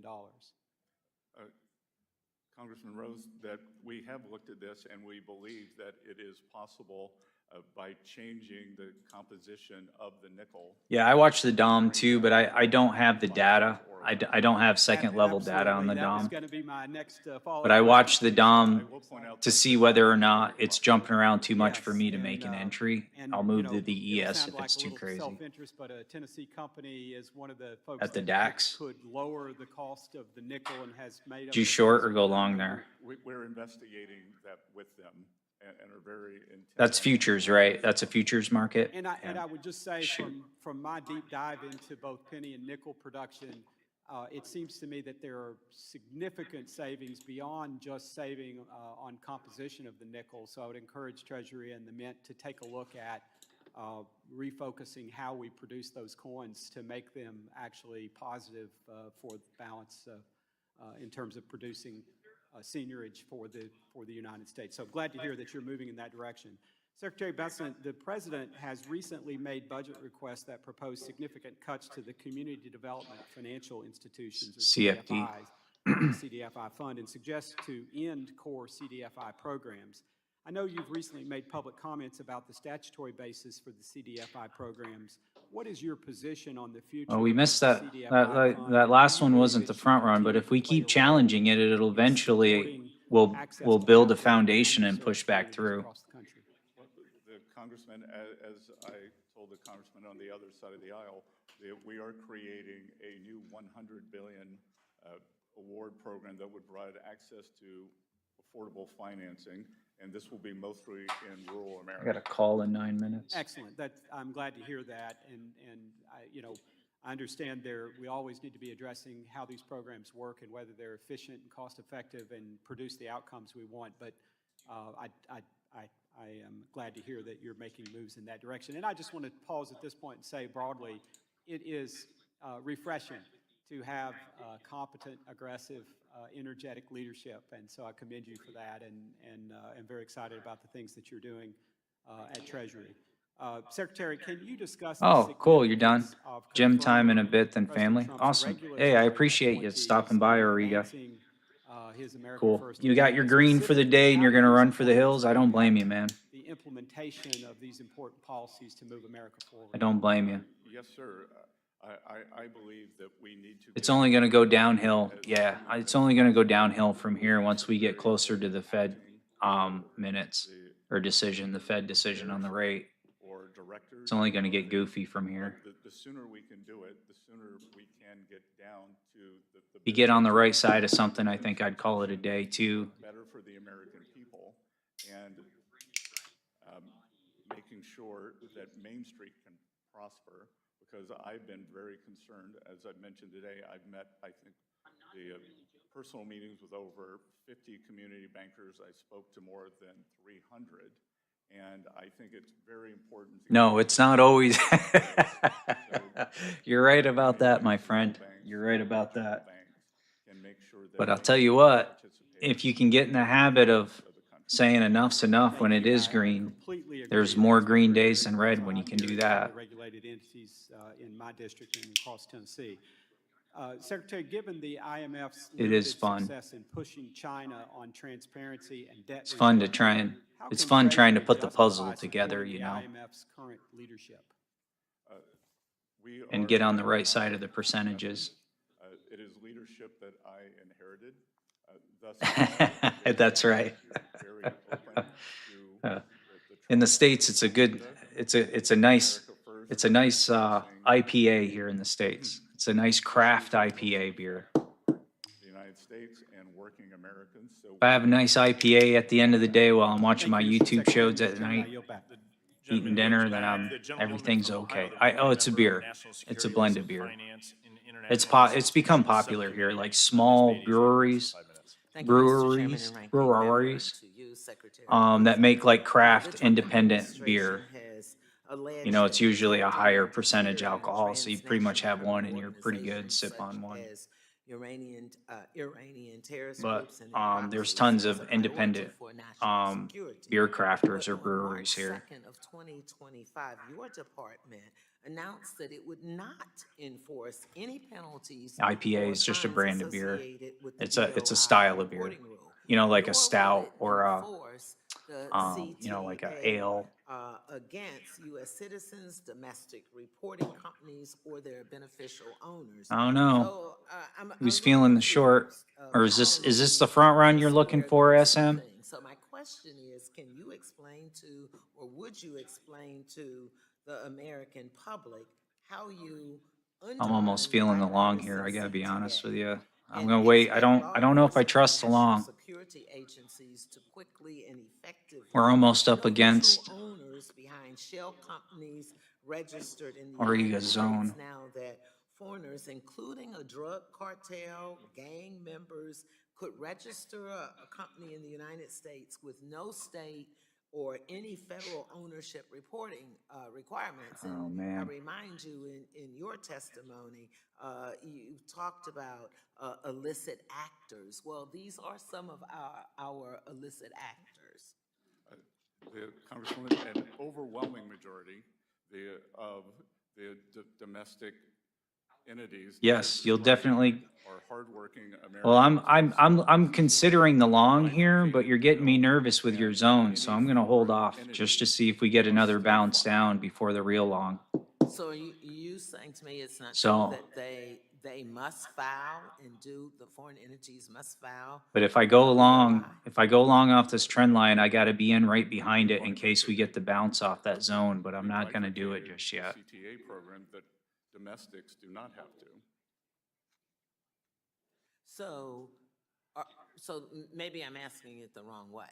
So it appears that they are doing it We think, SM. to avoid the transparency of who the companies are.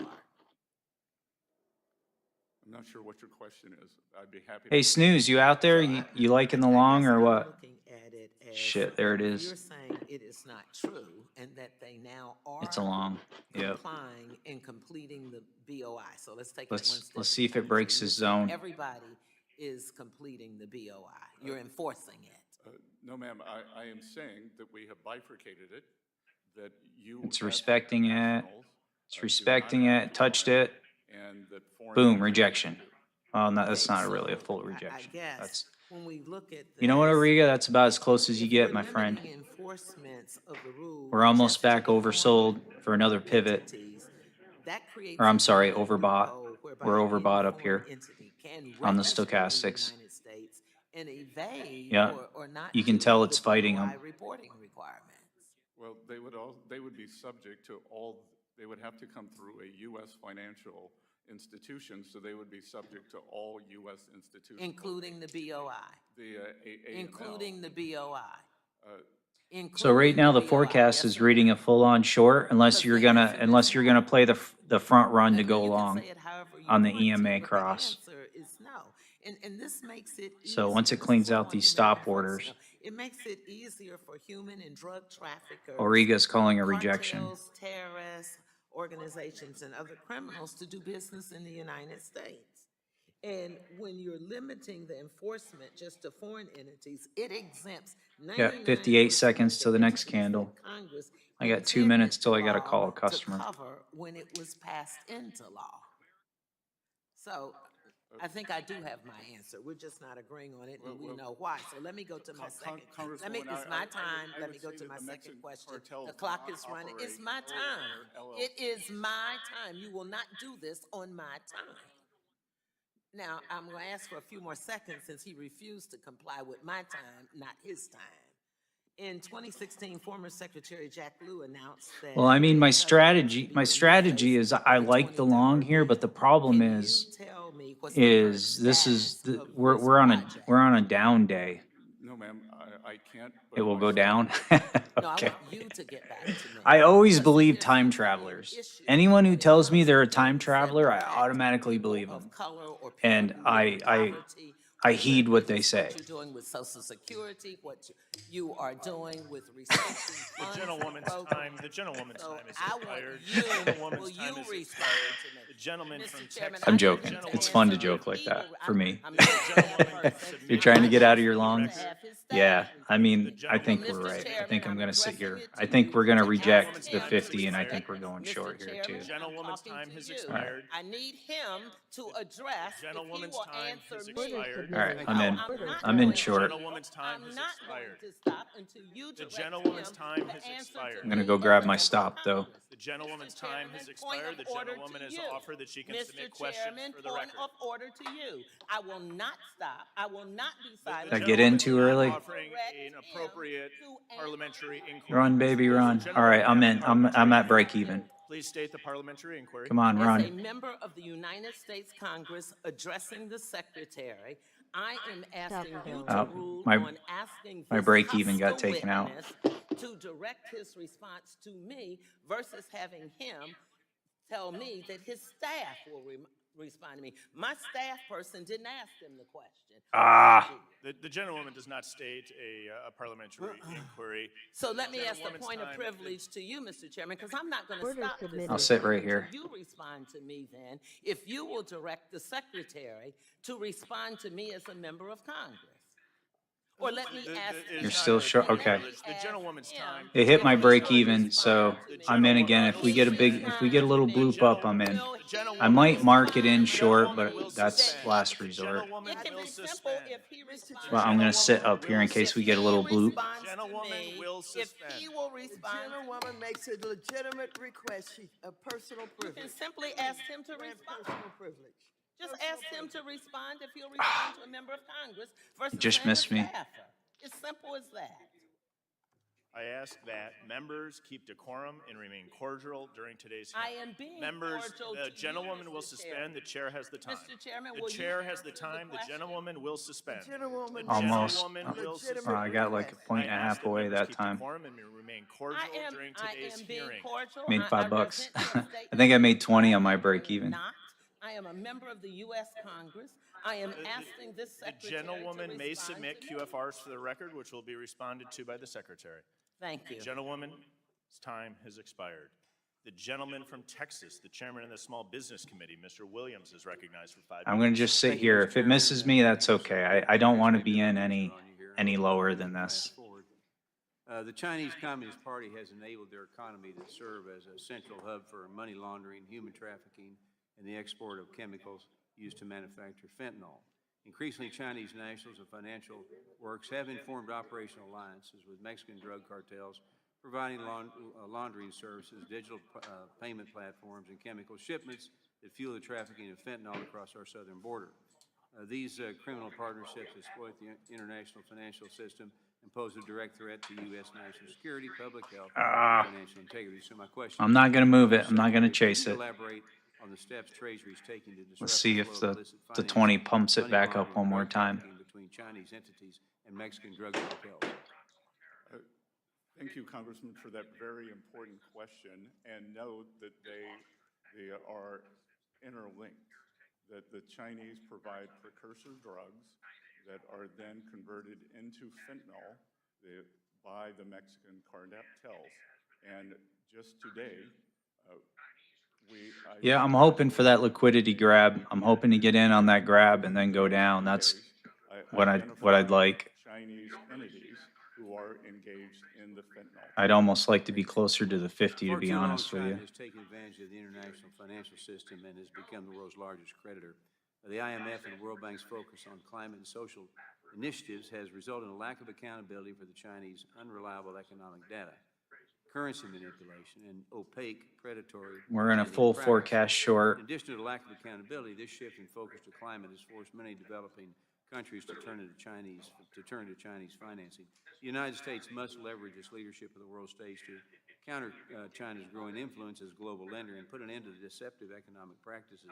So, Secretary, How is Treasury working to prevent IMF and the World Bank? All right, I'm gonna be patient. I'm not gonna move it. China's debt trap diplomacy and economic oppression. Well, Congressman, in various ways. One, as you would have noticed, I would have said that when this horrible Russia-Ukraine conflict ends, that no one who no Yes. country or person who It financed is. the Russian war machine It is a will be self-fulfilling prophecy. It's eligible like Nostradamus. for You know who aid to Nostradamus is? rebuild in Ukraine, especially that financed by the World Bank or any of the other multilateral. Some people say he was a time traveler. He traveled back in time and then wrote all of We his, are working with the OECD. what do they call 'em, especially to look at, and the IMF. his and the volumes or World Bank, whatever. To look at the true debt levels. All right. For these countries. Green is good. Everyone agrees, everyone save one. Oop, I'm country getting close to agrees being in. this is a I'm problem. getting close to being in. There are rapacious mineral deals, that there are tolling arrangements, and it is impossible to. The quatrains, And that's what they call them, since quatrains. A country that has experienced. The Nostradamus quatrains. Hardship, when we don't know the true levels, or if there is an undisclosed priority payment to another creditor. Let me try to get to my last question. I was encouraged to hear that you are taking a fresh look at the bank. Oh, I'm in. Oh, regulatory no, framework to better almost. reflect our Almost got interests and me. ensure a level playing field Ah. across the financial system. I'm in. With that review, Okay, I'm in. I hope you'll consider where U.S. regulations. I'm gonna go grab my stop. Financial institutions at a disadvantage compared to our foreign competitors. Okay, I'm green. In particular, I urge you to weigh the. Not enough to get the impact of stop in proposals yet. Like Basel III Endgame, the GSIB surcharge and leverage requirements, especially whether these changes could limit. We're tagging your line. Support the economy and complete globally. So, in your work so far, are there any specific areas where you plan to address these concerns about regulatory putting U.S. institutions at a disadvantage, such as in the re-proposal of the Basel III Endgame? I'm rule big about green, the big green. GSIB surcharge Come on. regulation? Congressman, we are looking Ah. across all areas and know that this is. at Come on, the top smack of our down. agenda, that There we go. most I'm in. Countries have very concentrated All right. banking systems. I got my In break many even cases, in. the I'm banking good. systems are larger than the GDP. Target filled. First target So filled. they have very different needs than the United States. Where should we put our take profit at the end? And economy is the breadth and depth of our financial. You know what? I'm gonna move it all the way down to and my, we will my line of continue to resistance. Advocate for them, both at home and abroad. Run, baby, run. Thank you for your service. I think you're doing a great job. I yield back. Let's go. Forecast Gentleman go. yields back. The gentleman from California, the ranking member on the Task Force on Monetary Policy, Mr. Vargas, is recognized for 5 minutes. Thank you very much, Mr. Chair and Ranking Member, for holding this hearing. Mr. Secretary, welcome. It's great to have you here. There we go. We're running. All Colleague and friend right, I'm gonna move my stop Texas up for asking the question about Russia. to like You the consider 20. Vladimir Putin a war criminal? Yes. Oh, it's coming Stop down. filled. Would you Ah, negotiate with a war the criminal? trail took my stop. I think that's the nature of diplomacy. One must negotiate with both sides, sir. We double dip? Be Do negotiating you think we with a war double dip? criminal? I believe No. that negotiation, Oh, that was the trail. The trail automatically came down and got it. I'm kind of glad it did. So that, the ATM took me out. Are you familiar with? I was what negative, Trump has I called made the $900 on that Beautiful trade. Bill? Yeah, I made 900. I was down 4. I'm up 475 now. it is a combination, the core of that bill is to. I'm make glad sure that I'm glad it took me out that time because I'd be negative right now. If this, what he calls. Yeah, I owe you a cup of tea, Origa. Deficit go up or will the deficit go down? I owe you a cup of tea. That was a good one. I do. Your line is valid, man. It's right on the 50 EMA, so it kind of lines up. Your line is very valid. Do you think the line is still valid for another down? Next year, will it go down? Or are we getting greedy now? Yes. Oh, I gotta make a call. So I'm gonna make a call. You say- We're good for if the another? pass- I'll tell you what, I'll sit up here. Bill passes, you believe the deficit All will right, go I'll down? sit up here. Order submitted. If it comes to get me there, I'm okay. What is If it doesn't, Is that we grow the economy faster than. I understand. I gotta make, I understand that. you know, what, I'm not gonna do that. You Order say canceled. that in the long term, I'm asking in the short term. Okay, will the Ariga. deficit go down?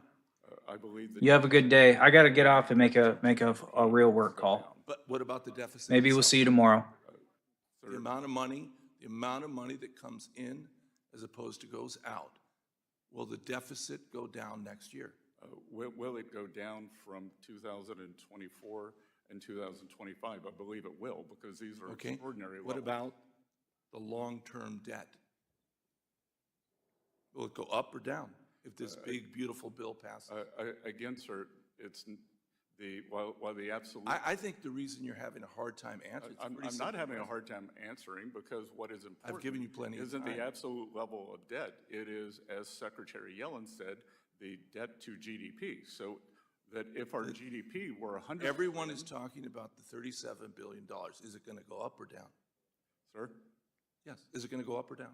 It will likely go up, but if the Okay. GDP goes up And faster, I think that's the interesting thing. My colleagues on the other side always talk about reducing the debt and reducing the deficit, and yet the hypocrisy of trying to pass the big, beautiful bill that will cause both of them to go up.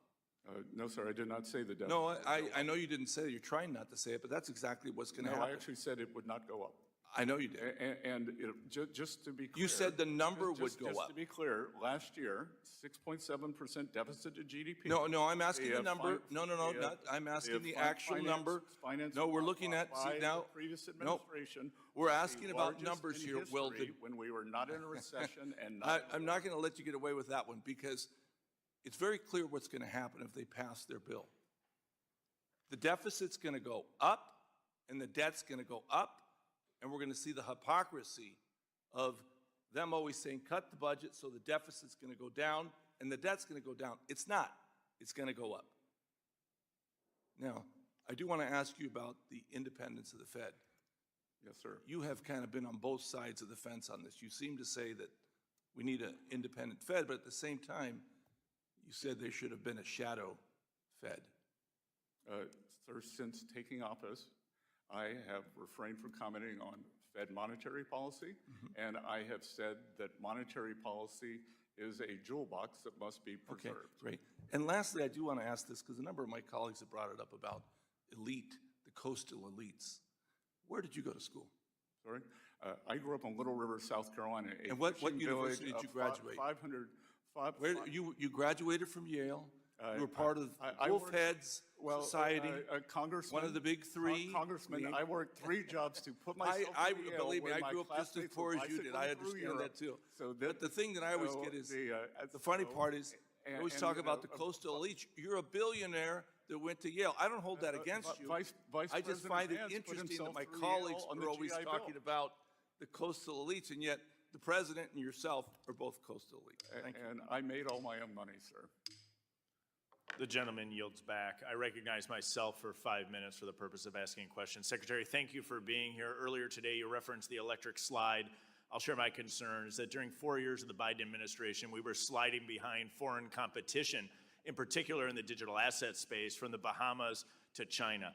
And I want to ask you, what would happen if we put our heads in the sand, if we object, if we walk out of that type of leadership role, which I think is so essential, to make sure that the United States continues to lead the way in Web 3 as we did in Web 2. And in particular, how does the leadership in digital assets play into President Trump's broader agenda?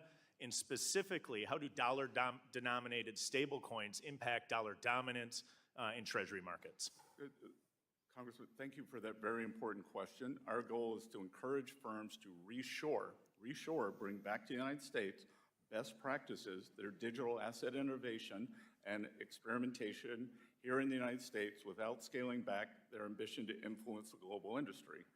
The administration's efforts to promote clear regulatory frameworks for digital assets will contribute to this goal. So will ongoing efforts to promote fair access, interoperability of payment technologies across all borders. We will continue to support private sector solutions and discourage public sector solutions that distort markets and stifle competition. Let me jump in. Let me jump in because I think that's spot on. And then let's talk about what happens if we fail to act. Yesterday, some members objected, walked out of a hearing to discuss market structure and digital assets, an absolutely essential leadership role the United States has to play. What happens if we walk out on our responsibility to lead in the digital asset space, and what would occur if Web3 center of gravity shifts away from the United States to countries like China or other locations? Well, numerous things could occur, sir. As we saw under the previous administration, an entire ecosystem, the unregulated and renegade, springs up outside the U.S., and illicit actors abuse the value of these transfer systems, and there is a technological loss here. Can you walk us through or share any of your impressions from the conversations you've had with your counterparts abroad as it relates to their experience with regulating in the digital asset space? They believe it's very important, and I believe that they are a little worried that the U.S. is willing to restore its leadership here. And as I said earlier, there is a chance that digital assets can provide a substantial source of demand for the U.S. dollar. In my bill, the Stable Act, which regulates dollar-denominated stable coins, we give the Treasury the authority to identify which foreign stablecoin regulatory regimes are comparable to ours. What are the key aspects of comparable regime, and are there lessons or criteria that we can draw from other similar areas in the financial services space? Congressman, I think that we have the blueprint with the bank regulation and adherence to anti-money laundering laws around the world, financial stability, and I would guess that 70% of the countries would be very easy to judge yes, no, and then there will be another group. That's why I believe that some of the bills encourage phasing this in. And a lot of stablecoin, a lot of digital asset space needs reliable banking services. Could you comment briefly on how the Treasury is working with bank regulators to ensure that financial institutions can safely participate in this emerging industry? We have recently delivered a report to the President on this, so we have safe and sound best practices, and we want to work with the financial industry, with new companies and entrepreneurs, as well as incumbents. The banks, there is a solution to banks to participate in this business, whether it's through custody or their own coins. Let me shift gears really quickly in my final 30 seconds. President Trump issued an executive order on modernizing payments to and from Americans' bank accounts. The executive order noted that the Treasury checks are 16 times more likely to be reported lost or stolen or returned as compared to electric transfer funds. Do you think we're making real progress in this space? We are working all speed ahead. Congresswoman from Staten Island told me of numerous losses of checks in the postal system, and it is both cost-cutting and good practice, sir. Thank you very much. Thanks for being here today. I now recognize the gentleman from Texas, Mr. Gonzalez, for 5 minutes. Mr. Secretary, thank you for joining us this morning.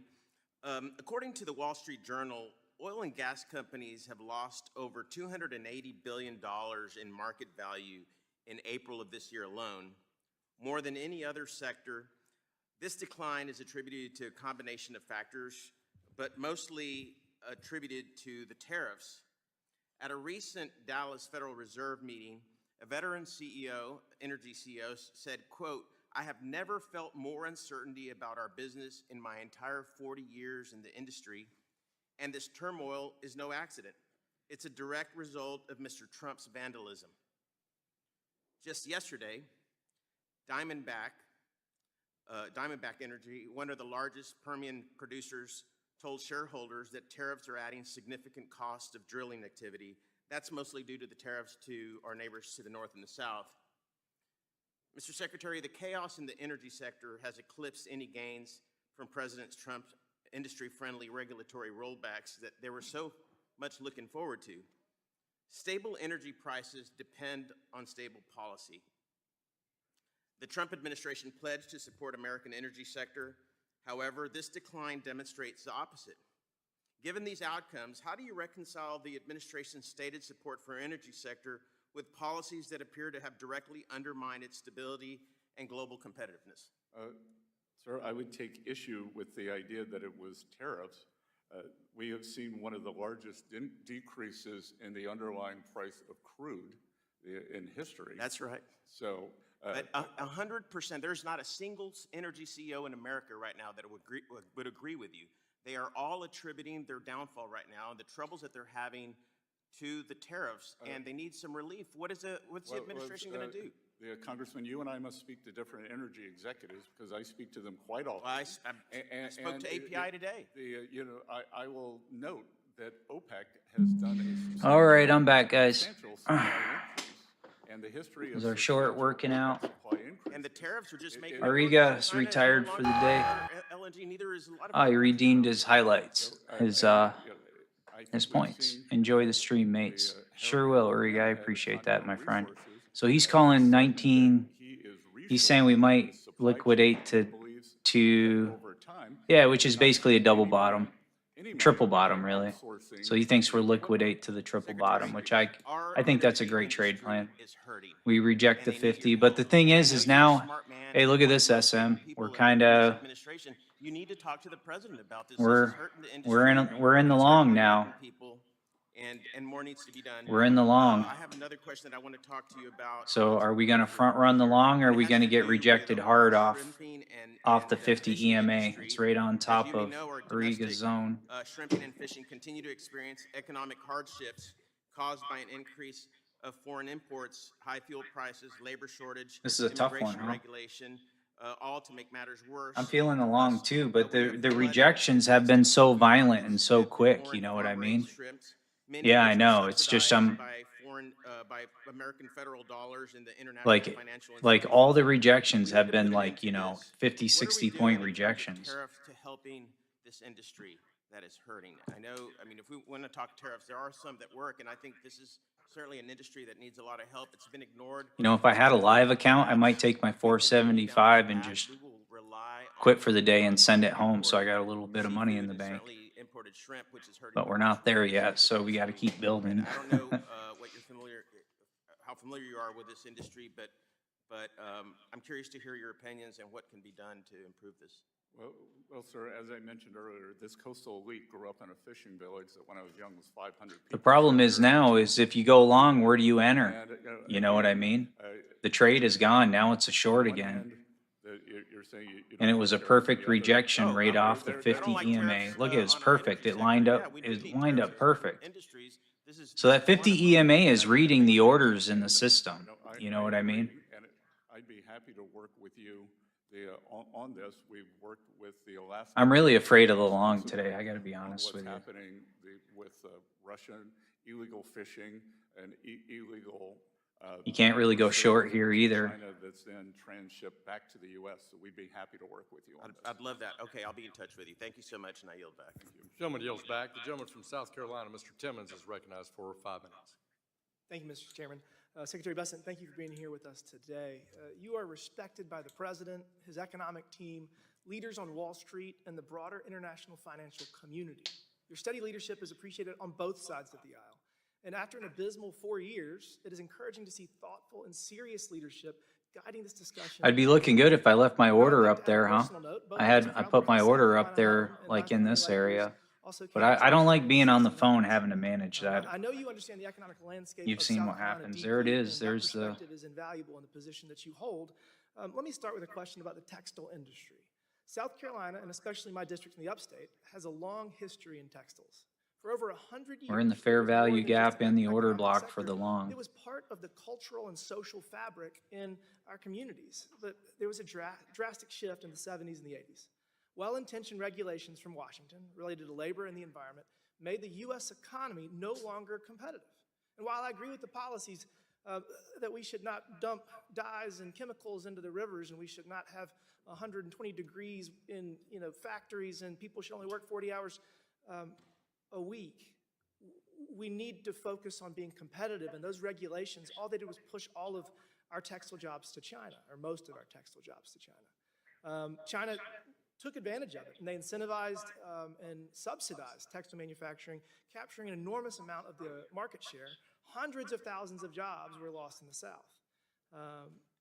Recently, you made a comment suggesting we do not need to bring the booming textile industry that once defined the region where we both grew up back. And that statement stirred some concern from some of the textile companies that survived in the district. And I agree with your broader point, that we should not return to producing low-quality goods just for the sake of manufacturing in the United States.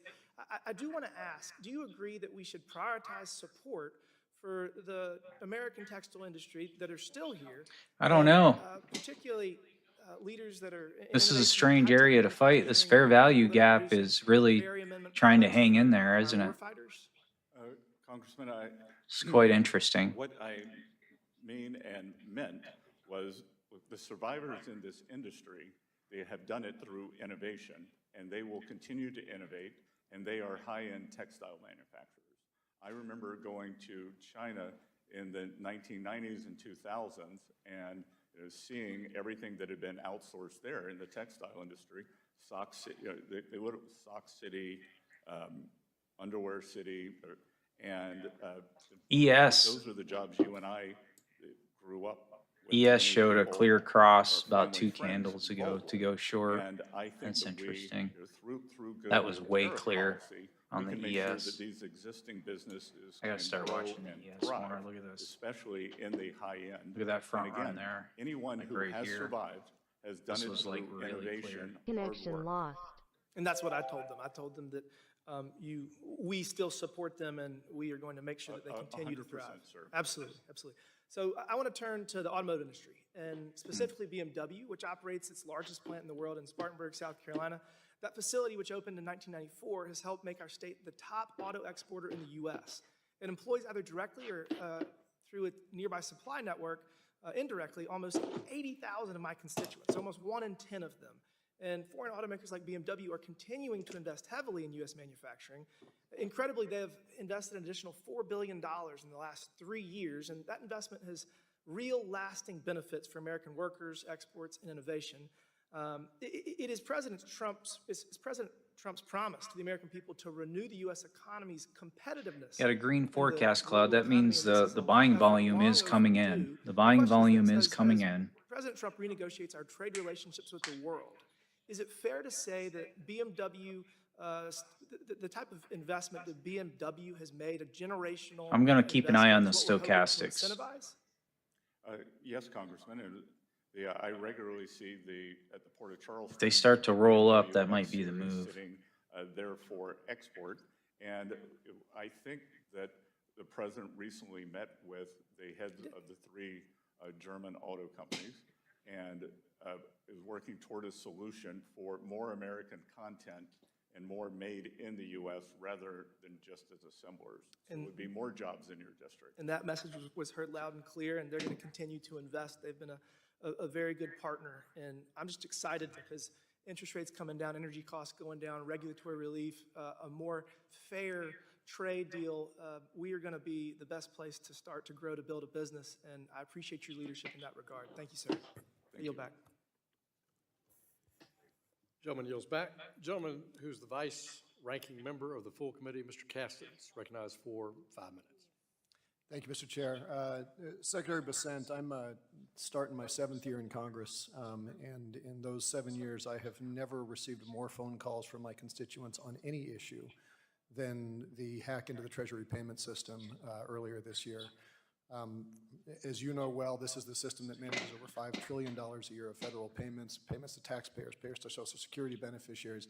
Payers Is that to long embedded looking foreign juicy assets who yet? are overseas and undercover, and it has their personal information and their routing information. This is a purple district. People were nervous. We sent a letter to your office along with 150 colleagues asking 20 questions. Your response that we just received was non-responsive on all 20. Mr. Chairman, I'd like unanimous consent to enter those 2 letters into the record. I'd like to see it Without support the 20 before I did I it, want to and get then you through a could lot of bail those by the questions right 50. now, Secretary Bessent, and I would ask you to be as brief as you were in your response, but I would very much I like like to a see more fulsome answer in stochastics writing. starting to roll up In too. January, the New York Times reported that you pressured give it a David shot. Veberick out of his role overseeing that after he refused to grant that access to people that Elon Musk had imposed. Can you confirm the accuracy of those reports? The ES is in a free fall You short. met I with mean, him it on looks like January it's 30th just with an going short administrative and leave nothing left the holding day it later. up. Is that Look at the accurate? ES. Like, there's did not nothing put him here, on administrative like- leave. Administrative leave, I asked him to take. It's like everything, met you know, with him there's 90 nothing minutes stopping So you're it denying until the New York Times down here. report? Was it your choice? I am adamantly saying that the New York Times is inaccurate. Okay, all He right, was not fine. That's pla- yes he or was no. New not York Times is placed on- inaccurate, He was fine. not placed on Was it? administrative leave, and he subsequently resigned after sending numerous emails. Sir, I'm just asking for yes or no questions. If you want to be voluminous, please write me a letter. Was it your decision to terminate Mr. Lebrick, or were you pressured by others? All right, I got a call. I'll be right back. Who made the decision to put him on administrative leave? You or someone else? Again, sir, he was not put on administrative leave. That is highly Okay, so you're inaccurate. denying the New York Times. Highly Fair inaccurate. enough. Tom Kraus, you a fan of him, who's now playing that role? Yes. Okay. You'd mentioned earlier he was in that role. Do you agree that that role includes duties that include managing Treasury's payment system to ensure timely Social Security payments, overseeing auctions for U.S. Treasury bonds, which determine interest rates, and ensuring the U.S. doesn't breach the debt limit? Would you agree that that's all part of the functions of that job that Mr. Rouse is now holding? No. No? Shocking, okay. Does Mr. Kraus have any prior experience in government service? He does not, neither do I. Does Mr. Kraus have any prior experience in the financial sector, which of course you do? What's that? Just, you can answer me, you don't need to, I'm doing this solo, you don't need the people behind you to help you. Does Mr. Kraus have any prior experience in the financial sector? He had, in the financial sector, yes, he's put together more than 100. No, did he work for a bank? Did he work for a hedge fund? Did he work for a private equity firm? He worked for a private equity firm. He's the CEO of a software company. He's done more than $100 billion of tech deals. He runs a software company. He's still the CEO of that software company, isn't he? I'm not sure. He is. Is it your view that that job that he's holding is a part-time job? I'm not. Managing $5 trillion a year of distributions. That's a part-time job, or does that require full-time? No, sir, he is not managing $5 trillion a year of distribution. He is doing a tech upgrade, an ERP system. That's all that Mr. Lebrick was doing, was a tech upgrade? Sorry? Mr. Lebrick, who said, I'm not going to allow people to hack into this system. He was just doing a tech upgrade? Or you've downgraded what that job function is? Mr. Lebrick was in charge of 1.5 billion payments a year, which 1/3 did not have a task identification. Sir, come on. So he had failed. Come on, we're going to move along. The chairman, notably a moment ago, did not swear you in, so you are not under oath right now. February 4th, in your response to a Senate Democrats letter, you said that Mr. Kraus will only have read-only access. A moment ago, in response to our chair, you said, and I quote, they were only granted read-only access at Treasury. You're not under oath right now. You could be, but you're not. Mr. Gioeli testified under oath in a recent hearing, saying that Mario Alez was given right access to the Treasury payment system. Do you wish to correct your remarks to the chair, the ranking member? I would say that no one was given right access. I never granted anything other than. But Mario Alez was granted right access. I never granted anything other than read-only access. Mr. Alez left the Treasury Department in part after it was discovered that he said normalize Indian hate and I just want a eugenic immigration policy. Do you agree with those sentiments? I do not at all. Do you think that someone who has those sentiments should be employed in your department? That I had a conversation with the vice president. That I admired his grace. He then went to HHS. Gentleman's time has expired. Thank the gentleman from Illinois. The gentleman from Indiana is now recognized. Mr. Stutzman for 5 minutes. Thank you, Mr. Chairman. And Mr. Secretary, thank you for being here.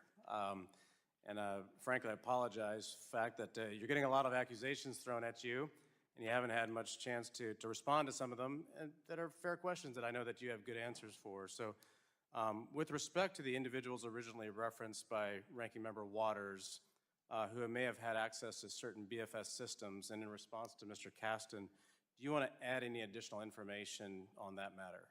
I would say that that is in litigation, and I never authorized access. Thank you. Well, I just want to say thank you for your service and for your willingness to come serve in Washington, D.C. at a critical time, and the fact that you heeded President Trump's call, and it's refreshing, honestly. We see a lot of ups and downs, things are, happening around the world, but here at home, there's a reset that's happening, and that does create some volatility. But I'll tell you what, there's a lot of good news that I think the other side is missing, and I find it ironic that this chart was handed out earlier And of course, you know, it tries to show that all the blame is on the Republican presidents over the past century or so.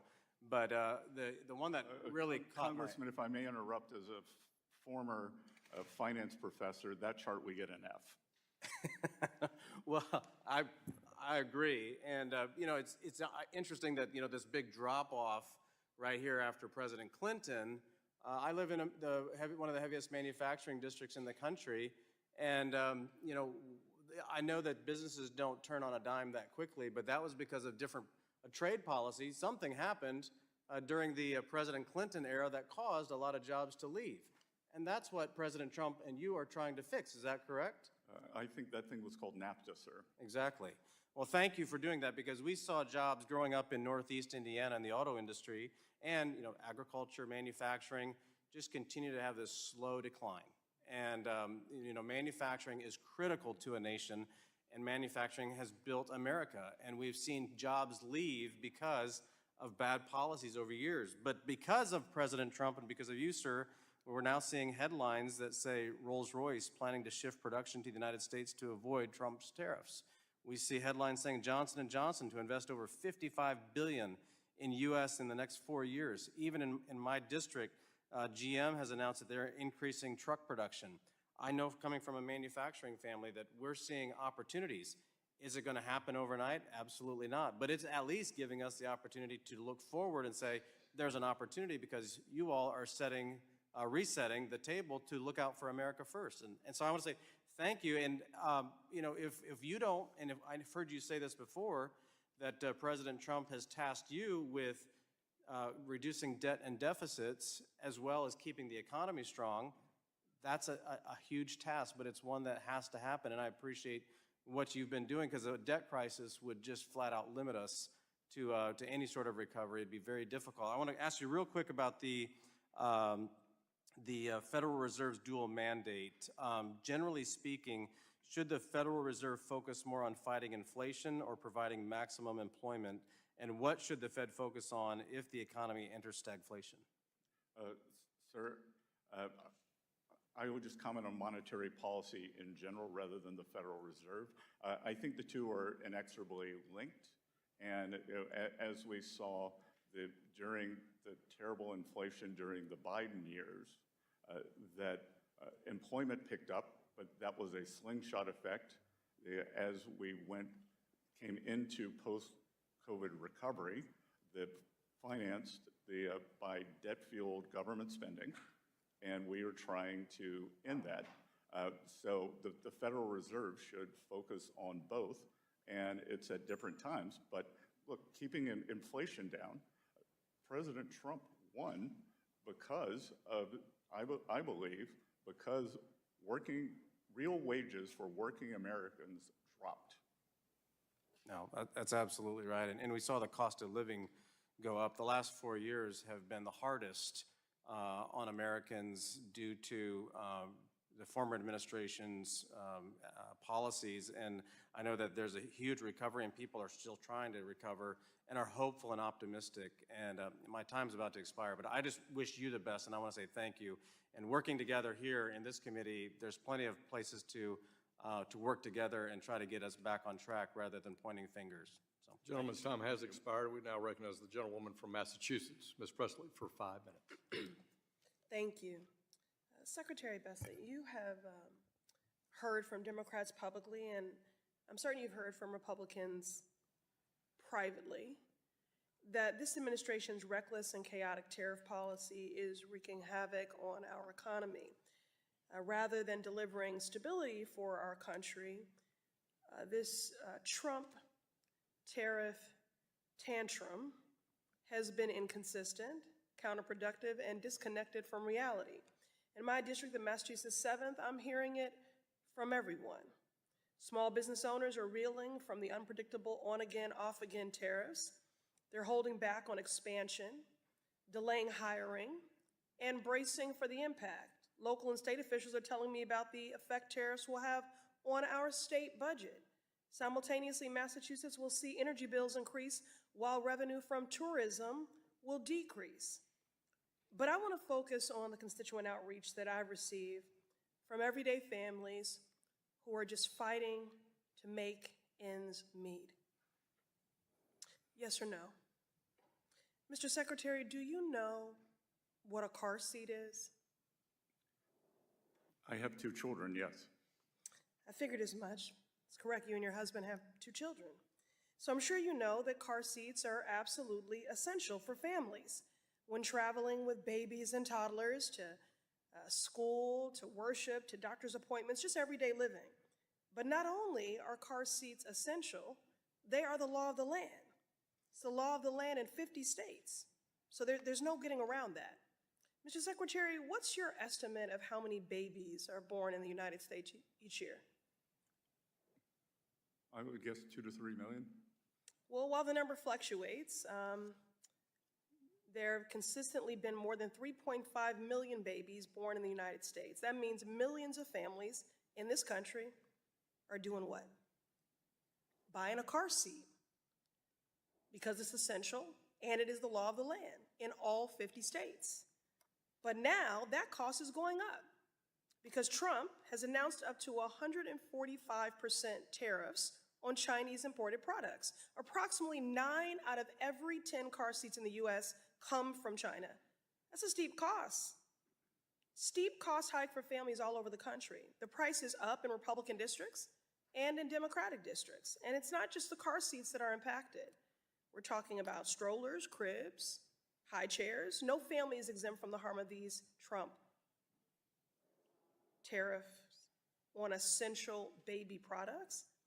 But don't just take my word for it. Mr. Chair, I would like to enter into the record a Yahoo Finance article from May 2025 entitled, "First Year Baby Expenses Already Top $20,000 and Tariffs Are Adding to the Bill as China Dominates Key Imports." Without objection.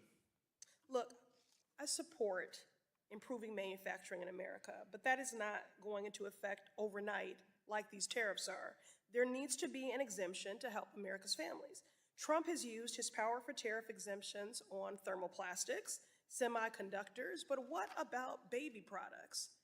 Mr. Secretary, do you support an exemption to tariffs on items that parents need to care for their kids? Yes or no? Congressman, what you're referring to are... Yes or no? What you're referring to are... I'm reclaiming my time because I don't want you to filibuster or give me some macroeconomic answer. Families at home are hurting and so just give me a direct answer. I am going to agree with you that So yes, you do support an exemption on tariffs for products that are essential for families for their babies. Exemptions on E4 items, which... I'm sorry, I have to reclaim my time. I'm reclaiming my time.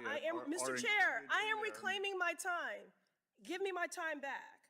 I'm reclaiming my time. I just want a simple yes or no. Do you support an exemption to tariffs on items that parents need to care for their kids? Because you all claim you're pro-family. I cannot hear the words you say because I see the things that you do every day. So clear it up. Yes or no? Do you support an exemption to tariffs on items that parents need to care for their babies? It is under consideration. Great, good. I don't know what's stopping an exemption from going into effect today, so do it now. In Donald Trump's America's price is not, yesterday's price is not today's price. Costs are going up, everyone is suffering, especially our families with young children. Mr. Secretary, I'm making an appeal to you on behalf of the people of this country. Please tell occupant Trump to reverse course and stop hurting America's families. I yield back. Gentlewoman yields back. Gentleman from Pennsylvania, our chair of our Oversight and Investigation Subcommittee, Mr. Muser, recognized for 5 minutes. Mr. Secretary, great to be with you. Thank you. Boy, oh boy, I sure wish we had colleagues that were upset about the Biden 20% inflation and lack of wage growth, along with that inflation and the high energy costs that were costing families throughout my district thousands of dollars. I wish we would have heard a peep about that, and yet we have just angry voices over the potentiality of bringing manufacturing back to the United States that, in fact, hasn't even got into effect yet. It's nuts. Mr. Secretary, the ongoing litigation response to the Democrats' questions about the Treasury Doge team, is it true that they can find all the information, find all the available information there? Yes, sir. Okay, thank you. Also, regarding the beneficial ownership rule, which was a disaster for my small businesses, I mean, all of them, 100% complained about it. The original intent of the Corporate Transparency Act was to root out bad actors. The previous administration, however, turned it into a massive data collection with over 50 questions. Originally, there were 4 that outraged small business, accountants, attorneys, anybody who had anything to do with it. In fact, only 20% of the small businesses were even able to comply by the January 1st deadline, and meanwhile, they were threatened with fines up to $500 per day and up to $10,000, small businesses. They were beside themselves. You listened to the small businesses and did something immediately to correct course, exempting U.S. companies from reporting, and my small businesses throughout my district, throughout Pennsylvania, applaud you for eliminating a needless bureaucratic reporting regime. All right, I missed it. Congressman, I'm just sorry that so I missed it. I missed it. I was on the phone. I didn't even see it. either So we were right on the front lawn, or the lawn. And losing The, sleep and everything else. And front running the going lawn. out of business because they found it preposterous. Thank you. Let's talk about removing the ideological, subjective, even capricious regulators how would you, under the Biden administration, bank supervisors focused more on ideological concerns and less on I want to hurry and get a payout already.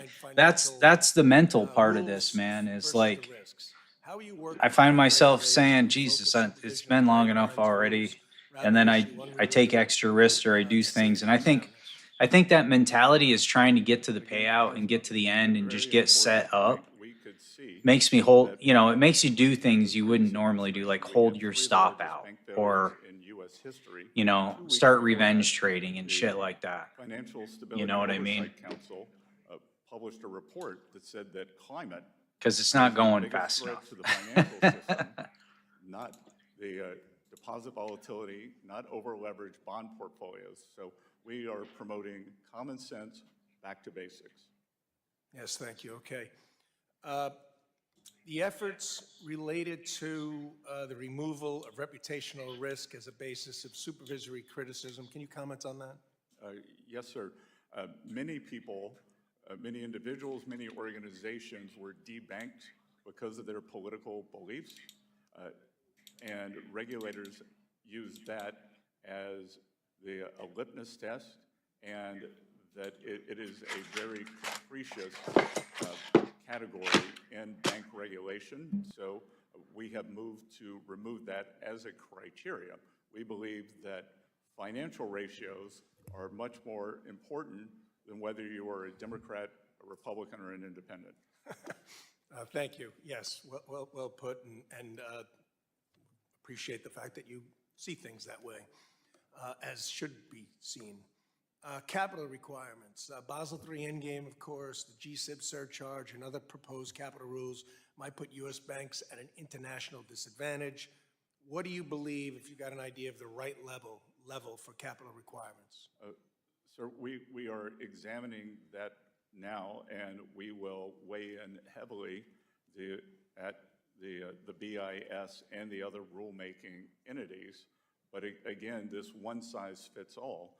And I believe one of the reasons we've seen the stagnation. Just eating some lunch right now. I'm still here. I don't have another call for another 15 minutes. Framework, a very tight But look at that front run, man. How nice is that? regulated financial institutions. Look how nice that was. I'm almost out of time. Could have got in on this candle, maybe at the bottom of this candle. Thank you. I thank the gentleman. If you were real aggressive on this candle and it came together, I just missed it. I just missed it because I was on the phone. I was getting ready to, Donald Trump imposed tariffs. whatever. One day we'll hit one of those ASM. Populated not by humans, but by penguins. He imposed tariffs on countries with which the United States runs a trade surplus, not a trade deficit. He imposed tariffs on products that cannot be produced domestically, which means a higher cost for American consumers without any benefit to American manufacturers. He imposed tariffs on impoverished nations like Lesotho, which cannot afford to buy as much from us as we buy from them. If President Joe Biden had put in place these absurd tariffs, every single Republican, without exception, would have condemned his trade policy as the height of incompetence. And you, Mr. Bessent, would have joined that chorus of criticism. There's no doubt in my mind. But swap out Biden's name for Trump's, and suddenly the moral outrage from Republicans vanishes like magic. I have a simple yes or no question. Do you think excessive taxation undermines the competitiveness of American manufacturing? Yes, sir. Now, the Trump tariff regime is a breeding ground for the excessive taxation of American manufacturing. Consider as an example Intel's manufacturing of CPUs. Intel sources foreign components, which is subject to the first layer of taxation. It then manufactures the CPUs in the United States before exporting it to Okay, China. the ES is touching the VWAP Second now. layer of taxation. ES touching the China will VWAP. export the CPU back to the United States, where it will face a So third this, layer we might find resistance again and get smacked down. So if you're in along, just be careful. There's a reason why we got that fair value gap up there on the I think NQ. that kind of compounding taxation So there's the of American ES. manufacturing goods like Intel CPUs There's the will NQ. strengthen or weaken American manufacturing. Sir, I just want to be clear. You're saying that taxes raise costs. I'm sorry? Sir, you're saying that taxes raise costs. Taxing the intermediate goods that go into a manufactured products raise costs, yes. You're saying that taxes are inflationary. Taxes are inflation, yes. Good, then we should cut In the context of tariffs, yes. Then we should cut taxes, and you should join the. Can you answer my question Republican about the tariffs? In the tax bill. Can you answer my questions about the tariffs? I'm not sure I understand. CPU's Intel would face 3 levels of, I'm sorry, Intel CPU would face 3 levels of taxation: the taxes on the foreign components, the U.S. taxes, and the Chinese taxes, or the Chinese tariffs. Well, Do you think that that kind of compounded taxation hinders or helps American manufacturing? I think that strategic American manufacture is very important, like Intel, and I think we have to bring that back to the U.S. Do you think taxing intermediate goods that go inside American manufactured products helps or hinders manufacturing? I believe that, as the Intel example you give, we have to bring these strategic industries back to the U.S. We're not going to bring every component. A Boeing aircraft, 747, has 6 million components. There is no universe in which we're going to manufacture all 6 million components in the United States. And so if you impose a tax on those foreign components, you are hindering the manufacturing of Boeing 747 here in the United States. Do you even acknowledge that? I acknowledge that the supply chains, they are wide, but we've also, for the automakers, we have given an exemption. I'm not asking about the automakers. I'm asking We have about given Boeing an aircraft. exemption for Let me move on. Critical minerals are essential to the military defense of the United States. China controls almost all of the world's rare earth mining and almost all of the world's critical mineral processing and refining.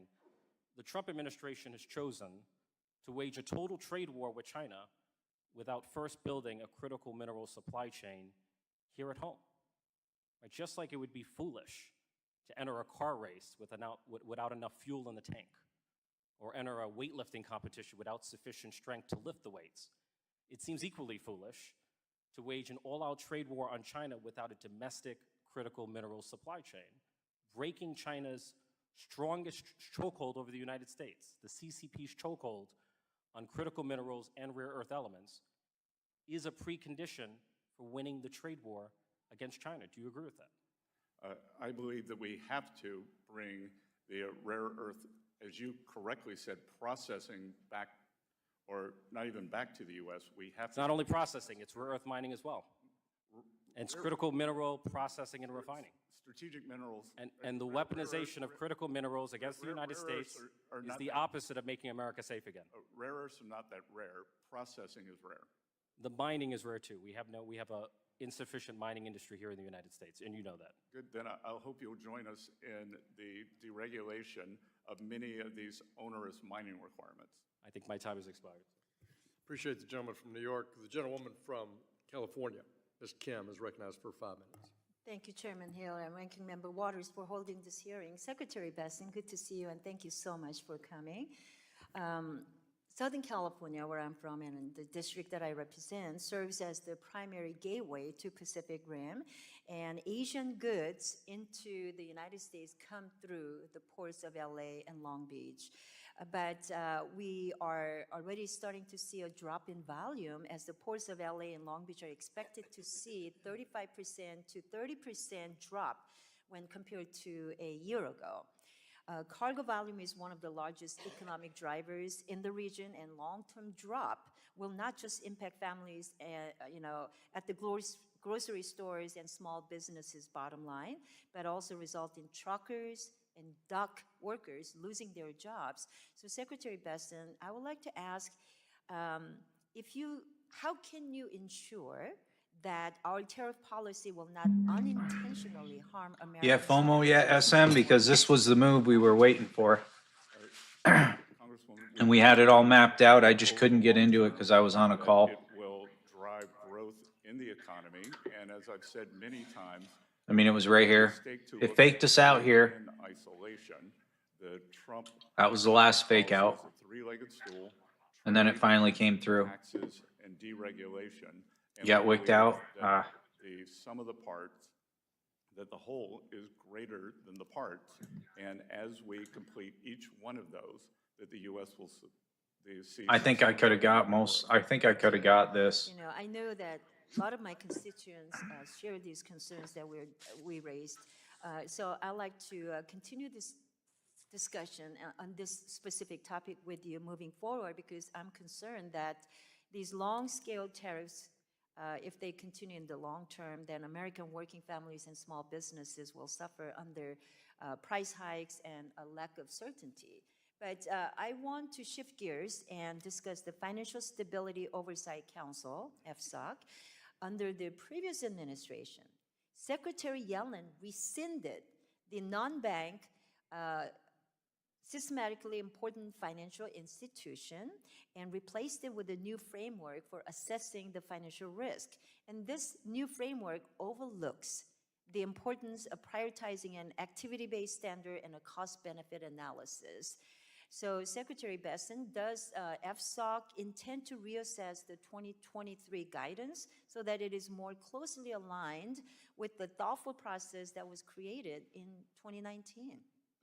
Congresswoman, that is on our agenda. Thank you.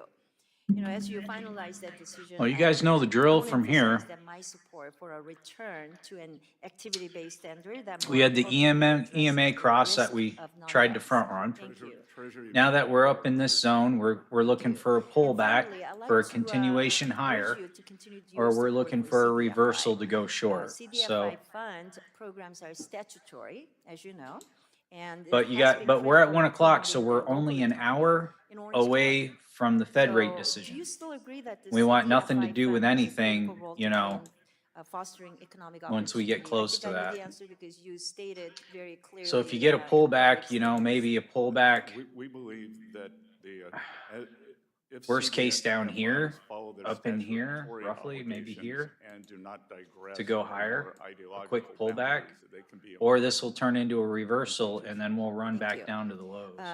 As you know, last week, I attended the Financial Literacy Roundtable that your team put together, and thank you so much for inviting me. I think I just missed you.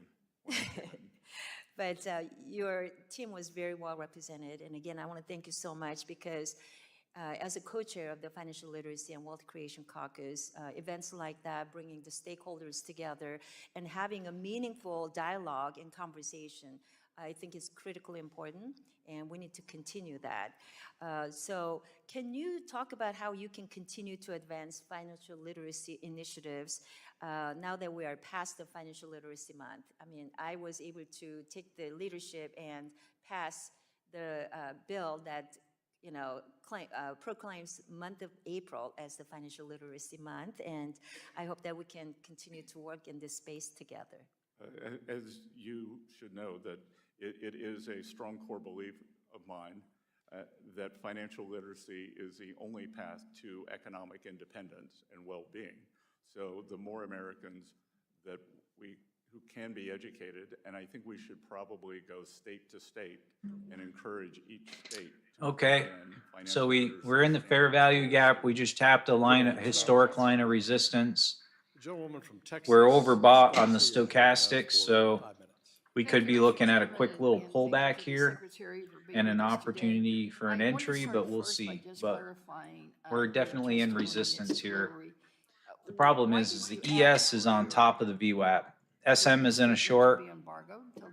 We're on top of the VWAP on the ES, so we're kind of in a, Your testimony. we're in a VWAP chop situation now. Embargoed until delivery. So if you see the NQ, the VWAP is up here. This is the VWAP up here.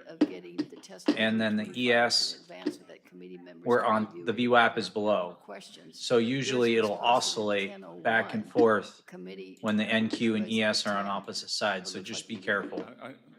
My staff is just telling me that it's standard practice. So maybe we hang out here at the VWAP and oscillate until we get a decision. I'm told that. All right, SM's in a short, so let's root for a pullback to the 20 EMA. Let's go, pullback. So my comms team and legislative affairs team working with the committee. Well, Mr. Chairman, I think for the record, I think you should clarify to the gentleman that that is not our standard. And I know that at least I didn't know anything about this until I got it here. And I don't think our committee staff on the Democratic side was notified that we would be getting all your testimony late. I just wondered, you know, why you had made that request. There you go, SM, run, run, run. Embargoed until delivery. Let's go. Well, embargoes to delivery, I think those mostly meant for the press. We're not press, sir. We're the members of Congress that have oversight. So, Mr. Chairman, I would hope that you not condone this kind of late submission. It just doesn't help, frankly, for some of the atmosphere that's created when we all just sit down and we still don't have your Hey, did that take you out? testimony.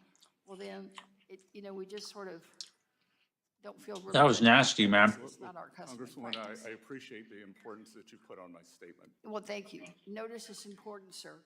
Do you know what the poverty rate is in our country? I believe that the poverty level is a fixed number. No, do you know the poverty rate in this country?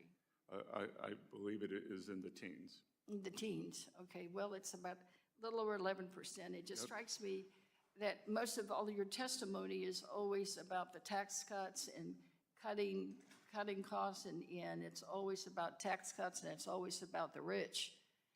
But nothing is ever said about poor, other than you suggesting that you worked yourself No, through ma'am, college. no tax on tips, no tax on Social Security, no tax on overtime. and Sir, I read your testimony. That's not anywhere in here. That is not in here, sir. Deductibility I am of referring auto to your loans. testimony and what I've listened to.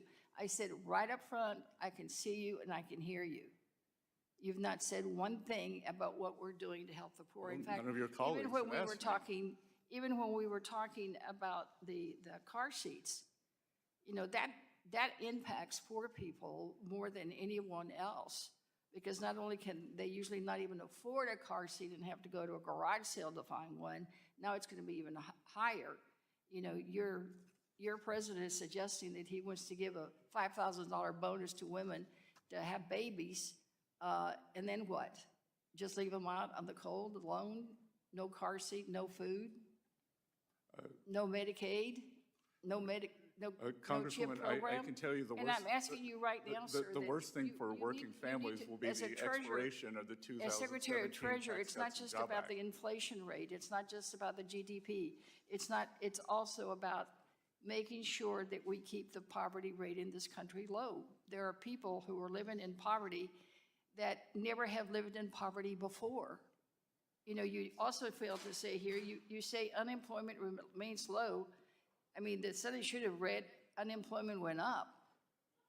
Ma'am, Because it did. Under the Biden administration, And the growth administration, we're not talking about Biden, sir. We're record talking food bank about your usage. testimony here Record food today bank usage. about the current president and his plans. Because I can tell you, I'm from Houston. I'm concerned too about some of the terrorism on energy. You know, we have done a lot to increase trade in Houston, construction, everything after the pandemic. And all things were growing. Everything has been growing. But now that the Trump tariffs have surfaced, it is threatening Houston's economy. I represent the area where almost the entire ship channel is in. The petrochemical companies all are in my district. The port is in my district. Everybody is trying to figure out Gentlewoman's what the time has hell we're going to expired. do. Mr. Chairman, Ranking member. I ask unanimous consent to enter into the record the opinion and order by the United States District Court in the Southern District of New York in the matter of New York versus Donald Trump that directly contradicts several responses the Secretary gave to me about DOJ's access to Treasury payment system. Without objection. I want to thank our witness today. We appreciate Secretary Bessent's testimony. Without objection, all members. Did will you have move 5 your stop legislative up days while to you had submit profit? additional written questions for the witness to the chair. The questions will be forwarded to our witness for his response. Secretary Bessent, please respond no later than June 2nd, 2025. This hearing is adjourned.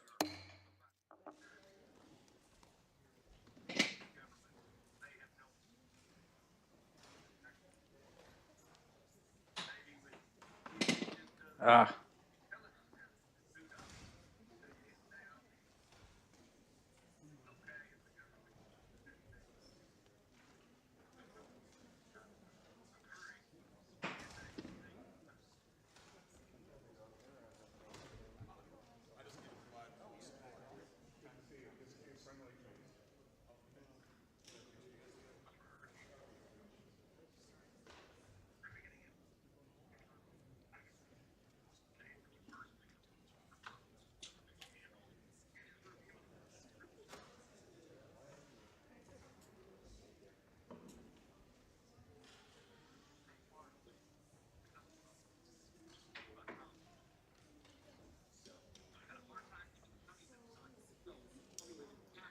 All right, got a call. I'll be back.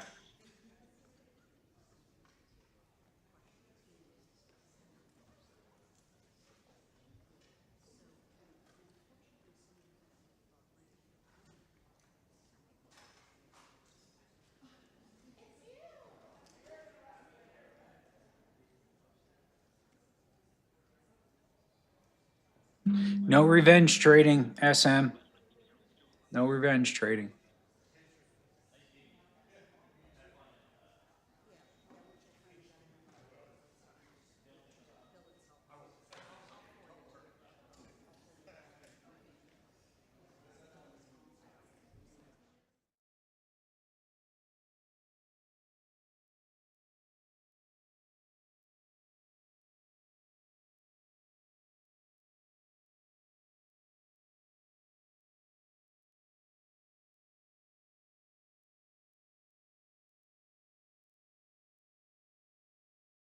Expected quarterly gross bookings of $42.8 billion, citing lower U.S. inbound travel and a strengthening dollar. The company's U.S. rideshare business, which accounts for more than half of its profitability, was affected by decreased gross bookings per trip, partly because of fewer tourists coming into the U.S. And once again, green on the screen, S&P 500 up 0.4%, NASDAQ still kind of flat, but on the upside, and the Dow is up about 1%. For on-demand news 24 hours a day, subscribe to Bloomberg News Now wherever you get your podcasts. I'm Amy Morris. That's a Bloomberg Business Flash. Let's go back to Balance of Power now with Kaylee Lines. All right, Amy Morris with a check on the markets on this Fed Day. Thank you so much. We're just about 54 minutes away from that rate decision, which of course is expected to be no change in rates at all. Chairman Powell and company expected to leave them unchanged, probably talk about the flexibility they have to continue to do so and watch as the data comes in as they consider the policies coming from the Trump administration, inclusive, of course, of tariffs. This was a subject that the Treasury Secretary, Scott Bessent, just got a lot of questions about in his testimony before the House Financial Services Committee, of course, his second day in a row on Capitol Hill this week, answering questions about this, what it would do to costs for consumers, baby products, for example, but also the state of negotiations with different countries. Remembering, we heard from the Secretary in his testimony yesterday that negotiations had not yet, in fact, begun with China in particular, which currently has 125% retaliatory tariff on all U.S. goods because the U.S. has 145% tariff on Chinese goods. But those conversations will begin shortly. We heard about it from the Treasury Secretary himself, previewing what's to come in Switzerland this evening. I will be going to Switzerland, and the negotiations will begin on Saturday. The trade negotiations will be led by myself and Ambassador Jameson Greer, And, USTR. and what about Pete Navarro? Sorry? Peter Navarro. He will Is not, he- he will not be joining us in Geneva. So the Treasury Secretary and the U.S. Trade Representative, not trade advisor at the White House, Peter Navarro, planning for talks in Switzerland this weekend, not this evening, as I said a moment ago. But we want to get more on that and the rest of the Treasury Secretary's testimony and turn now to Bloomberg's Tyler Kendall, Washington correspondent, who is live outside the committee room on Capitol Hill. Tyler, a lot went down in the last few hours. Yeah, Kaylee, and in fact, we couldn't have timed this more perfectly because the Treasury Secretary is actually walking out right now. Mr. Bessent, Mr. Secretary, will you lower Chinese tariffs this weekend during negotiations? All right, well, that was one of our tries, one of our big leading questions here as we wait to see what potentially could come out of those negotiations as they do head to Geneva over the weekend. As you mentioned and played that shot, Peter Navarro not expected to be in those talks. When it comes, though, broadly speaking about these trade negotiations, the Treasury Secretary did say that we could still expect to see some sort of principle agreements in principle, as he called them, as soon as this week, and that they would later paper those deals over in the months ahead to make them fully fledged agreements. We have yet to get any update from the White House on when those potentially could be coming. Sticking with China, though, it was interesting because he said that the Treasury was working with legislators on outbound investment rules for China that would make it clear what's allowed in and what's not. He said it would basically amount to a red light, green light system to be used as a national security tool in order to restrict China from allegedly exploiting American capital. Quickly, I would also like to add, Kaylee, that when asked directly, when it came from China to actually Russia, when asked directly if he thought that Vladimir Putin was a war criminal, he answered in the affirmative yes, but that ultimately you do need to negotiate with both sides. That is the nature of diplomacy in order to get a deal done. I will also add, of course, we can't talk about this administration's economic policies without also pointing to the tax cuts and the reconciliation package. Treasury Secretary Bessent, perhaps one of his more contentious exchanges with one Democratic congressman, did say that he thinks the deficit to GDP ratio will stabilize and go down over time if this reconciliation package passes. But when pressed by that congressman, he did say that long-term debt will likely go up if the bill passes, but if GDP goes up faster, then it wouldn't really matter. He did affirm that the U.S. will always meet its debt obligations and did not give us an update on a potential ex-date, instead saying that it's a moving target. Of course, as you well know, we have been watching that very closely because that's considered to be that sort of hard deadline when it comes to things on when these lawmakers are going to have to pass that reconciliation package in order to lift the debt ceiling. And Tyler, just quickly on that, Secretary Bessent will also be partaking in another one of the so-called Big Six meetings on reconciliation today. Do we expect today to be a day of real progress? At this point, we haven't really seen much progress, and I can tell you behind me, you actually might be able to see it. There is a dual hearing going on in the Energy and Commerce Committee, and they are trying to figure out exactly how to shift through the debate when it comes to potentially Medicaid cuts. That is one of the biggest litmus tests here, if you will, that Republicans really do have to find. We even saw that House Speaker Mike Johnson recently said that the $880 billion target over 10 years is likely very ambitious. As of now, Kaylee, we're tracking that they're negotiating potentially work requirements, but how expansive that would be remains to be seen. All right, Bloomberg's Tyler Kendall live on Capitol Hill and trying her best to get one more answer out of the Treasury Secretary after his hours of testimony. Thank you so much. Here live on Bloomberg TV and radio. And joining us now also from Capitol Hill, but instead of the committee hearing room from the rotunda, is Republican Congressman Greg Murphy of North Carolina, who happens to be a member of the House Ways and Means Committee, which is also meeting on reconciliation today. Congressman, you're very kind to step out for us, as I know there were some important conversations happening between you and your colleagues on the committee earlier. Can you give us any insight as to whether or not tangible progress has been made, particularly on the issue of the SALT cap? Yeah, well, Chairman Smith has sworn us to secrecy, but I will tell you that we've been making definite progress really over the last 3 or 4 weeks, if not several months, on trying to get a solid package. Obviously, SALT is very concerning to some of the members, where you have California and New York, which have insane taxes on their citizens. We're trying to put something into a package that will help alleviate some of the tax burden that they have. That said, You know, Kaylee, the bottom line is we have to worry about our debt. And as the Secretary said, our debt to GDP ratio really right now is killing us. So when we bring all these discussions together, we have to worry about one singular thing. It is the singular focus on our debt. And we're trying to have pro-growth tax policies to grow that GDP, to make sure that it is higher than our debt ratio. And so we try to grow ourselves really into a place of stability.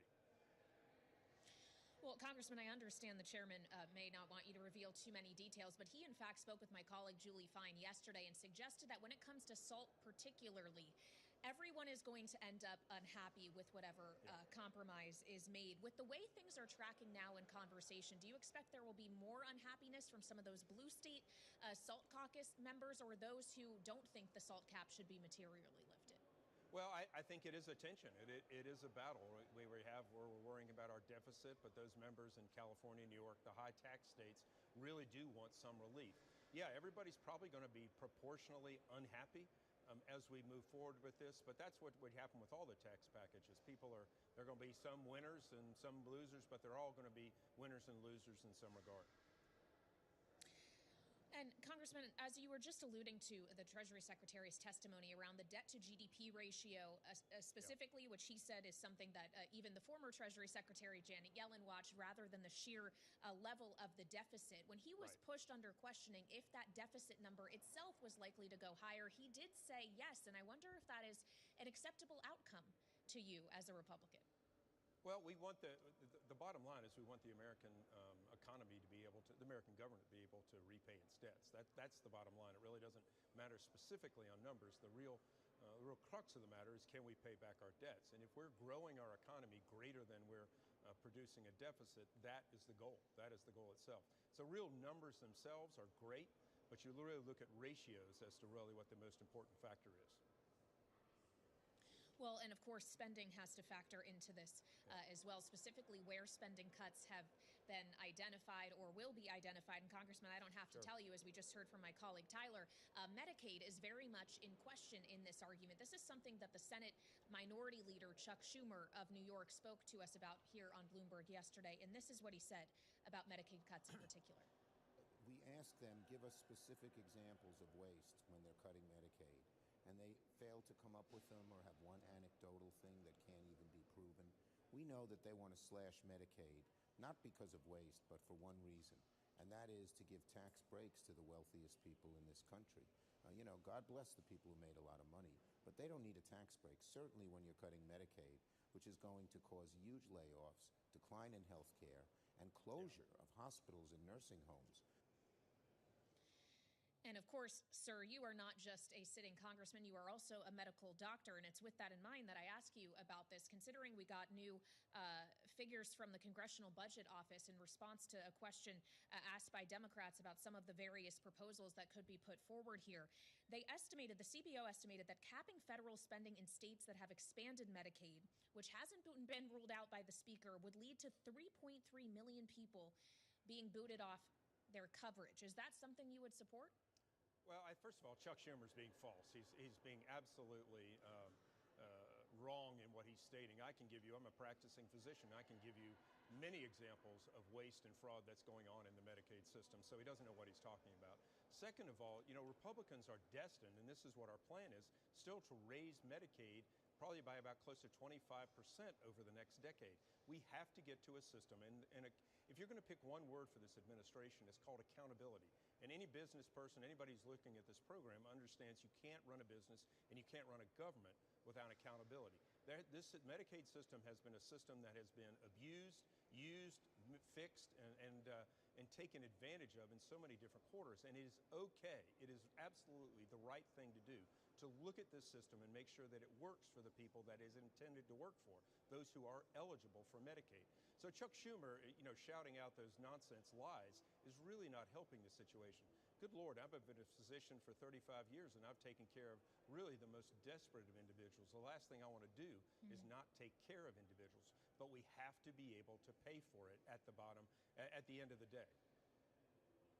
Well, and so to kind of come back to my original question, Congressman, if there are indeed millions of people who are booted from Medicaid rolls as a result of this legislation, is that an acceptable outcome? So if you look at what's happened with the expansion population, we had people that left being insured by companies to go be insured by the federal government. If it means getting them back on insurance by companies and getting them off the federal dole, that's not losing health care. That's taking it off the federal books. But as far as people being kicked off health care, et cetera, those are scare tactics. We're literally trying to save a program for those who are eligible for it while trying to take the benefits truly who don't deserve them. All right, Congressman, we appreciate your time, as always. Congressman and Dr. Greg Murphy of North Carolina joining us here on Balance of Power on Bloomberg TV and radio as we are live in Washington paying attention to the reconciliation debate on Capitol Hill, a Federal Reserve rate decision that is coming just over 40 minutes from now, of course, expected to be no change in rates, but also what is happening in geopolitics after we have seen some serious escalation between nuclear powers, India and Pakistan, in recent days. Of course, in the aftermath of an attack on Kashmir back in April, India then striking into Pakistan yesterday, saying that it was only targeting non-civilian targets. Pakistan disputing that, and Pakistan's premier actually, in fact, just within the last 30 minutes or so, has said India must face the consequences of those strikes. So we want to get the latest on this situation and turn to Courtney McBride, Bloomberg national security reporter, who's here with me in our Washington, D.C. studio. So Courtney, obviously the tensions between India and Pakistan, nothing necessarily new here, but we haven't seen this kind of military activity in arguably over 25 years. Is this likely to escalate further? It's really anyone's guess. There's certainly some escalatory rhetoric coming from both sides, but it really remains to be seen. Pakistan has vowed to retaliate at a time, place, and manner of its choosing. But, we have been here before. In 2019, they came pretty close, it seemed, to all-out war. There was also a shoot down, a capturing of an Indian pilot by Pakistan. Ultimately, they did step back from the brink, and that's certainly the hope this time as well. What role does the U.S. play in trying to pull everyone back from the brink here? Do they have any role to play in this particular instance? Well, certainly the U.S. has relationships with both countries. Secretary of State Marco Rubio, in his capacity as acting national security advisor, did speak with both of his counterparts in that acting role and urge India and Pakistan to talk directly and to work to diffuse the situation.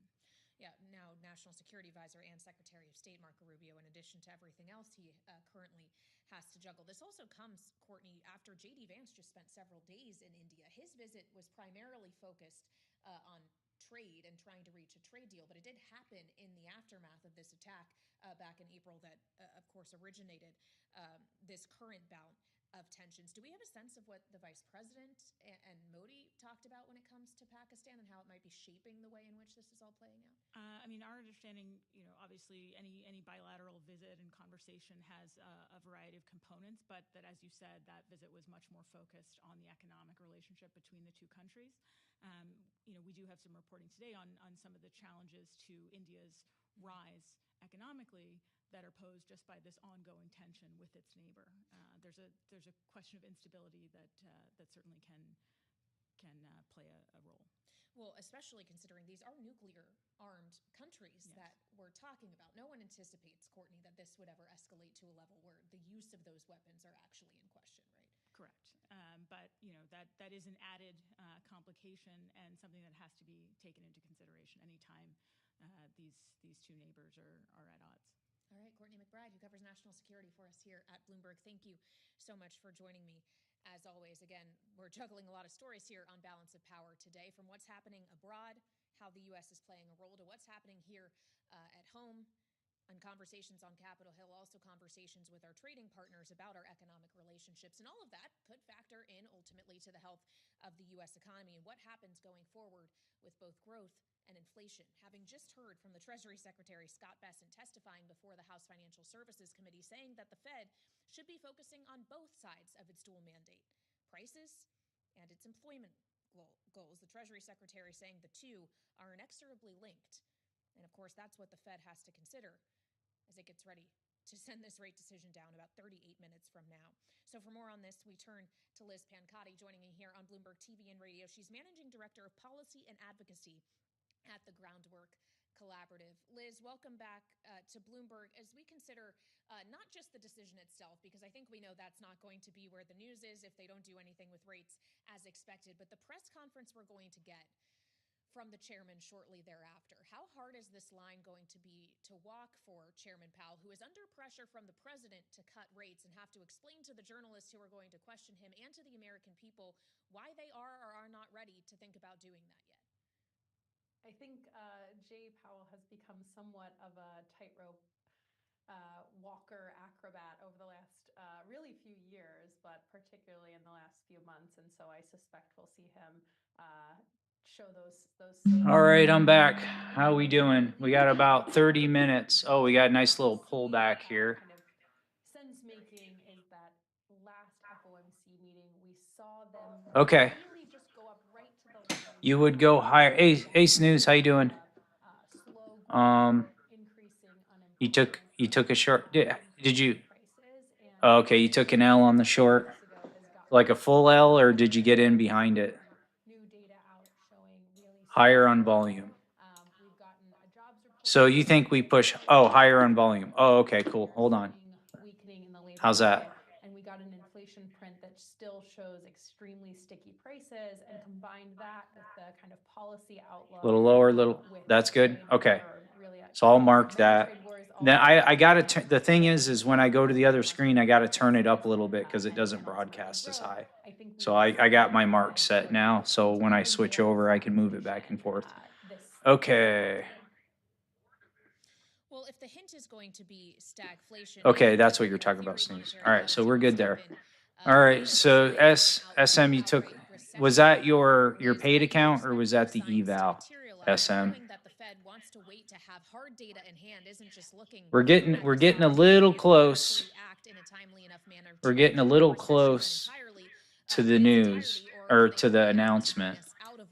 Paid. Live ACC. Okay. Well, let's keep grinding. Don't start revenge trading. Because then you just got to start all over again if it goes bad. And that's not a good habit to get into. I can tell you about it.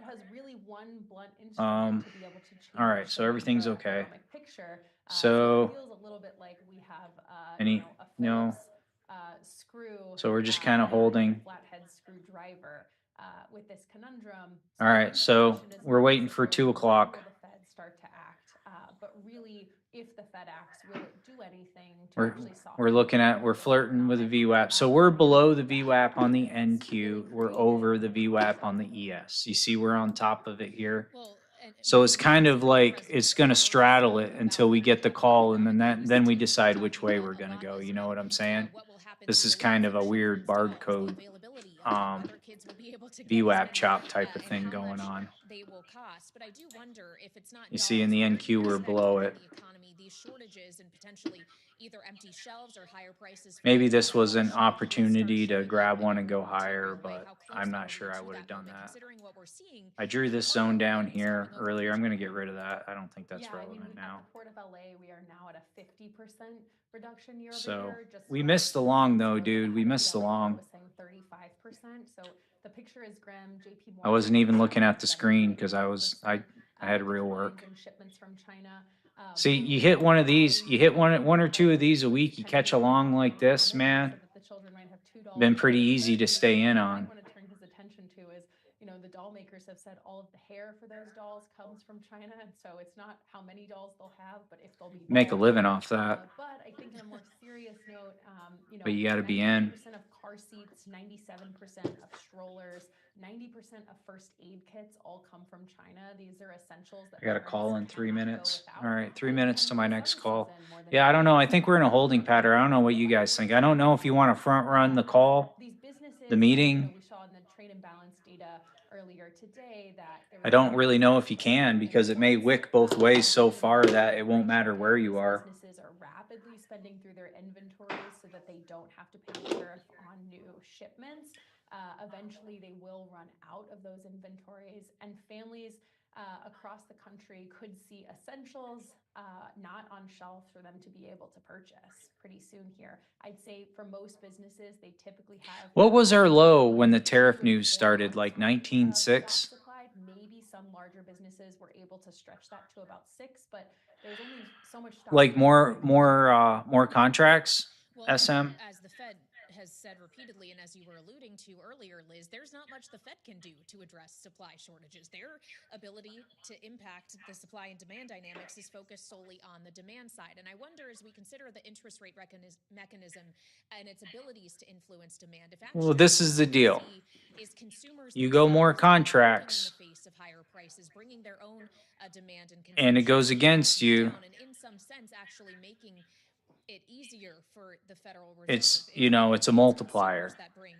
But if it goes your way, you should have a way of taking them off one by one as they get profit. So if you start with, like, let's say you start with 8, and then say at 3 points, 2 come off. At 5 points, another 2 come off. At 7 points, 2 more come off. And then you ride 2 at your break even, something like that. You know what I'm saying? That's kind of how I think I might do it. We don't know what the president will announce tomorrow. If you want to go heavier. But what you can't do is go heavier and then let it just run everywhere and not take profit as that profit comes. You know what I'm saying? You see, if I go 2, I take 1 off at like 10 points. And then I move up to break even. And as soon as I hit 4 or 5 points, I'm at break even anyway. You know, and if that makes sense. Or should we wait it out and see what happens with our jobs or with our expenses? And as businesses are considering hiring decisions. But the thing with the paid account, or the whatever they call it at Bullinox, is you're not in a hurry. You don't have to do something in a certain amount of time. You're not in a hurry. And I think it really remains to be So maybe if you want to be more aggressive, once you got green, add to it and just follow it with your stop. You know, what I don't want you to do is just say, fuck it, go full port, and then move your stop against yourself, and then just say, fuck it, I'm going to start over. It didn't work out. Yeah, you know, I don't want you to do that. That's destructive. You can watch me do that for free. You know what I'm saying? You can watch me do that for free. as to what happens with American consumers and businesses. All right, Liz, we just have a minute left here, but if you had the chance to ask Chairman Powell a question at the press conference. You can't build the ATM strategy on the Bullinox, right? The question to ask him is about his Grateful Dead fanfare, but I think what I'd really want to know the answer is if faced with increasing unemployment and increasing prices. Yeah. So, but can you pull contracts off? Do you have a button where you go take one off, or one contract off, one contract off? So if you go long 5, you can sell one. Well, do that. Once you see flat, start with, 5, and then take them off as you get profit, right? Take them off. And then if it starts really going your way, you can add them back on. But when you take those contracts off, you can loosen your stop because you've already got profit. So you can figure that profit into your stop loss, and maybe it'll give you a little bit more room to run. So watch the press conference, but also watch your True Social feed to see the president's reaction. I'll have more on that. Yeah, but you don't want to start experimenting on a paid account. Experiment on the eval. Because you got the paid account, you earn the paid account by doing what you're doing now. What you don't want to do is experiment on it. Experiment on the eval. I've spent the last 3 or 4 years or whatever experimenting. I'm finally down to my final version. So I'm just trying to fine tune the entries and then lock it in, and that's what I'm just going to do over and over and over again. But it gets expensive if you start experimenting on the PAs. I paid for enough to where I think, you've seen me. So I would experiment on the eval. Find something you're comfortable with and can manage, and then move it over to the PA. Because you're not in a hurry. They're not going to take the PA away from you. The only way you lose it is by blowing it out. You know what I'm saying? with equity markets positive on the S&P 500 by 0.4%. And how about this for a promo? Earlier on today, Francis Donald from Or practice on sim. I can't remember the last time I spent less time thinking about a Fed decision. Well, that solves it. Sim's not the same though. I don't care. But you can use sim for 3 years straight and you're basically starting over once money's involved. It's just different. People's outlooks and how they reflect that will be I pretty much used money from the very beginning. respond as much as they say that they're not. There's good and bads to that, but On this in any monetary textbook. I mean, this is absolutely original. It starts at yeah, I like 16 short here too. Pennsylvania Avenue. Do you think, John, they're going to be watching today from the White House? Well, that's the thing is we're look at you've got resistance. Well, let's read the chart. Well, right now, our volume is disappeared. We have no volume right now, so we're below the volume average. So all it takes is one crackhead coming in with a ton of contracts to push us back to the VWAP.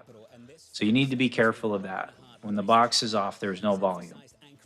We're coming up on news in 20 minutes, so everybody's kind of sitting on the side waiting to see what happens and then get in.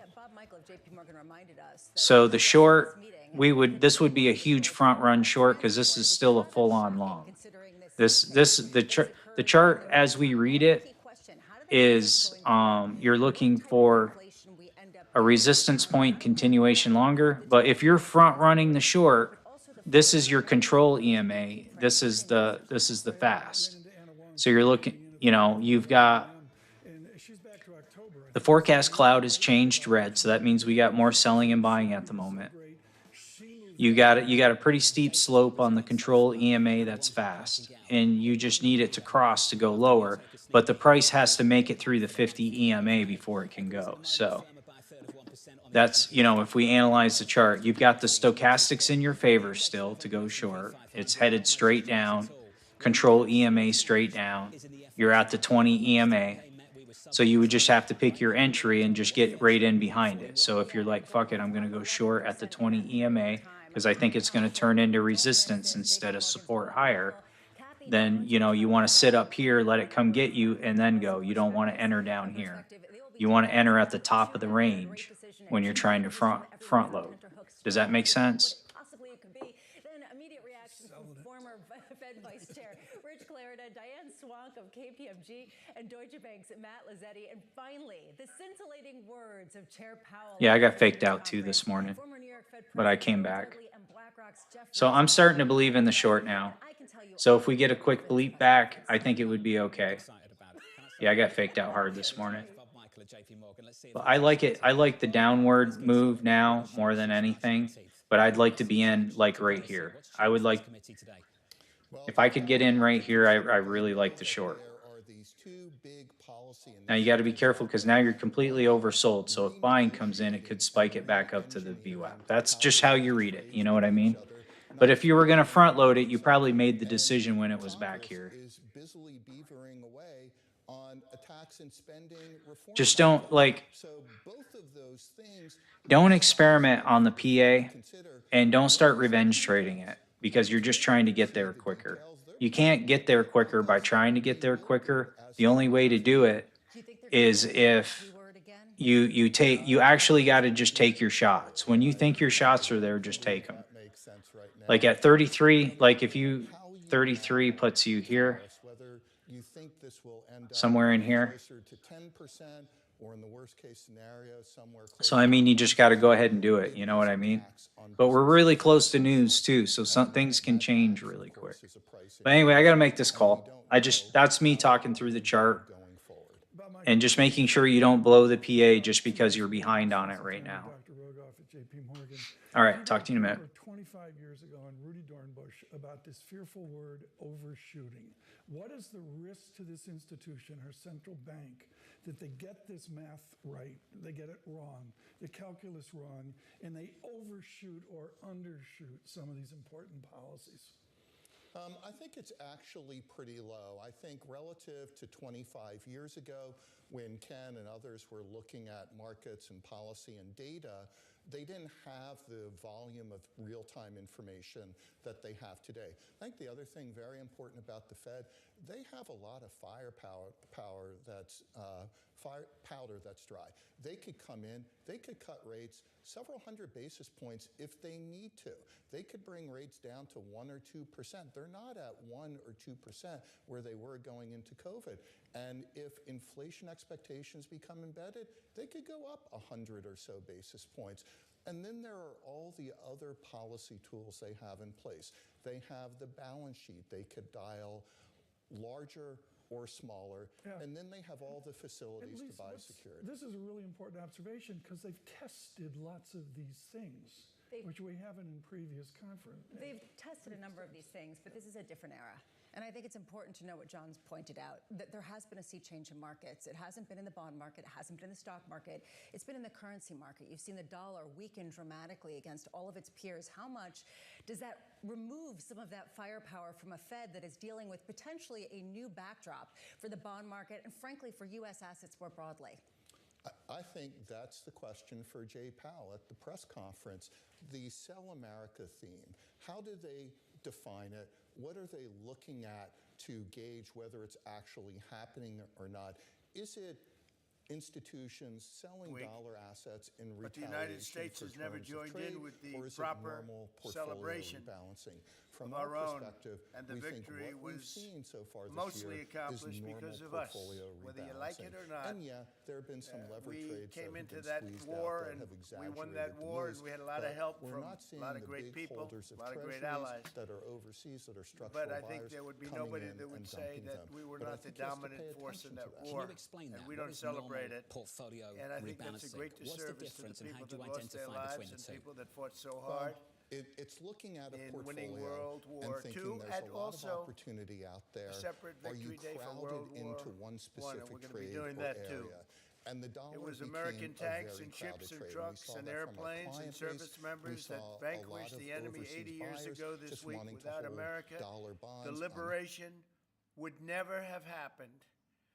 And so we have to pay tribute and homage to those people that gave us victory. And we did something else that people don't talk about. We rebuilt the world. All of these countries that were destroyed, we helped them rebuild. And that's something that, for the most part, others did not do. So with this proclamation, we are hereby honoring the incredible sacrifice and heroism of millions of Americans who served in World War II, along with the unprecedented mobilization, home front that helped deliver this great triumph. All Americans should take pride in what these incredible patriots have achieved. So I just want to say happy Victory Day to all. So we are celebrating every year now. I can guarantee for 4 years, but I think after that we're going to have 2 Victory Days, World War I and World War II. This is World War II Victory Day. In the future, we're going to have a major celebration of each day. We're not going to have days off because we don't have enough days in the year. We have too many celebrations already. But we're going to have Victory Day and for World War I, World War II. And without us, those wars would not have been won. I think we can say that, would not have been won. And I think it's time that the United States starts taking credit for their achievements. And I really believe it's a shame. You know, I was watching for the last week, and I noticed France, I noticed other countries all getting ready for Victory Day. And I said, that's sort of strange, because David just added something. He said, we also rebuilt the world. And I didn't have that, and I should have that. That was a big factor. But I noticed all of the countries, Russia, having a big day tomorrow. And by the way, they lost millions of people, and they were absolutely a major factor. But there was no major factor like us. We won the war, and we won it with the help of others. But everybody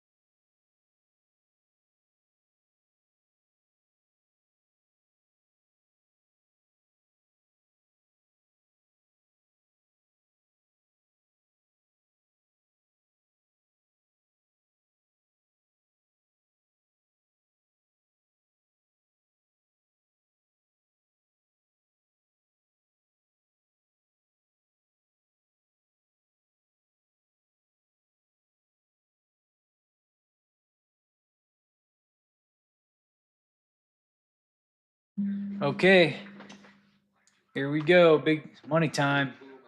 Fed rate decision. Getting close to the countdown.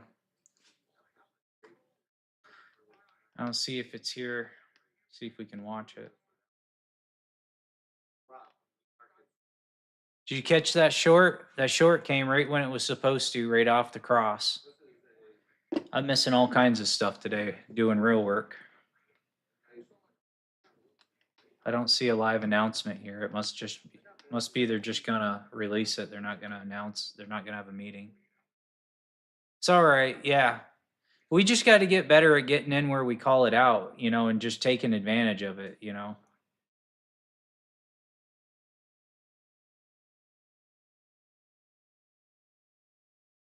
All right, hold on. I'll be right back.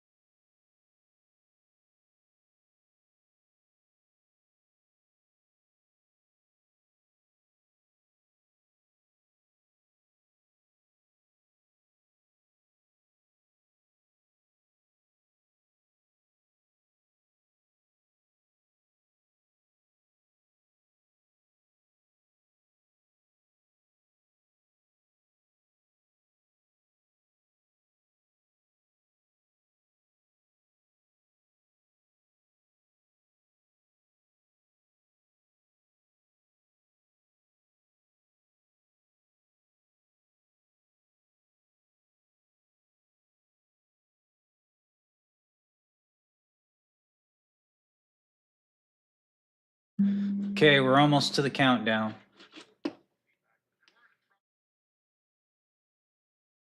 So when the 20 EMA, I think, crossed the 50 EMA, right here. Yep, right here. That's a very strong, when the 20 crosses the 50, if that crosses with everything else, that's a huge signal. The price is acting really weird on the DOM. It's about to get crazy.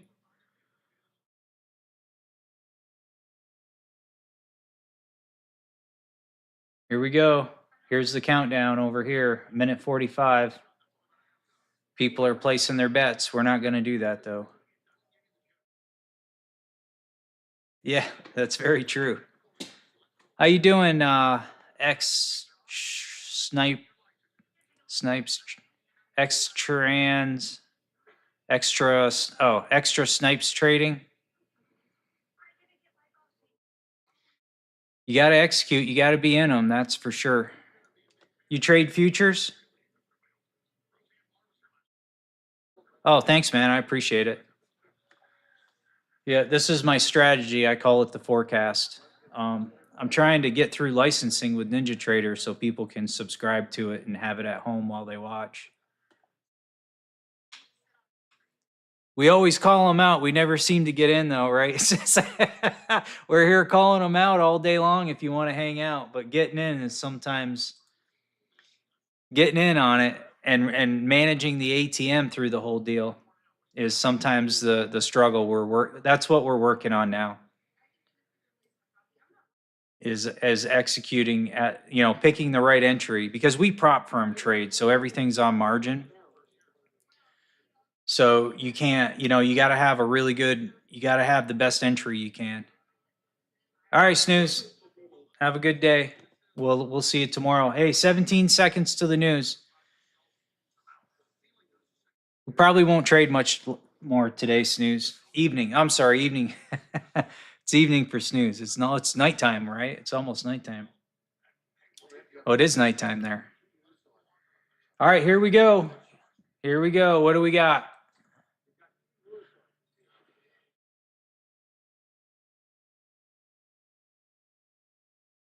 What do we got?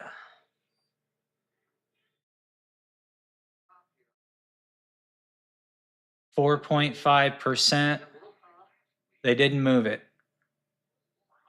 It looks like they didn't move they didn't better the rates. Full port long. Yeah, no. Push it all in. So 4.5. So did they reduce it or is it the same? It's what?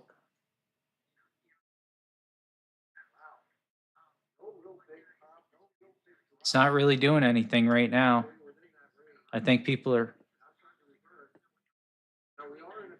Economic activity has continued to expand at a solid pace despite swings in net efforts affecting the data. What does that mean? Does that mean they're telling Trump to go fuck himself? What does that mean? I'm not sure what that means. Kind of looks like nobody else knows what that means either. It's just not doing anything. Unemployment rate has stabilized at a lower level. Labor market conditions remain solid. I understand what that means.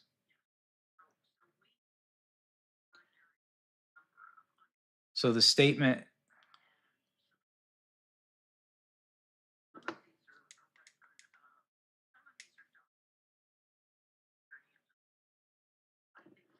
Oh, you can't hear the YouTube?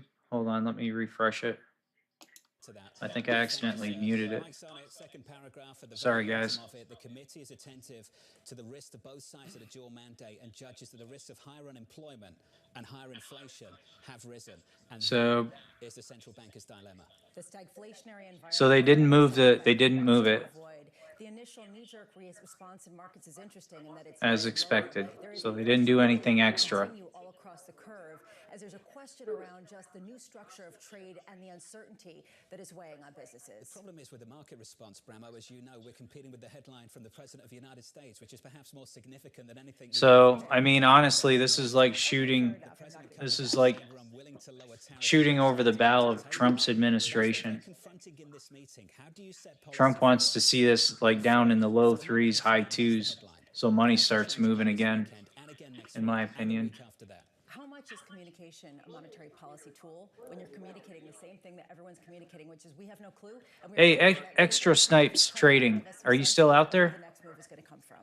AFER, can you follow? Help a brother out. Going into the news conference, the former Fed Vice Chair, Rich Clarida. Rich, thanks for dropping by. An important conversation. Look, a lot of people say this news conference is going to be boring. I get it. You're not expecting a big change.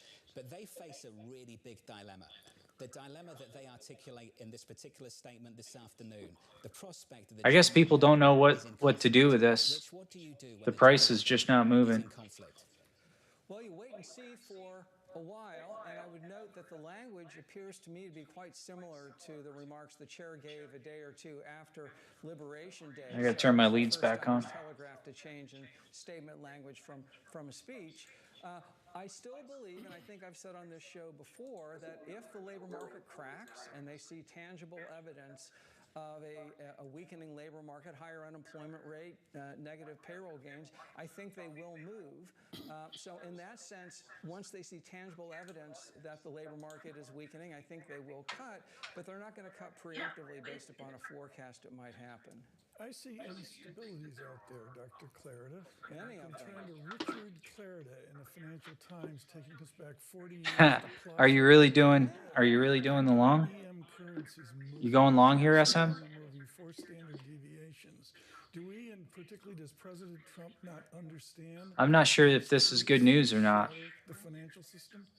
Well, I'm not sure about that. I will say that, coming into the year, there was some commentary, including by now CEA Chair Mirren from his work of last year, which was sort of dangling the idea of let's weaken the dollar, let's do other things in the Treasury market. And I thought that was a risky move, and I've noted since then, including at the IMF meetings recently, he's sort of walked that back. And Scott Bessent, including when he's on Bloomberg, says he's in favor of a strong dollar. So maybe they're trying to put that genie in the bottle. As a student of this history, a dominant dollar, more or less credible U.S. monetary policy and innovation and all of the rest. And, regimes don't necessarily last forever. So I think there is that risk. I don't think it's front and center right now, but I think there is a risk, sure. Bob, you've had a second to Traders still price in 3 Fed cuts this year. Traders can, by July. Interesting. They did put in the risk of higher inflation and higher unemployment have risen, so they've taken up. Here's the statement. I'm not going to read it. Which of the two they place greater value on. And I guess, Rich, I have a question for you. You've been at the table with this. We know 4% core personal consumption expenditures are 2% away from their target. What's 2% away from their So it's just a statement release. And here we go. We're heading down.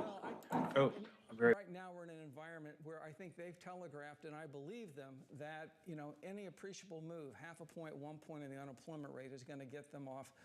And the dime and start cutting rates. And so I don't think you need to calibrate, and they're probably not calibrating it too carefully beyond that. And it is a risk. I think, as we've all said, there's a two-sided risk because we've had 4 years, including one in which I was there, in which inflation was not transitory. It was above target. This could be the 5th year in a row, and I think that's why they're looking at inflation expectations. Equity markets rolling over this afternoon. As Lisa pointed out, bond yields are lower. We're down by 4 basis points on the 10-year, 4.26. When they last met, March 19th, at the close, 4.24, almost bang in line with where we were a number of months ago. But a lot has changed, which is why this line pops up in the statement. If you're just joining us, no change to policy expected, but some new language here. The committee, attentive to the risks of both sides of its dual mandate, and judges that the risk of higher unemployment and higher inflation have risen. Mike McKee, I want to bring you back in before you run off to this news conference. Mike, as you know, those comments at the Economic Club of Chicago a number of weeks ago maybe irked this White House and the President of the United States. What are you expecting to hear later on this afternoon? Well, I would imagine now that it's in the statement that Jay Powell will stand behind it, and of course it's what he said in Chicago. Now the question is, how is the president going to react to this, because he was upset about the Chicago version of this that came right after Liberation Day. But the Fed otherwise doesn't mention the administration or the White House except to say that imports affected GDP. So is this a poke at the White House, or is this just accepting reality and trying to get the markets to accept it? Mike McKee with the latest. Mike, I know you've got to run. Mike McKee heading into that news conference. The news conference, by the way, starts in about 23 minutes' time. Bob, your view on what's happened with central banks elsewhere. The ECB cut interest rates. This president was annoyed by that. Overnight, the Chinese central bank cut interest rates. I imagine this president is annoyed by that. They look at the same policy shock but see a different outcome. Abroad, they believe this is a disinflationary, potentially deflationary shock for Europe. What kind of shock is it for this Federal Reserve? Well, I think for this Federal Reserve, they're worried about the stagflationary shock. They're worried about exactly what they talked about, which is inflation goes up 4% or higher, unemployment goes up, closing in on 5%. Now both are kind of at a similar break-even level. What are you supposed to do? I'm in Rich's camp. I think you've got to save the economy, because if you don't save the economy, then you've lost on both mandates. You live some of this, Rich. I just wonder how you'd live it right now. It's so public, the criticism of the Federal Reserve. As a committee, when you heard these kind of things, you saw the social media posts when you were on the committee. Oh my, yeah. How did you deal with them? Well, after a while, you sort of get used to it, and what I would note is that there was some criticism of the Fed when we hiked rates in December 2018, and then there was criticism of the Fed when we cut rates in July of 2019. So at some point, you put your head down, you do your job, and of course, the mandate is price stability and maximum employment, and so that's the way I thought about it and the way we thought about it. Rich, what do you make of the fact that they dismissed the first negative real GDP print? All right. Time in years. So 18.6 was the low. Some people would say that's accurate, but the fact that they led off this statement with that, really highlights how much they are shrugging off some of the negative economic indicators that are from the tariff news. Interesting observation. I think there were good economic reasons to shrug it off. I mean, the surge in imports and probably some So let's see what happens. issues. And I had been thinking and been saying I thought they would shrug it off if it came in negative. So we're about 1,000. We're about 1,100 from the low from the beginning of the tariff news With that observation, I think that on the is another NQ. way of them saying they think they're in a NQ good is place. They'll wait and see. is on Had they fire. emphasized the negative print, it might have been more difficult to justify what they want to do. You'll notice this equity market has taken another leg lower. We're down about 4%, 4/10 on the S&P. Don't get too excited on the S&P. It's not that exciting this afternoon. Let's talk about the why. We've got some conflicting information. Extra At the same snipes time, the trading. Federal Reserve is saying growth potentially could be weaker, unemployment could be higher.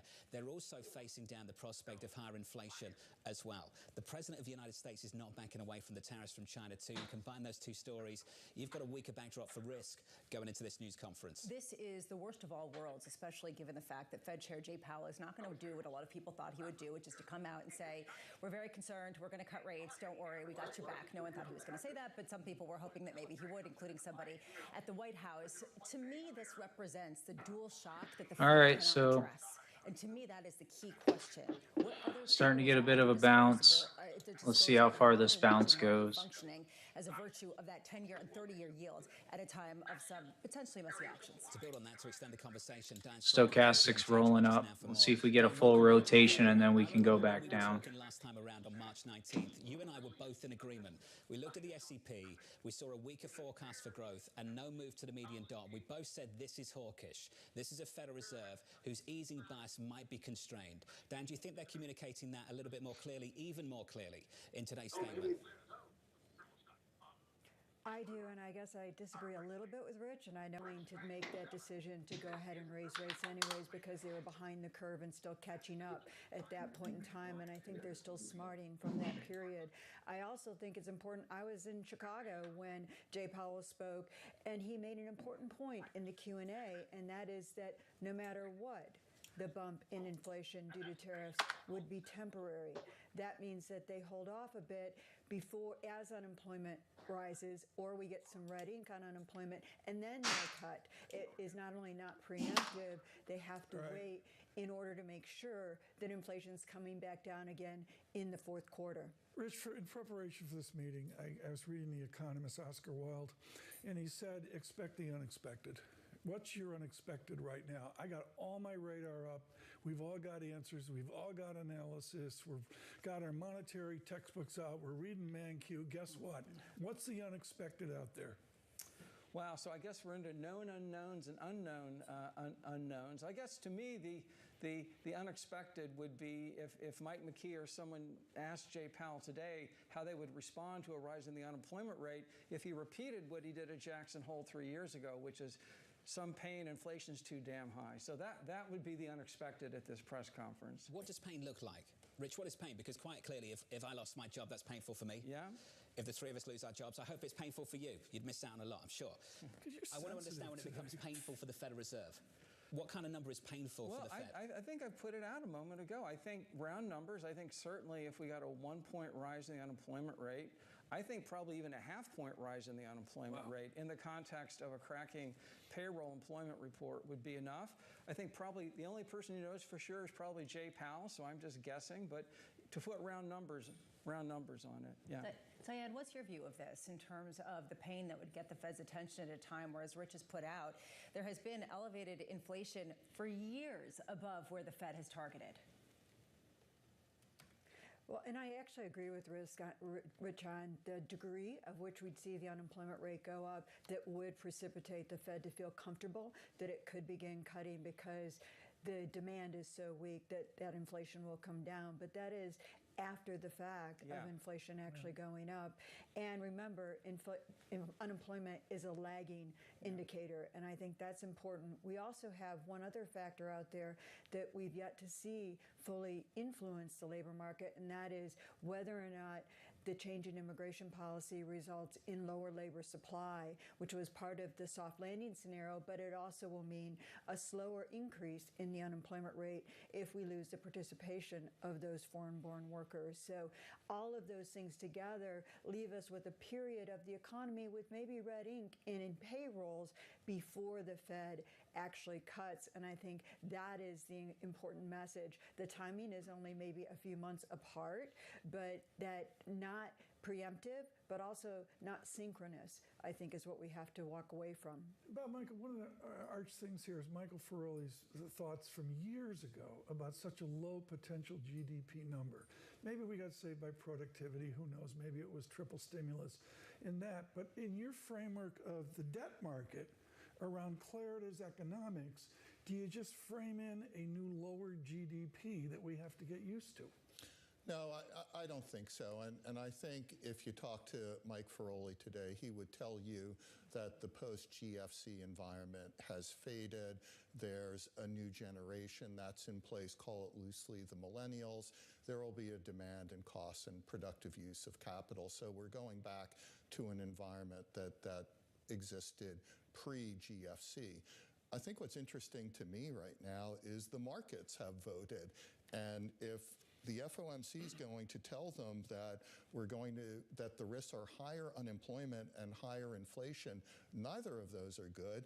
So equity prices are down, bond prices are up. At least we've got sort of right-way correlation today. John, have we heard from President Trump yet? Not yet, not on the Federal Reserve directly, Lisa, but I think he's shaken up this market already. I was going to say that the fact that he said he was unwilling to lower tariffs to get China to the table is a pretty big headline that maybe is getting more of the attention in markets than elsewhere. But Rich, to Bob's point, and this is a good one, and it's one that actually Treasury Secretary Scott Bessent made just a couple of days ago, the two-year yield is screaming that the Fed should have already cut rates. Do you buy that type of reasoning, that this market is pricing in a slowdown that the Fed should preemptively respond to? The market is pricing in a material probability of a recession, and Secretary Bessent's entitled to say then the Fed should cut. I think what we're hearing and what we'll hear today is that's a risk that they're willing to take given the history of inflation and given what they see down the pipe. So the markets are pricing in 40, 50% chance of recession. And as you pointed out 5 minutes ago, the past 30 years, the Fed typically already by now would be in preemptive mode to ride to the rescue. But again, history is relevant here, and that's why this time is going to be a little bit different. To ask more directly, though, what do you make of the specific argument that the Treasury Secretary is pushing? The idea that the two-year yield is trading below where Fed funds is, and he believes that's a sign potentially that the Fed's too tight and the market's telling them to cut. Is that a good measure of things? It's a sign that the probability of recession has gone up, and that in that scenario, we all think the Fed will be cutting. The difference is that I don't think, anyway, that the Fed's going to be cutting to try to get ahead of that curve. As Diane said, the very real risk is that they're going to be late, and certainly not early. Diane, based on that, how much has the risk of recession gone up just in the past couple of days, given the fact that it seems like the Fed is going to reiterate that point? Well, our view has been the risk is 60% for some time now, and I would bet that poly markets are probably back up to 60%. They had come down just a little below that in recent weeks with hopes of more toned down rhetoric with regard to trade tensions, and now that's being unwound today.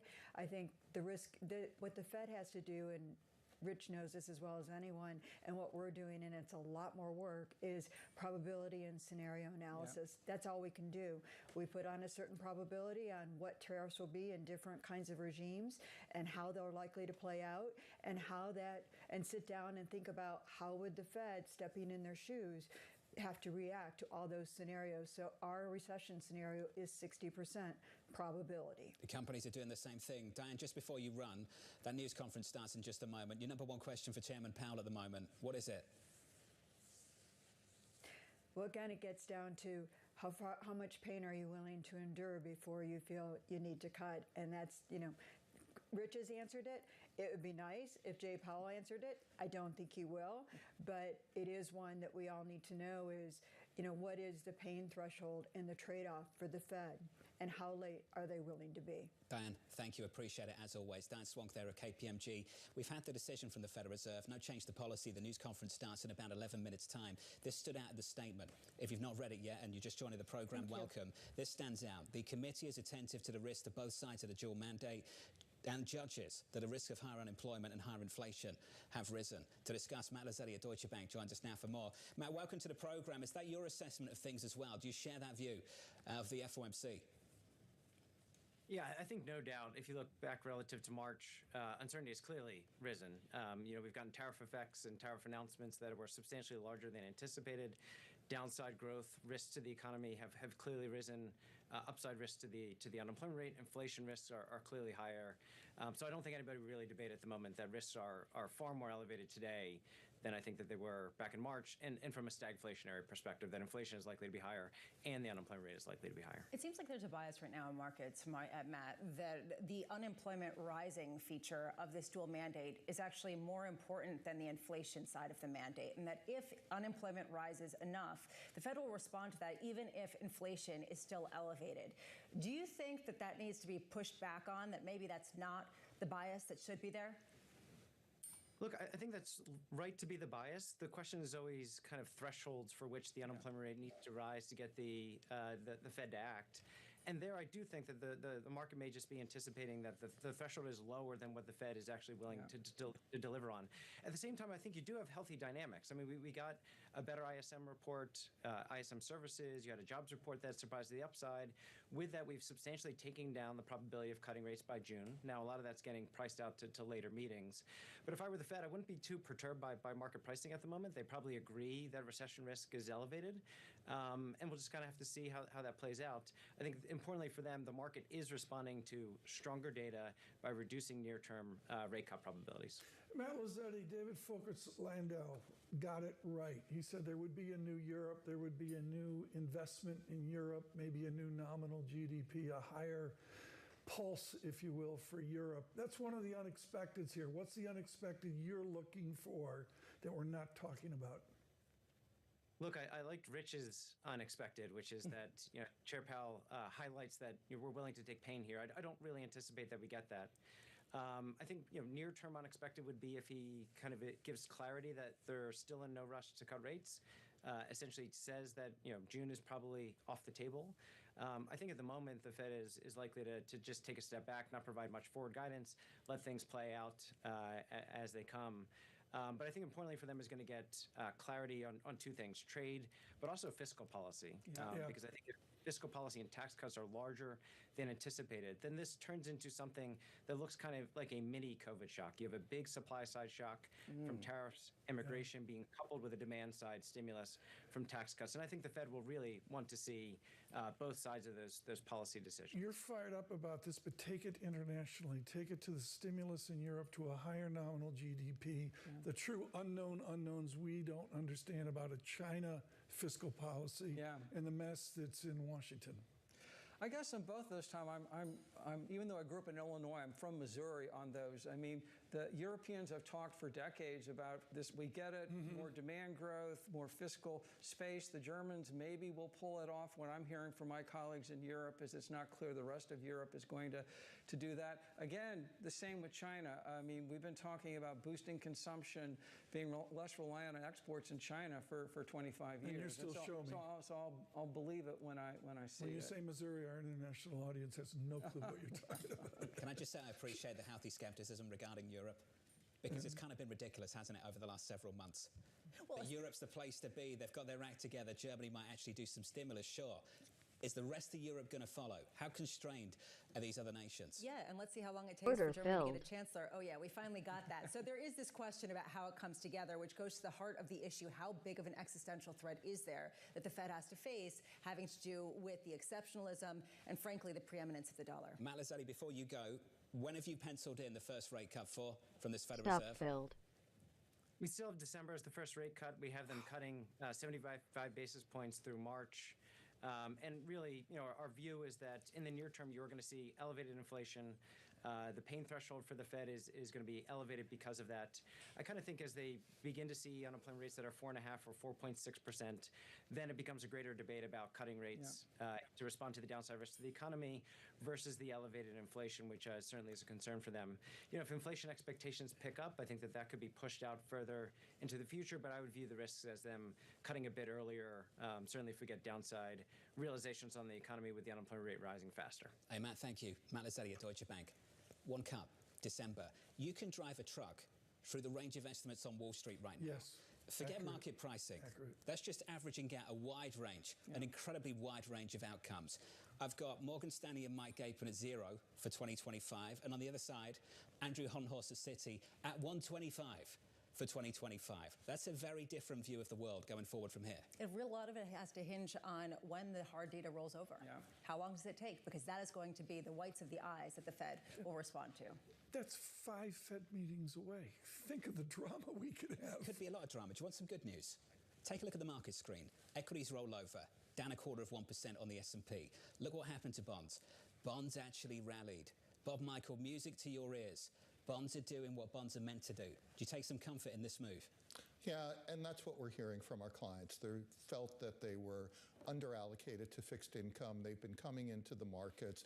They're a combination of institutions buying taxables, foreign official institutions buying treasuries, and actually individual investors coming into the municipal bond market. So I think we're going to continue to see a lot of flow across bond markets. This is something that clearly Treasury Secretary Scott Bessent has been looking at very closely. He talked extensively about this today. He's even looking at the auctions and the dealer take-up of potential auctions. I'm just wondering what would get you nervous and how much can the Fed respond with bond buying? How much their balance sheet potentially is going to be on the table later this year, especially as they become politically enmeshed in the fiscal aspects? I'd get worried if both ends of the Fed's mandate got pulled to extreme levels. So core personal consumption expenditures up over 4% and unemployment up close to 5%, and they still feel they can't do anything, then I would start to worry. Dr. Clarida, what would you do with the dots right now? Well, use invisible ink? Today there are no dots. I think at the last press conference, Chair Powell said, I'm paraphrasing, said something along the lines of, we had to write down something. Exactly. I mean, as a student of the dots and then as a dot writer for 4 years, I've observed under all Fed chairs, Bernanke, Yellen, and Powell, since the dots, there's some meetings when the dots tell the story they want to tell and then they embrace them. There are other meetings when the dots, you got to write something down. So I think I would be in the you got to write something down mode right now. I think a lot of people trash talk the dots, but I do think it goes some way just to emphasizing the reaction function of the moment at the Federal Reserve, which is why I want to lean on you just a little bit more to really get a specific from you. If today we had an SEP and they had to dial up expectations for inflation again and dial down expectations for growth, would you leave your dot unchanged or not? Because that goes some way to describing what they would do up against a stagflationary shock. What would you do? I think I'd probably leave it unchanged, with the idea being the probability on both bad outcomes has gone up and they move in different directions. So I'd leave them unchanged. What would be your one question right now to the Fed? If you were going to ask anything and put Fed Chair Jay Powell on the spot in a way that you thought he would actually answer? Well, no, that makes it more difficult because Chair Powell's quite good at answering it the way he wants. No, it's what I said several moments ago. Chair Powell, you've emphasized that if there's a weakening in the labor market, that the committee would adjust. Vice Chair Governor Waller has said that. Is that the case? Or with a 4% PCE inflation rate, can you be cutting rates? How collaborative was it when the chairman had to go into a news conference like today and he'd offered his personal views of the Economic Club of Chicago? Was it easy for him to get the rest of the committee to get behind him so he could put his own language in the statement?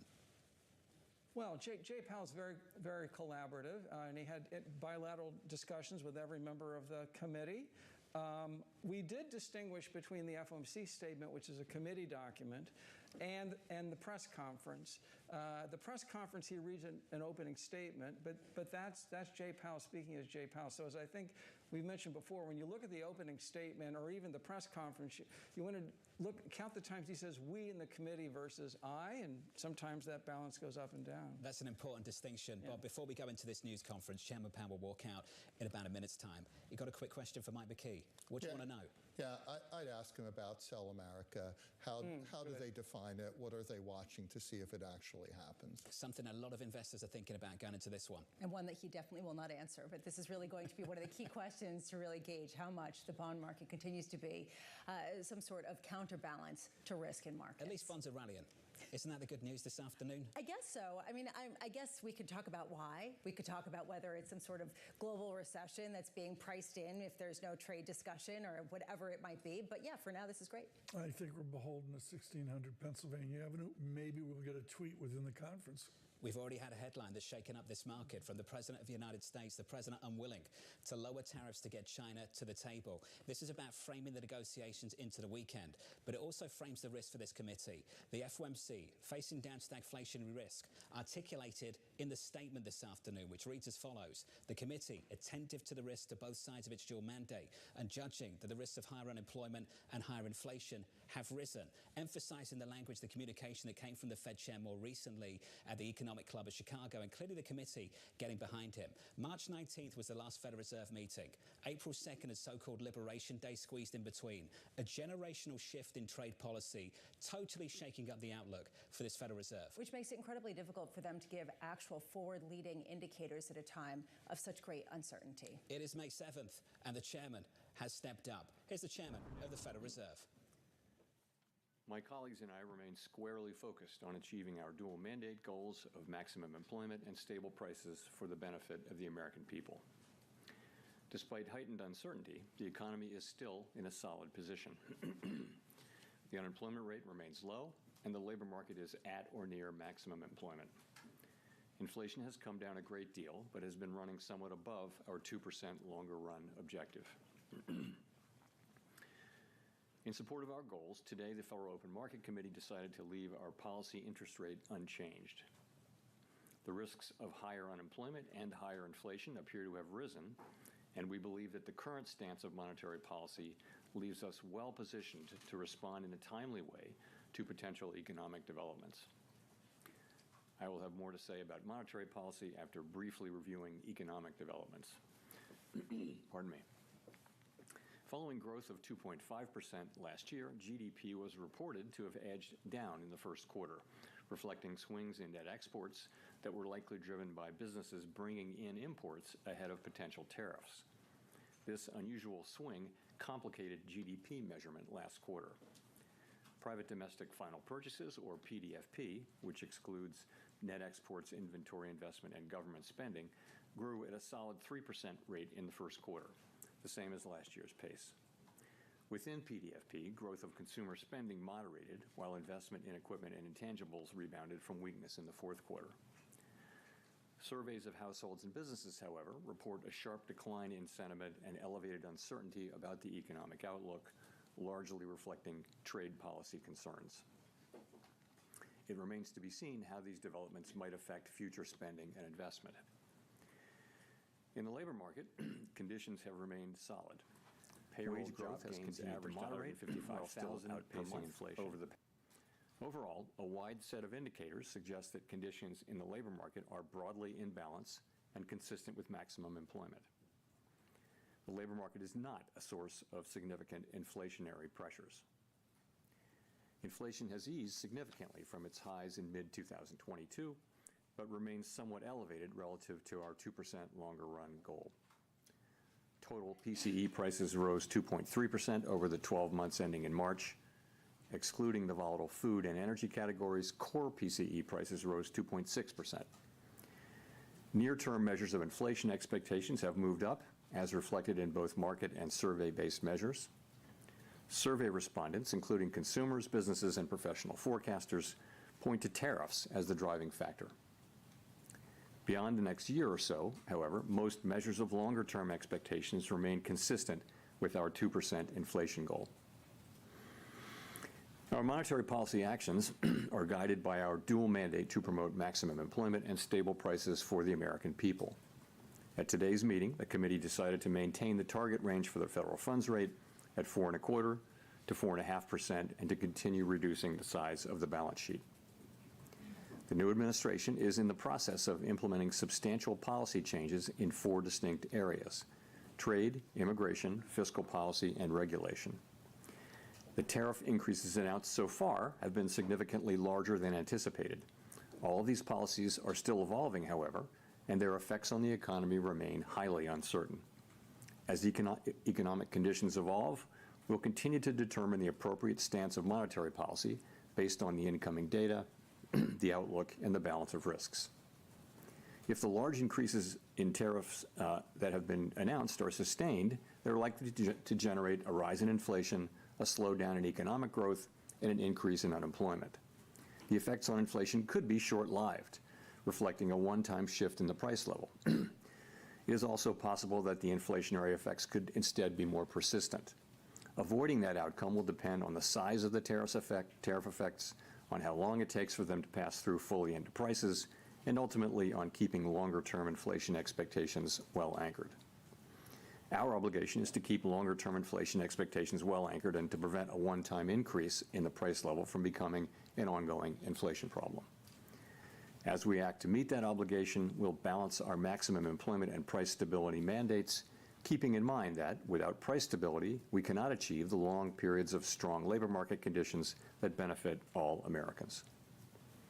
We may find ourselves in the challenging scenario in which our dual mandate goals are in tension. If that were to occur, we would consider how far the economy is from each goal and the potentially different time horizons over which those respective gaps would be anticipated to close. For the time being, we're well positioned to wait for greater clarity before considering any adjustments to our policy stance. At this meeting, the committee continued its discussions as part of our 5-year review of our monetary policy framework. We focused on inflation dynamics and the implications for our monetary policy strategy. Our review includes outreach and public events involving a wide range of parties, including Fed Listens events around the country and a research conference next week. I'm not sure if this is going to be a transition to long or if this is going to be a pullback. Take on board lessons of the last 5 I'm years. holding off. I don't know why I took that long. It was a phone trade. I shouldn't have done that. That was stupid. I just looked. I was staring at the candles. I'm like, it's going to go short, and then I hit maximum short. employment and stable prices. We remain committed to supporting maximum employment, bringing inflation Total sustainably dumbass. to our 2% It's goal, total dumbass move. and keeping It just- longer-term inflation expectations well anchored. Our success in delivering on these goals matters to all Americans. There's no reason to do We it. understand I that our just- actions affect whatever. communities, families, and businesses across the country. Everything we do is in service to our public mission. We at the Fed will do everything we can to achieve our maximum ES is on employment the and way up price to the stability VWAP. goals. Thank you. I look forward to your questions. Steve Leisman, CNBC. Thank you, Mr. Chairman, for taking my question. A lot has happened since the last meeting. There's been tariffs put on, tariffs taken off. Powell gave you 20? There Oh, was a bill how'd you advanced in do? Congress, and I just wonder if I Are could you press still on in the that last long? part of your statement. Are you any closer now to deciding which side of the Did you front mandate run it? is going to need urgent care first? Beautiful. Well, Is that on the funded so or the as we noted in our eval? statement, post-meeting statement, we've judged Beautiful. that the risks to higher Ah, employment fucking and higher beautiful, inflation dude. have both risen. And despite We're hitting the rate VWAP on the ES right compared now, to, so you might. March. Here, So let me that's show what we you. can say. I don't think You we might can want to say, just you think know, about which way closing up this just a will little shake bit out. I in think case we there's a get great smacked deal of down because of uncertainty that. about, for example, It where may tariff fly through, policies are but going to, you never know. to settle out. And also, when they do settle out, what will be the implications for the economy, for growth, and for employment? I think it's too early to know that. So, I mean, ultimately, we think our policy rate is in a good place to stay as we await further clarity on tariffs and ultimately their implications for the economy. Hearing you describe Yeah, what you're it took looking a big for rejection to off make the a decision, VWAP on the it ES. sounded That's like why. that's a long-term process before you sound like you're going to be comfortable, or the committee I think this would be long is comfortable still to good. act on what the data is telling you. I don't think we know. You know, I think if you I'll look get where in we if are it comes today, back this we have far. an economy that, if you look through the sort of distortions in Q1 GDP. You've still got an economy that looks like it's growing at a solid pace. The labor market appears to be solid.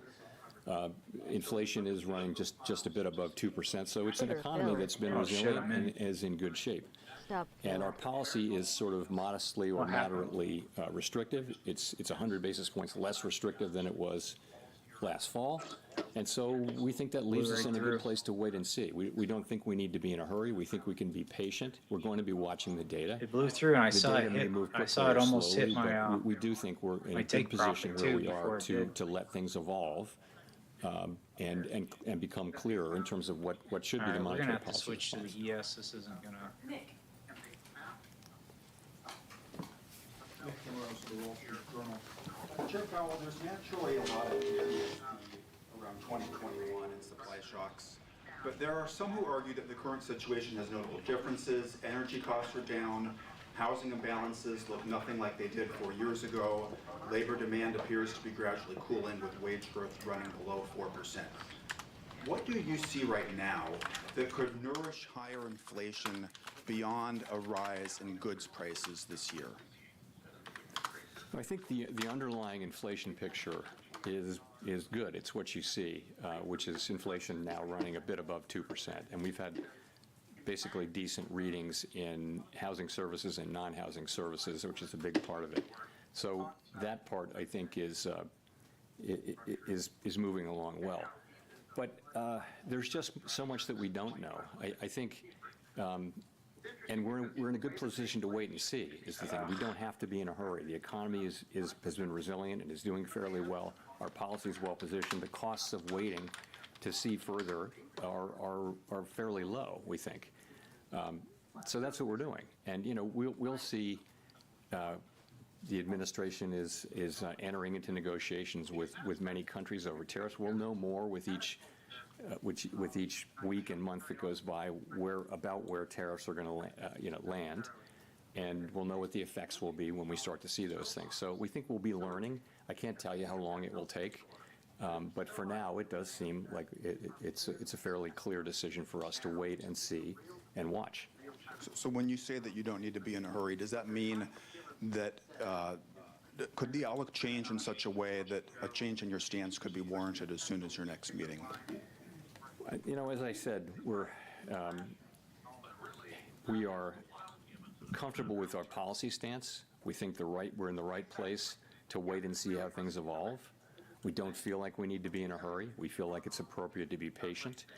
And when things develop, of course, we have a record of we can move quickly when that's appropriate. But we think right now the appropriate thing to do is to wait and see how things evolve. There's so much uncertainty. If you talk to businesses or market participants or forecasters, everyone is just waiting to see how developments play out, and then we'll be able to make a better assessment of what the appropriate path for monetary policy is. So we're not in that place, and as that develops. And I can't really give you a time frame on that.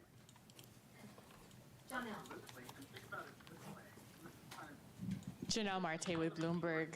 So many economists have been pricing in higher odds of a recession, and several are noting that it is more difficult for the Fed to cut rates preemptively given the higher risks for higher inflation.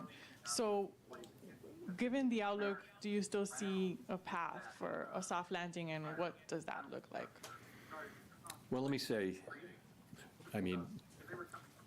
so let's look back and see where we are. So go through 2024 up to the day. We've had unemployment in the low 4s for more than a year. We've had inflation coming down now in the mid to low 2s. We've had an economy growing at 2.5%. So that is the economy as we see it now.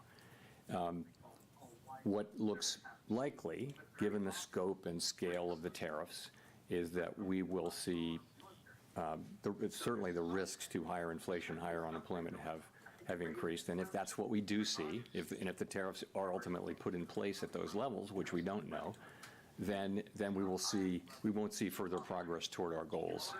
But we might see a delay in that. I think in our thinking, we would never do anything but keep achieving those goals. But we would, at least for the next, let's say, year, we would not be making progress toward those goals. Again, if that's the way the tariffs shake out. The thing is, we don't know that. There's so much uncertainty about the scale, scope, timing, and persistence of the tariffs.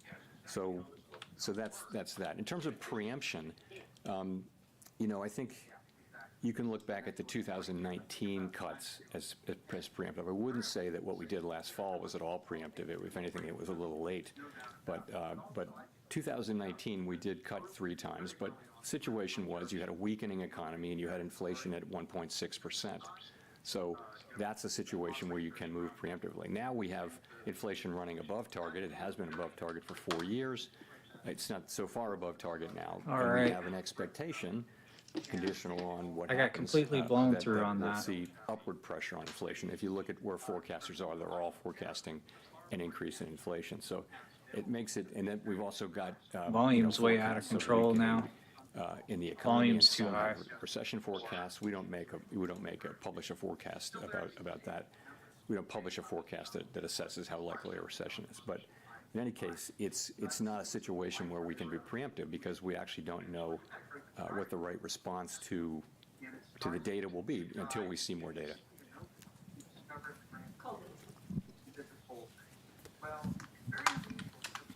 Colby Smith with the New York Times.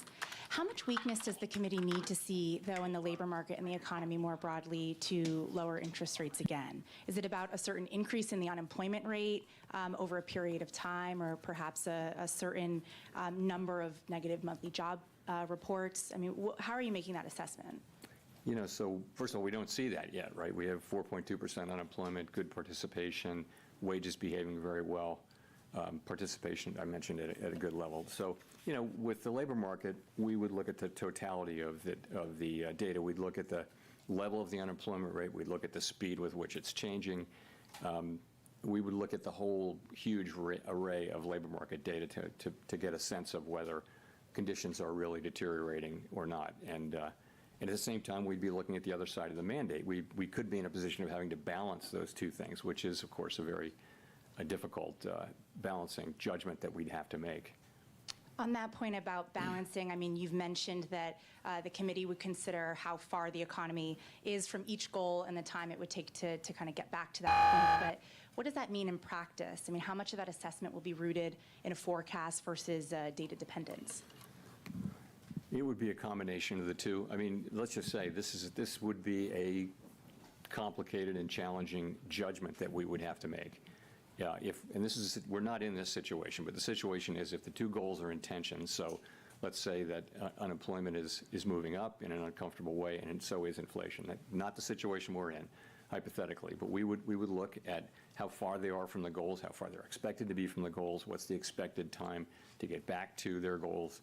We'd look at all those things and make a difficult judgment, and that's in our framework. It's always been in our thinking. We haven't faced that question in a very long time. So, again, difficult judgment to make, and not one that we face today, and we may never face it, but we have to be keeping it in our thinking now. Thank you. Edward Lawrence with Fox Business. So we had the CPI report that came out that showed month over month the first decrease in inflation in about 3 years. The jobs report, you said, solid, that we saw. At the same time, we have those new tariffs that we're living under. So given this, should the Federal Reserve be cutting rates at all this year? It's going to depend. I think you have to just take a step back and realize this is why we are where we are. We're going to need to see how this evolves. There are cases in which it would be appropriate for us to cut rates this year. There are cases in which it wouldn't. And we just don't know. Until we know more about how this is going to settle out and what the economic implications are for employment and for inflation, I couldn't confidently say that I know what the appropriate path will be. So following on that, so then how does President Trump calling on you personally, as well as the Federal Reserve, to make rate cuts affect your decision today and affect your job difficulty? Doesn't affect our doing our job at all. So we're always going to do the same thing, which is we're going to use our tools to foster maximum employment and price stability for the benefit of the American people. We're always going to consider only the economic data, the outlook, the balance of risks, and that's it. That's all we're going to consider. So it really doesn't affect either our job or the way we do it. Howard. Hi, Howard Schneider with Reuters, and thanks for the time. I'm wondering, I mean, given the complexity about the first quarter GDP and what lies ahead, I'm just wondering what your intuition tells you about the underlying direction of the economy right now. Many of your colleagues have said they feel growth is slowing. If so, do you have any sense of by how much, to what degree the slowdown may be? What does your gut tell you about how things are evolving out there? My gut tells me that uncertainty about the path of the economy is extremely elevated, and that the downside risks have increased. The risk is, as we pointed out in our statement, the risks of higher unemployment and higher inflation have risen, but they haven't materialized yet. They're not in the data yet. So that tells me more than by intuition, because I think it's obvious actually that the right thing for us to do is we're in a good place. Our policy's in a very good place, and the right thing to do is await further clarity. And there's usually things clarify and the appropriate direction becomes clear. That's what usually happens. Right now, it's very hard to say what that would be. In the meantime, the economy is doing fine. Our policy isn't, it's not highly restrictive. It's somewhat restrictive. It's 100 basis points less restrictive than it was in, last summer. So we think it's in a good place, and we think the appropriate thing is for us to wait and see and get more clarity about the direction of the economy. Well, let me press you on this idea of the economy being fine right now, because reading the Beige Book very closely the last time around, there was a lot of negative stuff, negative sentiment that was in there. And I know that everybody's looking at soft data right now. You mentioned it yourself that the sentiment's sour.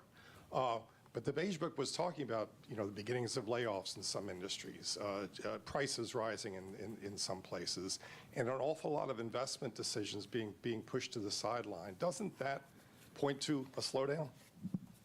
It may well. It just hasn't shown up yet. And we all look at all these sentiment and read many individual comments just to get a better feel. And businesses and households very broadly are concerned and postponing economic decisions of various kinds. And yes, if that continues and nothing happens to sort of alleviate those concerns, then you would expect that to begin to show up in economic data. It wouldn't maybe show up overnight, but it would show up over weeks and months. And that may be what happens, but it hadn't happened yet. And also there are things that can happen that will change that narrative. I mean, they haven't happened, but it's possible to imagine things that, but in the meantime, yes, we're watching it extremely carefully like everyone is, but don't see really much evidence of it in actual economic data yet. And by the way, consumers keep spending, credit card spending. It's, it's still a healthy economy, albeit one that is shrouded in some very downbeat sentiment on the part of people and businesses.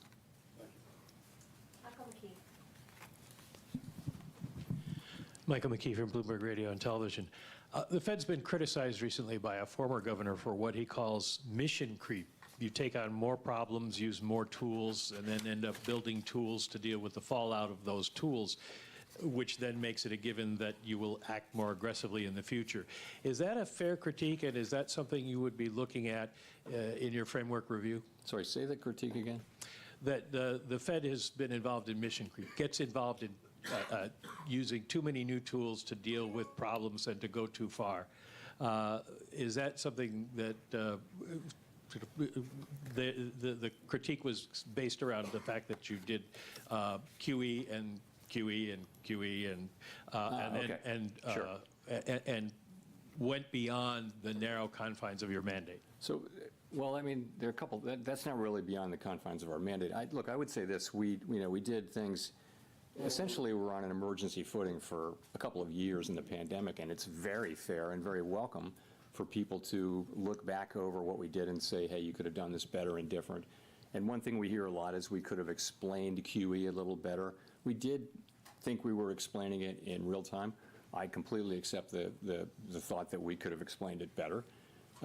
There's a lot of thinking that we went on too long with QE. I can tell you that the reason we did was we were concerned that we didn't want a sharp tightening in financial conditions at a time when we thought the economy was still vulnerable. And so we did hold on for a long time to QE, and we, of course, tapered and everything. And then we immediately went into QT, and, you know, we're down a couple of trillion. But I get you know, we certainly, with the benefit of hindsight, could have tapered earlier or faster. That's absolutely right. But this is all very welcome. You know, it's you know, we knew doing this in real time that we weren't going to get it perfect, and those kind of you know, after action kind of looks are essential, and we're doing the same thing in our review. So on some issues. The other part of that critique is that you've taken on topics that are outside of the mandate, such as climate change and trying to ensure that certain groups are benefited by your economic policies in terms of employment, et cetera. So, okay, on climate, you've heard me say over and over again that we will not be climate policymakers, and that our role on climate is a very, very narrow one. And I think that's what we've done. We've done really very little on climate. You can say that little bit that we've done was too much, but I wouldn't want to give any impression that you know we've taken climate and it's something that we're spending a lot of time and energy on. We're not. We have very, very narrow things. We did one guidance for the banks, and then we did a one-time stress analysis, climate stress analysis, and that's it. And you know, we dropped out of the network for greening the financial system. So we didn't do much on climate, but I do think, and I've said this publicly several times, I think it's a real danger for us to try to take on a mandate like that, which is very narrow application to our work. And you know, the risk is if you go for things that are really not on your mandate, you know, then why are you independent? And I think that's a very fair question. I do think we've done a whole lot less on climate than some people seem to think we did. Anyway, that's what I think. Should you have taken on the question of bringing unemployment rates down for specific categories? We didn't do that. You know, what we said was that we never targeted any unemployment rate for individual racial or demographic groups. What we said was that maximum employment was a broad and inclusive goal. And I think what we meant by that was we're going to consider the totality of the country as we look at our maximum employment goal. Of course, we were never going to target any individual group with that, but I think some people, you know, wanted to hear it that way, but that's not at all what we meant. So that's just not a correct reading of our, but I can see how, you know, maybe people found that confusing, and you know, we have to take that into consideration. Jolene. Hi, Chair Powell. Thanks for taking our questions today. I'm Jolene Kent with CBS News. You've said wait and see, and the economy is doing fine today, but the impact of tariffs are already showing up at the ports. Businesses, big and small, are telling us that they feel it, and most importantly, consumers say they feel it, that the challenges are here, and there's no waiting and seeing. For Main Street, what is the breaking point? What would have to happen to prompt a rate cut specifically? Well, you know, so we really don't see in the data yet big economic effects. We see sentiment, there are concerns that higher prices may be coming or things like that. So they're worried now about inflation. They're worried about the you know, a shock from the tariffs, but they really haven't. That shock hasn't hit yet. Okay, so you know, we're going to be looking at the not just the sentiment data, but also the real economic data as we assess what it is we should do. And remember, there would be two effects. One of them would be weakening economic activity, which translates into higher unemployment, and the other would be potentially higher inflation. Again, to say it again, the timing, the scope, the scale, and the persistence of those effects are very, very uncertain. So it's not at all clear what the appropriate response for monetary policy is at this time. And and by the way, our policy is in a good place, so we think we can wait and move when it is clear what the right thing to do is. Really not at all clear what it is we should do. So People are feeling stress and concern, but unemployment hasn't gone up. Job creation is fine. Wages are in good shape. People are not layoffs, or people are not getting laid off at high levels. Initial claims for unemployment are not increasing, in any kind of impressive way. So the economy itself is still, in solid shape. Just a quick follow-up. President Trump now says he does not plan to remove you as chair. When you heard that, what did you think? I don't have anything more for you on that. I've pretty much covered that issue. Thank you. Hi, thank you. Chris Rugaber, Associated Press. Well, I just wanted to follow up. Earlier, it sounded like you said it was unclear how the Fed, what kind of interest rate decisions you will make later this year. So does that, in March, there was guidance that 2 cuts might happen. 2 cuts were penciled in for this year. Is that now, that guidance from the last press conference, has that been overtaken by events at this point? We don't do a summary of economic projections at every meeting, as you know. We do it every other meeting, and so this was the meeting when we didn't do it.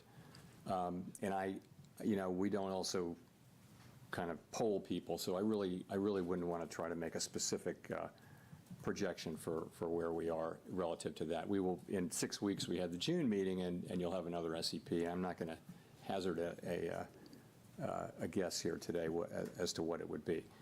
Again, what I would say is that we think our policy rate is in a good place. We think it leaves us well positioned to respond in a timely way to potential developments. That's where we are. And that, depending on the way things play out, that could include rate cuts.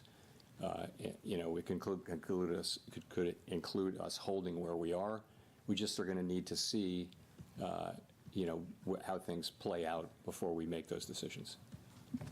Great, and just to follow up on that, I mean, when you address the issue of how the Fed would handle both rising unemployment and rising inflation, how are you thinking about the fact that addressing one could exacerbate the other? So a rate cut to reduce unemployment could worsen inflation and vice versa. How do you handle those challenges? You just captured this is the issue with the 2 goals being in tension. It's a very challenging question. Now, there can be a case in which one goal is very far, one variable is very, very far from its goal, much farther than the other, and if so, you concentrate on that one. And frankly, that was the case. Well, it wasn't a case where they were really in tension, but if you go back to 2022, it was very clear that we needed to focus on inflation. The labor market was also super tight, so it wasn't really a trade-off. I think what our framework document says. It says we'll look at how far each variable is from its goal, and also we'll factor in the time it would take to get there. So, that's going to be potentially a very difficult judgment, but the data could break in a way that it's not. I just don't think we know that. The data could easily favor one or the other, and right now there's no need to make a choice, and no real basis for doing so. Victoria. Hi, Victoria Guido with Politico. I wanted to ask, Congress is currently debating spending cuts alongside extending the tax cuts. And I know you've talked many times about how the path of the debt is unsustainable, but given that we're also talking right now about the economy slowing, potentially even recession, I was just wondering, is there a danger that spending cuts now could slow growth a lot more? We don't give Congress fiscal advice.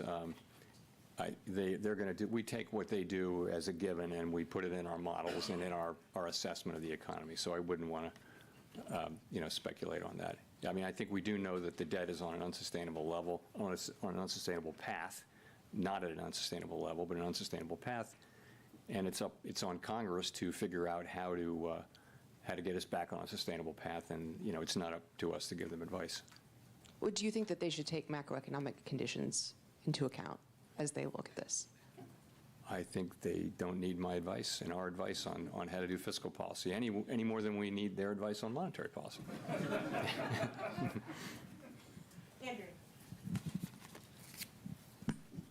Thanks, Mr. Chairman. Andrew Ackerman with the Washington Post.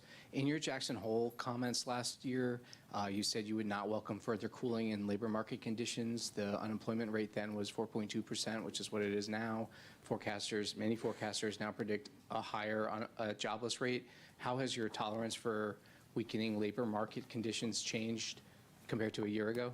So it was quite a different situation. What was happening last year is that over the space of 6, 8, 7 months, the unemployment rate went up by almost a full percentage point. And it was click, click, click, click, click each month. And you know, everywhere people were talking about downside risks to the labor market. At the same time, payroll job numbers were getting softer and softer. So there was a really obvious concern about downside risk to the labor market. And so at Jackson Hole and then in September, you know, we wanted to address that forthrightly. We wanted to show that we were there for we'd been there for inflation for a couple of years, and we wanted to show also that we're there for the labor market. And it was important that we send that signal. Fortunately, since then, the labor market has really, and the unemployment rate have really been moving sideways at a level that is, you know, well in the range of mainstream estimates of maximum employment. So that concern has gotten a lot less. So, you know, you're at 4.2% unemployment. I think we were in a very different situation. Now we have a situation where, you know, the risks to higher inflation and higher unemployment have both gone up, as we noted in our statement, and we've got to monitor both of those. We actually have a potential situation where there may be a trade-off or tension between the two, potentially. We don't have it yet, and we may not have it, but that's what we have, and that's why I think it's a very different situation. I mean, I guess I want to follow up by asking how much of a rise in the jobless rate you could tolerate. Yeah, I can't give you I'm not going to try to give you a specific number. I'll just say we have to now be looking at both variables and which of them is you know, demanding. If one of them is demanding our focus more than the other, that would tell us what to do with policy. If they're more or less, you know, equally distant and equally or not distant, then we don't have to make that assessment. You know, the assessment is you wait. So I'm not going to try to be really specific about what we need to see in terms of a number. But if we did see, you know, significant deterioration in the labor market, of course that's one of our two variables, and we would look to be able to support that. You'd hope that it wasn't also coming at a time when inflation was getting very bad. And again, we're speculating here. We don't know this. We don't know any of these things. It's very hypothetical. We're just going to have to wait and see how it plays out. Thanks.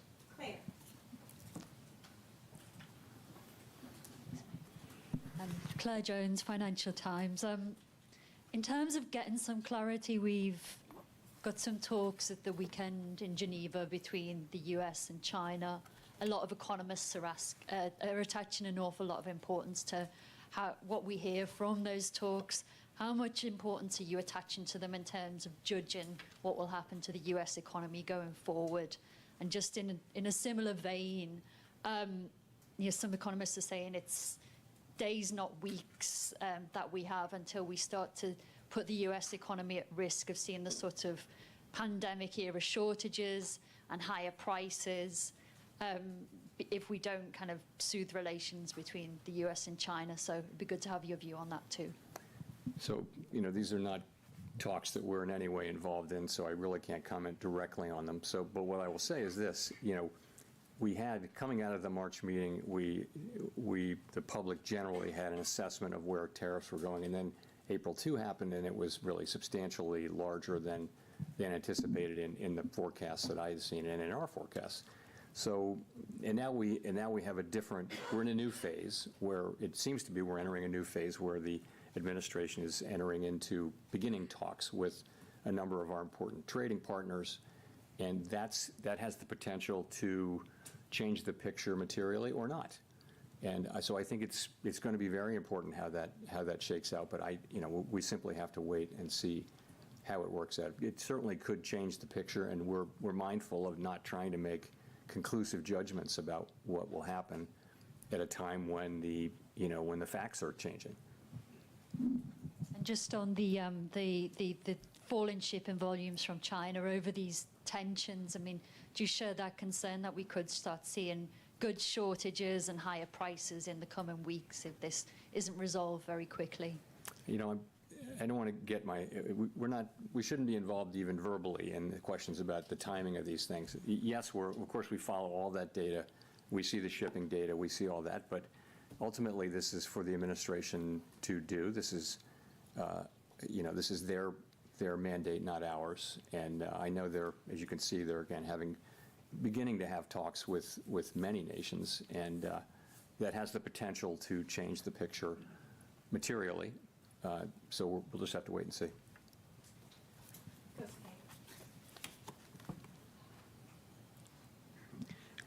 Kosuke Takami with Nikkei. Thank you for doing this. The volume of imported goods increased significantly in the first quarter.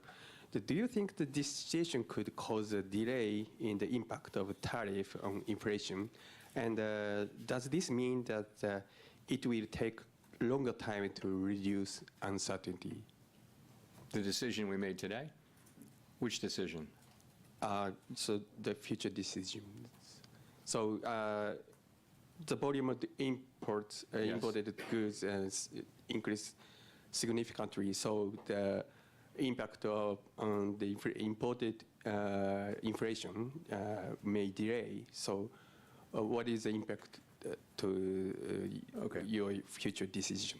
Okay, so I mean, I think we think that there was a big spike in imports, right? Very big, historically large, really, and to beat tariffs. And now that should actually reverse, so that it's the difference between it's exports minus imports. So and imports were huge, and so that it conveyed a very negative contribution to U.S. GDP, annualized GDP in the first quarter, as we all know. So that could, in the second quarter, be reversed, so that we have an unusually large contribution to usually positive. That's very likely as imports drop sharply. You could also have, very likely you'll have restatements of first quarter. It'll turn out that consumer spending was higher. It'll turn out that inventories were higher, and so you'll see those data revised up. It may actually go into the third quarter too, and so I think this whole process is going to a little bit make it harder to make a clean assessment of U.S. demand. I mentioned private domestic final purchases, which doesn't have inventories, government, or inventories, government. Anyway, it's a cleaner read on private demand, but that too probably was flattered a little bit by by strong demand for imports to beat tariffs. So that might overstate. It's a really good reading, 3% PDFP in the first quarter. That might actually overstate. So it's not really going to, I don't think it's going to affect our decisions. I will just say, though, that it's a little confusing, and it's probably less confusing to us than it would be to the general public as we try to explain this. It's complicated, and GDP is sending a signal, PDFP is sending a signal. It's a little bit confusing, but I think we understand what's going on. It's not really going to change things for us. Courtney. Courtney Brown from Axios. I guess, we talked about some of the indications of potential layoffs, price hikes, an economic slowdown, all being evident in the soft data.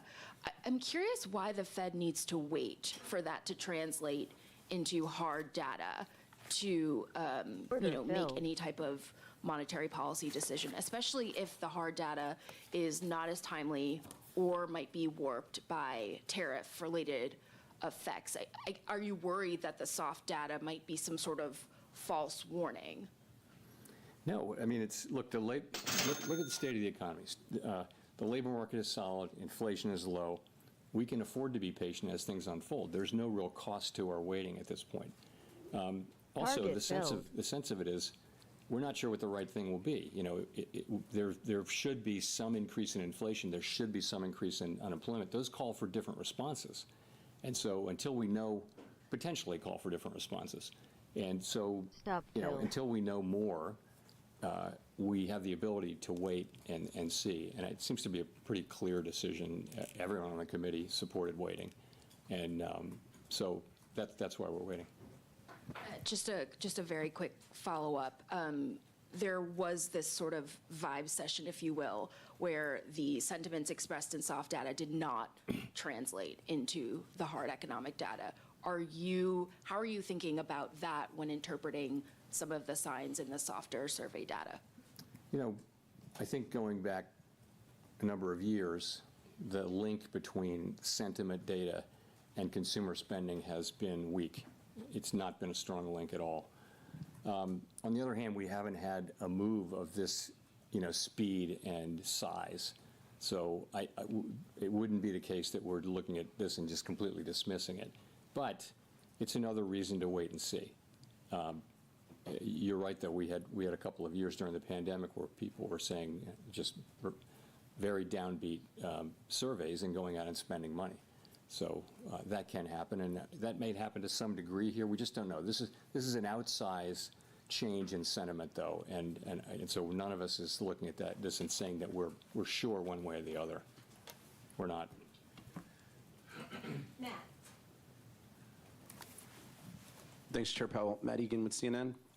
So you mentioned earlier that you're monitoring the shipping data, and we have seen in the shipping data that imports from China into the Port of Los Angeles have plunged, and that has raised concerns about potential shortages. What tools, if any, does the Fed have to ensure that prices and inflation expectations don't get out of hand if tariffs do cause significant supply chain disruptions? I mean, we don't have, the kind of tools that are good at dealing with supply chain problems. We don't have that at all. That's a job for the administration and for the private sector more than anything. What we can do with our interest rate tool is we can be more or less supportive of demand, and that'd be a very inefficient way to try to fix supply chain problems. But we don't see the inflation yet. We're of course reading the same stories and watching the same data as everybody else. And,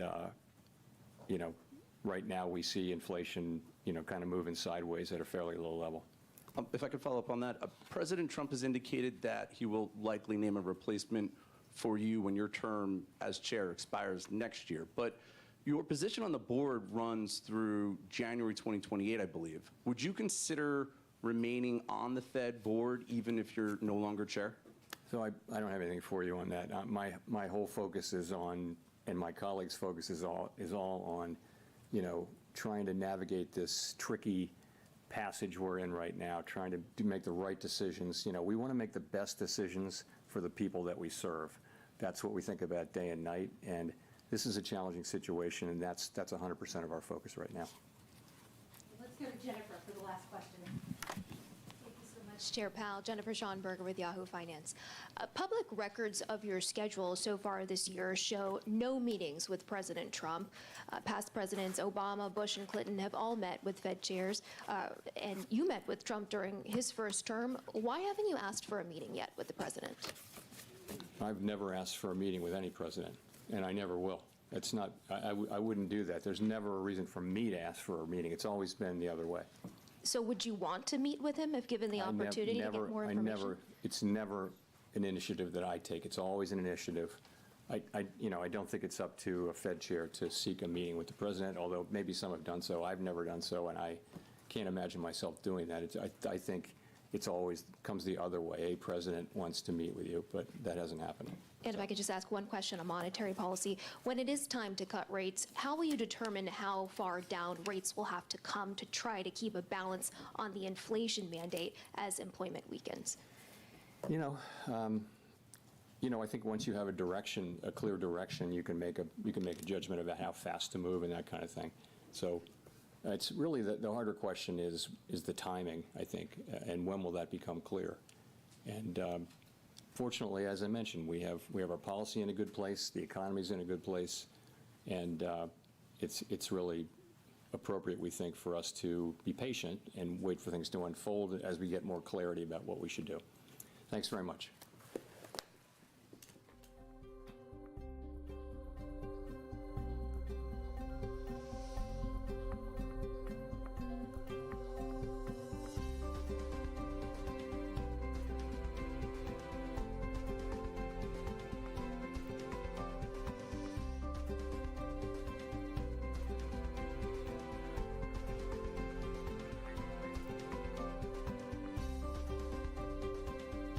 Order filled.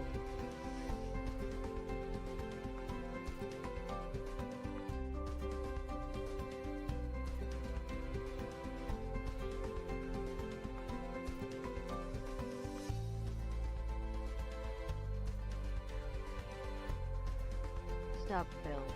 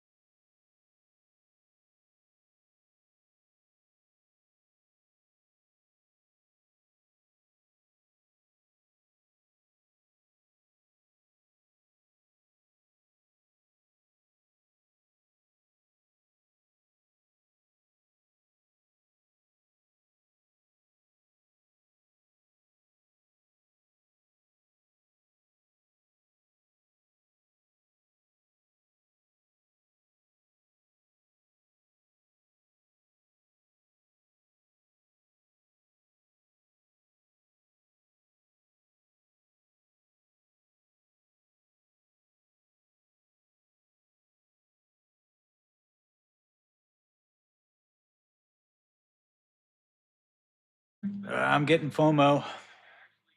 Sorry, I'm back. I had a bunch of work here I had to do. Yeah, no FOMO. I know.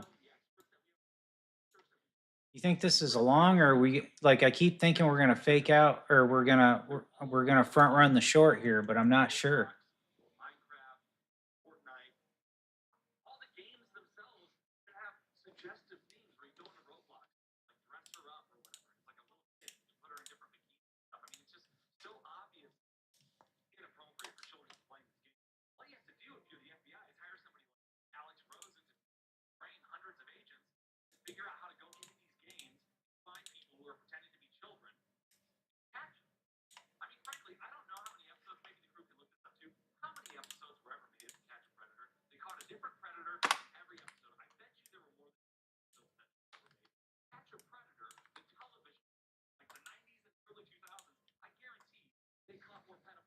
Yeah, it's out of control. It's completely out of control. The ES is looking like a sweet ass short, though. I gotta be honest with you, man.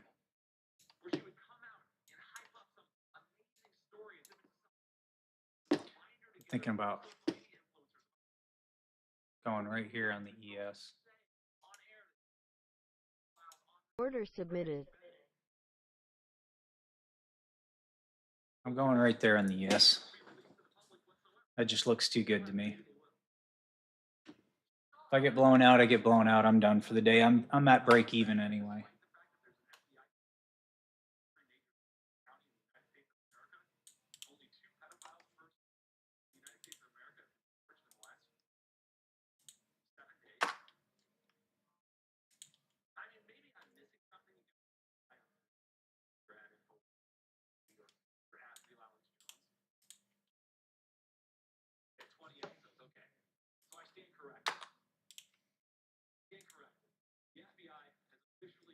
Yeah, I think data's like 7 or 8, like $11 a month or something for the CME bundle. I buy the data. See, there it goes. I knew that fucking short was coming. God damn it. Darn it. Gosh darn it.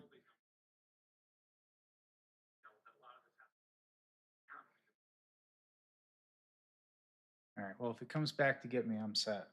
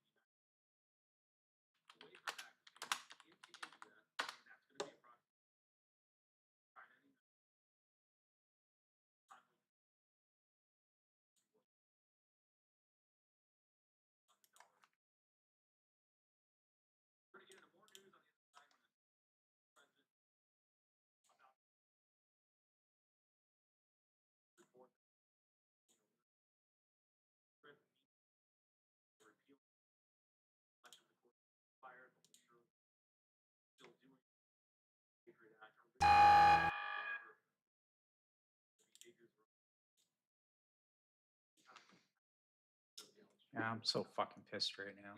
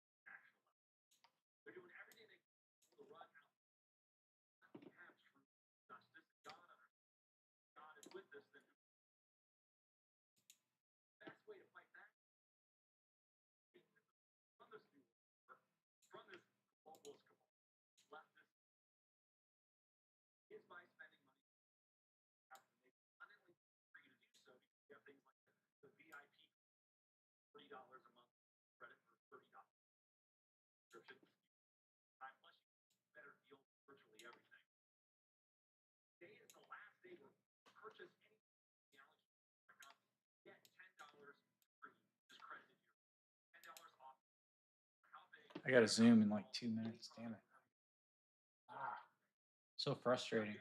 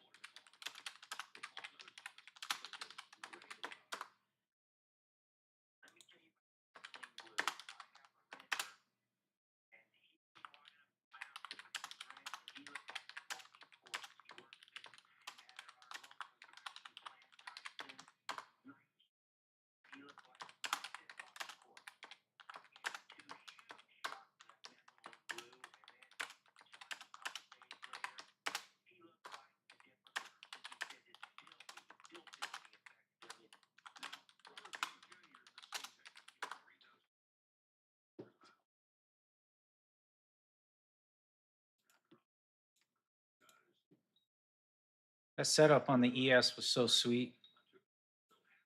It's just so hard when I gotta do real work all day. Half the day anyway. I gotta get rid of that. Order canceled. I think that's gonna be about it.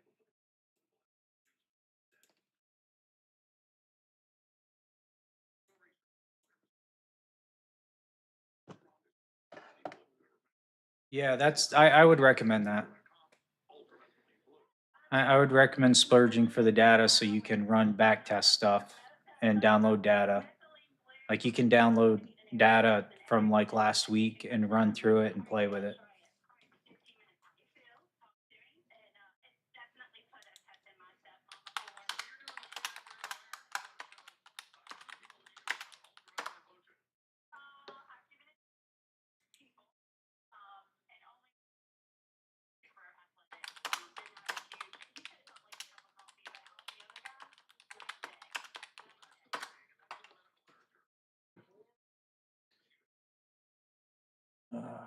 All right.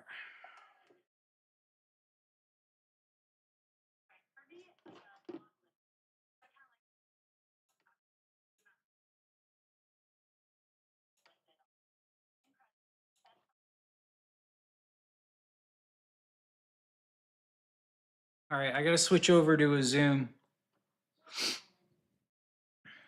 I'm gonna be over there for a while, so if you take off, I'll catch you tomorrow.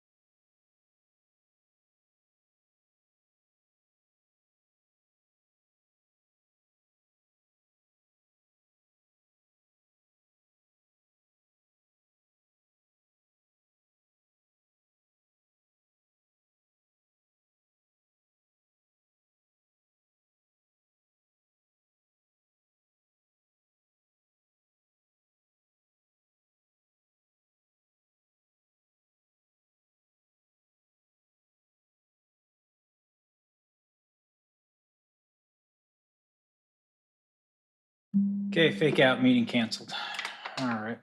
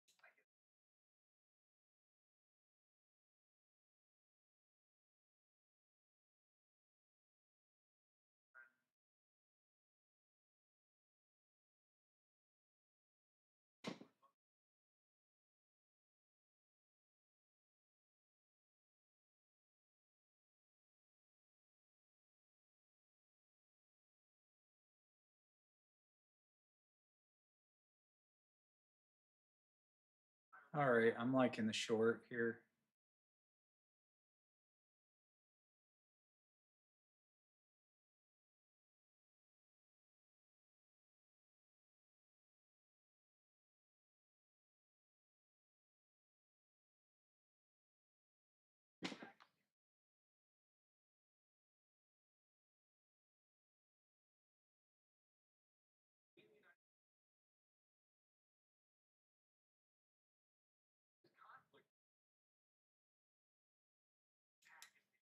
Order filled.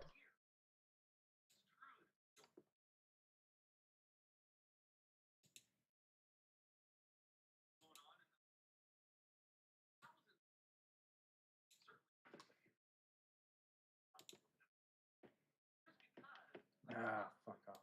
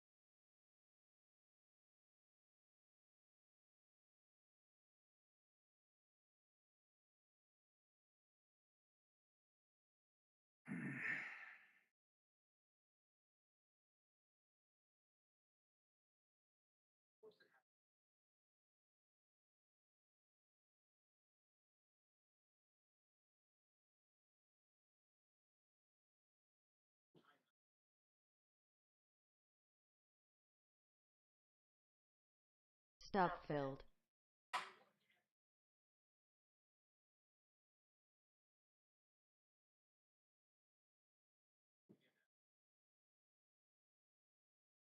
Wow, look at that.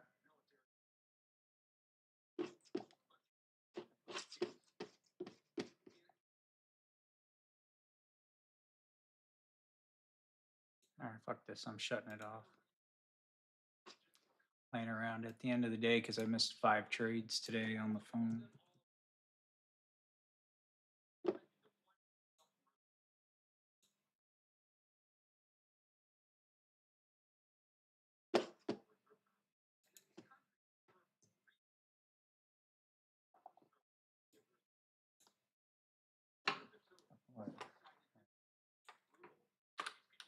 That's it. I'm done. I'm done with this nonsense for today.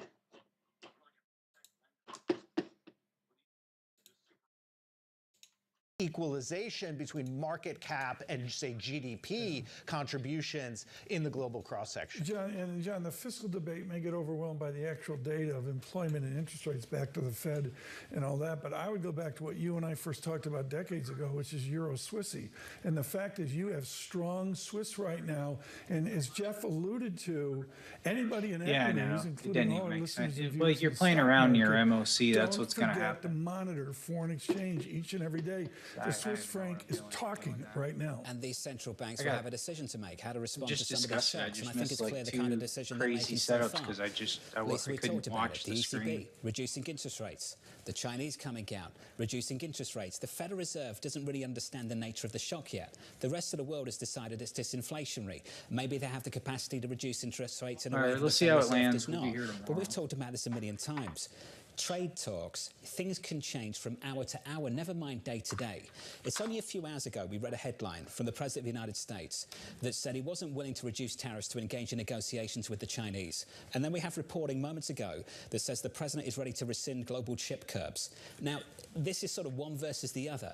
Every single headline moves this market one way versus the next. The Federal Reserve can't behave that way. It can't reduce rates 25 minutes ago and then hike them the next. That's the problem they've got at the moment. In fairness, a lot of people feel like they can't live like this right now. A lot of traders out there are saying, what's the point? I mean, you see that whipsaw in the NASDAQ in particular. This is something that NVIDIA has wanted. There is this tension between the fast-moving headlines of a tweet or a truth or a statement with the real economy and companies that have to make longer-term decisions. And as an investor, especially where speed was your friend, how do you deal with that in a very different backdrop? Jeff, are you tired of this yet? How are you feeling? Look, we're feeling great. This is creating a lot of opportunities if you know where to look and reweight your sources of returns away from the stuff that's impossible to forecast, right? And so, like in this last conversation, this is sort of in our kind of systematic framing. It's like momentum signals versus reversal. Momentum is a really tough strategy right now. Reversal, much better for exactly the description that you're just talking about. One day it's one headline, even within a headline, within a day, the headlines are reversing around. So that creates opportunities if you're weighting your sources of returns to the right tomorrow will be environment. And okay. it's just kind of like All right, I'll see you later, recognizing SM. easy momentum macro trade of the post-COVID environment is not the I'll be trade here right tomorrow. now. It's much more in the cross-section, much more reversal. Have a good night. That's where you can find some opportunities. And if you're trying to predict, what the next, trade headline is going to be, that's going to be a very frustrating place to be. Yeah, good luck to you. Never mind within a day, within the hour. Jeff, thank you, sir. Jeff Rosenberg of BlackRock. The latest reporting from the team here at Bloomberg. The Trump administration planning to rescind Biden-era AI chip curbs, according to people familiar with the matter. You look at NVIDIA shares, they're up more than 2% on this news, and it makes sense given how vociferously against this they've been. This goes to the question of what is the ultimate goal of some of the tit-for-tat in the trade war that is between China and the U.S.? Is it just complete decoupling when it comes to tech? Is this trying to tweak the rules? Confusing. The team will guide you into the close. Good luck to them. Coming up, Jason Thomas of Carlisle, and tomorrow, if you're going to be tuning in on Bloomberg TV, you'll catch up with Stuart Kaiser of Citi, Kelsey Barrow of JP Morgan, Nouriel Roubini of NYU Stern, and the former Kansas City Fed President Esther George. And if you're listening to Bloomberg Radio, TK might steal a few of those guests. From New York City this afternoon, good afternoon.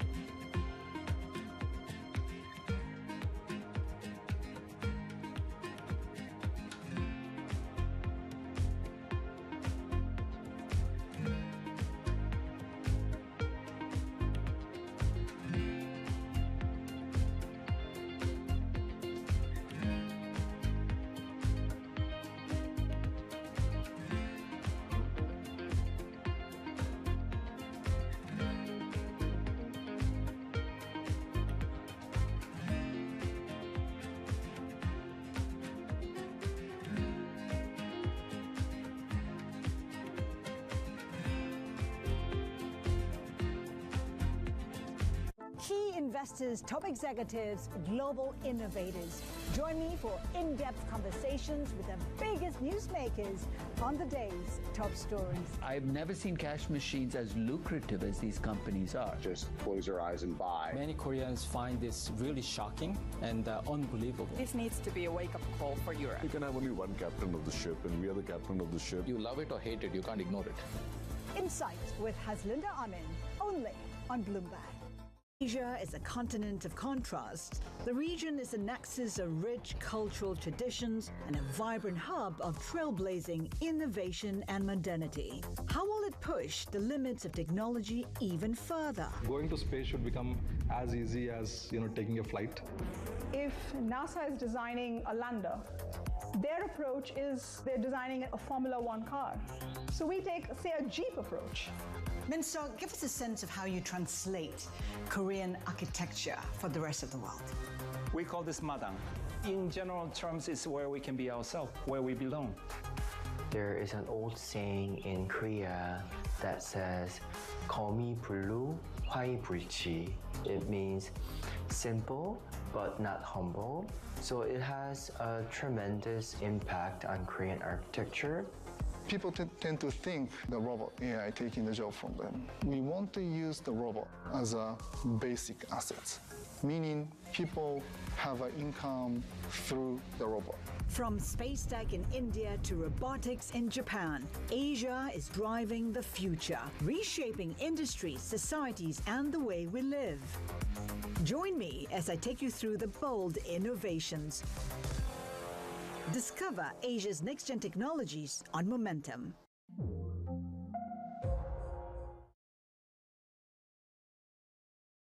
The top names at the Fed are on Bloomberg. I'm not going to overreact to any increase in inflation that I think is attributable to the tariffs. But if I see a significant drop in the labor market, then I'd be ready to go. I wouldn't be sitting here waiting to determine whether the inflation is transitory or not. It's time to worry about the real side of the economy. I would expect more rate cuts and sooner once I start seeing some serious deterioration in the labor market. Nobody covers the Fed like Bloomberg. This week, Bloomberg Television and Radio are live from the Milken Conference in Los Angeles, speaking with the biggest names in business about the top issues for investors. Live coverage continues this week on Bloomberg Television and Radio. Join me each week on Wall Street Week for stories of capitalism from business, markets, economics, tech, and climate. More than what you need to know, it's what you need to think about.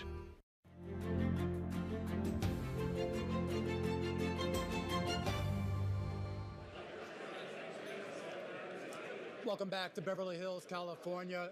Special Bloomberg coverage, day 3 here at the 28th Annual Milken Institute Global Conference, a mashup of 2 of your favorite shows, The Close and Bloomberg Business Week.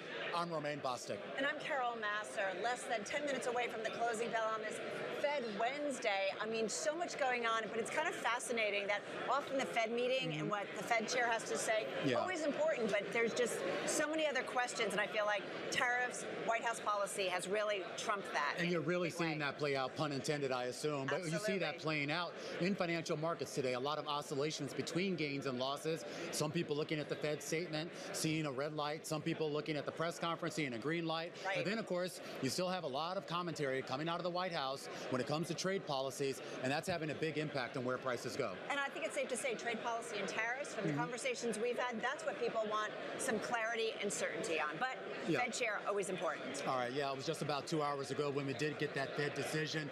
Of course, no real surprises there. They unanimously chose to keep their benchmark rates where they are. Jay Powell standing firm, but he did warn of risks to higher inflation and rising unemployment. Here's what he had to say. In support of our goals, today the Federal Open Market Committee decided to leave our policy interest rate unchanged. Inflation has eased significantly from its highs in mid-2022, but remains somewhat elevated relative to our 2% longer-run goal. Near-term measures of inflation expectations have moved up. Survey respondents, including consumers, businesses, and professional forecasters, point to tariffs as the driving factor. For the time being, we're well positioned to wait for greater clarity before considering any adjustments to our policy stance. And so we think that leaves us in a good place to wait and see. We don't think we need to be in a hurry. We think we can be patient. obviously Fed Chair Jay Powell earlier today. Well, analysts seizing on the Fed's inflationary warning. Let's see what our next guest has to say here from Milken. Seema Shah of Principal Asset Management says a rate cut won't come for a few months yet, writing, quote, that the Fed has been plunged into an almost impossible situation whereby its two mandates will likely move in opposite directions. It's a tough spot to be. Pleased to say Seema joins us right now, Chief Global Strategist at Principal Asset Management, the global investment business for Principal Financial Group. They manage about $540 billion in assets under management, so they see a lot when it comes to investor sentiment. Seema, good to have you here with us. Did Fed Chair Jay Powell, his characterization of things, a lot of uncertainty it seems like, did he get it right in your view? I think the entire press conference was about the amount of uncertainty. He feels like he's not in a position to make any kind of even forecast about growth, where inflation is going. And certainly to us, it makes sense, right? We can see that the soft data is weakening. It's likely that the hard data will weaken in a couple of months, but we're not there yet. And then at the same time, they still have to wait and see exactly what the administration is going to do with tariffs. You saw just before Powell started speaking, there was a headline about Trump and the China negotiations. Puts him in a really tough spot. So the best thing to do, particularly when there is chance for a policy misstep and inflation is already above target, the best thing to do is just wait and see. Is there a moment, though, when it's almost too late in terms of if it takes too long to actually get some kind of trade decisions or tariff decisions, especially between the U.S. and China, done, that the damage will already be done to the U.S. economy? I think that's exactly what it is, and that's the reason why 2 years are coming down right now. It's because they're worried that Powell will wait too long. And remember, if you're waiting to see the labor market cracks turn through, labor market indicators are usually the most lagged in a recessionary environment. So if you're waiting for that before you respond, you're typically going to be acting too late. So then I think there is a chance that once they do start cutting rates, if they're waiting towards the end of the year, you end up moving to a place where they have to cut rates more aggressively than certainly if they started in July or any other time. Of course, Powell's argument would be we can't really start cutting until we have that hard data show up. What gives you the confidence that a lot of the survey data and the anecdotal evidence that we have of a weakening economy will actually translate into that hard data reflecting the same thing? I think as the days are going by and we're hearing more and more from companies thinking about layoffs, it is becoming more and more likely that that soft data is going to lead through to hard data. But historically, that hasn't always been the case. You have had times where that bifurcation between soft and hard data has persisted for months and months and months. So I think there is a little lack of clarity. You could argue that Powell could maybe look through a lot of that and say, look, the data is ultimately going to weaken and we need to act preemptively. But of course, it's the inflation story that they have to be really concerned about. And as he said, the inflation expectations from the surveys and market-based indicators in the last month have started to move even higher. I know you're not a politician, but I'm going to ask you a political question because Powell was asked repeatedly about his tenure and whether he would serve out that tenure, which actually comes to an end naturally, organically, in about a year's time. If there was to be more pressure on Powell to cut rates and he does not give in to the president's wishes, do you think, is it plausible that we could see a change in Fed chair before his term is up? I think that what we saw from the bond market a few weeks ago is enough to ward Trump off from making that move. Let Powell finish out his term and then suddenly bring someone in. I mean, there's other policies that could come through. He could start talking about a separate Fed chair who is known to be more dovish. The market would then start following that person instead, and that would push down bond yields. But I think it certainly makes sense in the way that the questions around credibility of U.S. administrations, the way that we've seen the dollar move, that it makes sense that Trump has to step back from what is clearly a dissatisfaction with the way that Powell has conducted monetary policy. Seema, I also do wonder, I think one of the major themes here has been moving out of the U.S. and moving elsewhere. And whether people are still saying, yep, U.S. is still the premier destination for investment, global investment dollars, I do feel like there's a lot of side conversations here at Milken that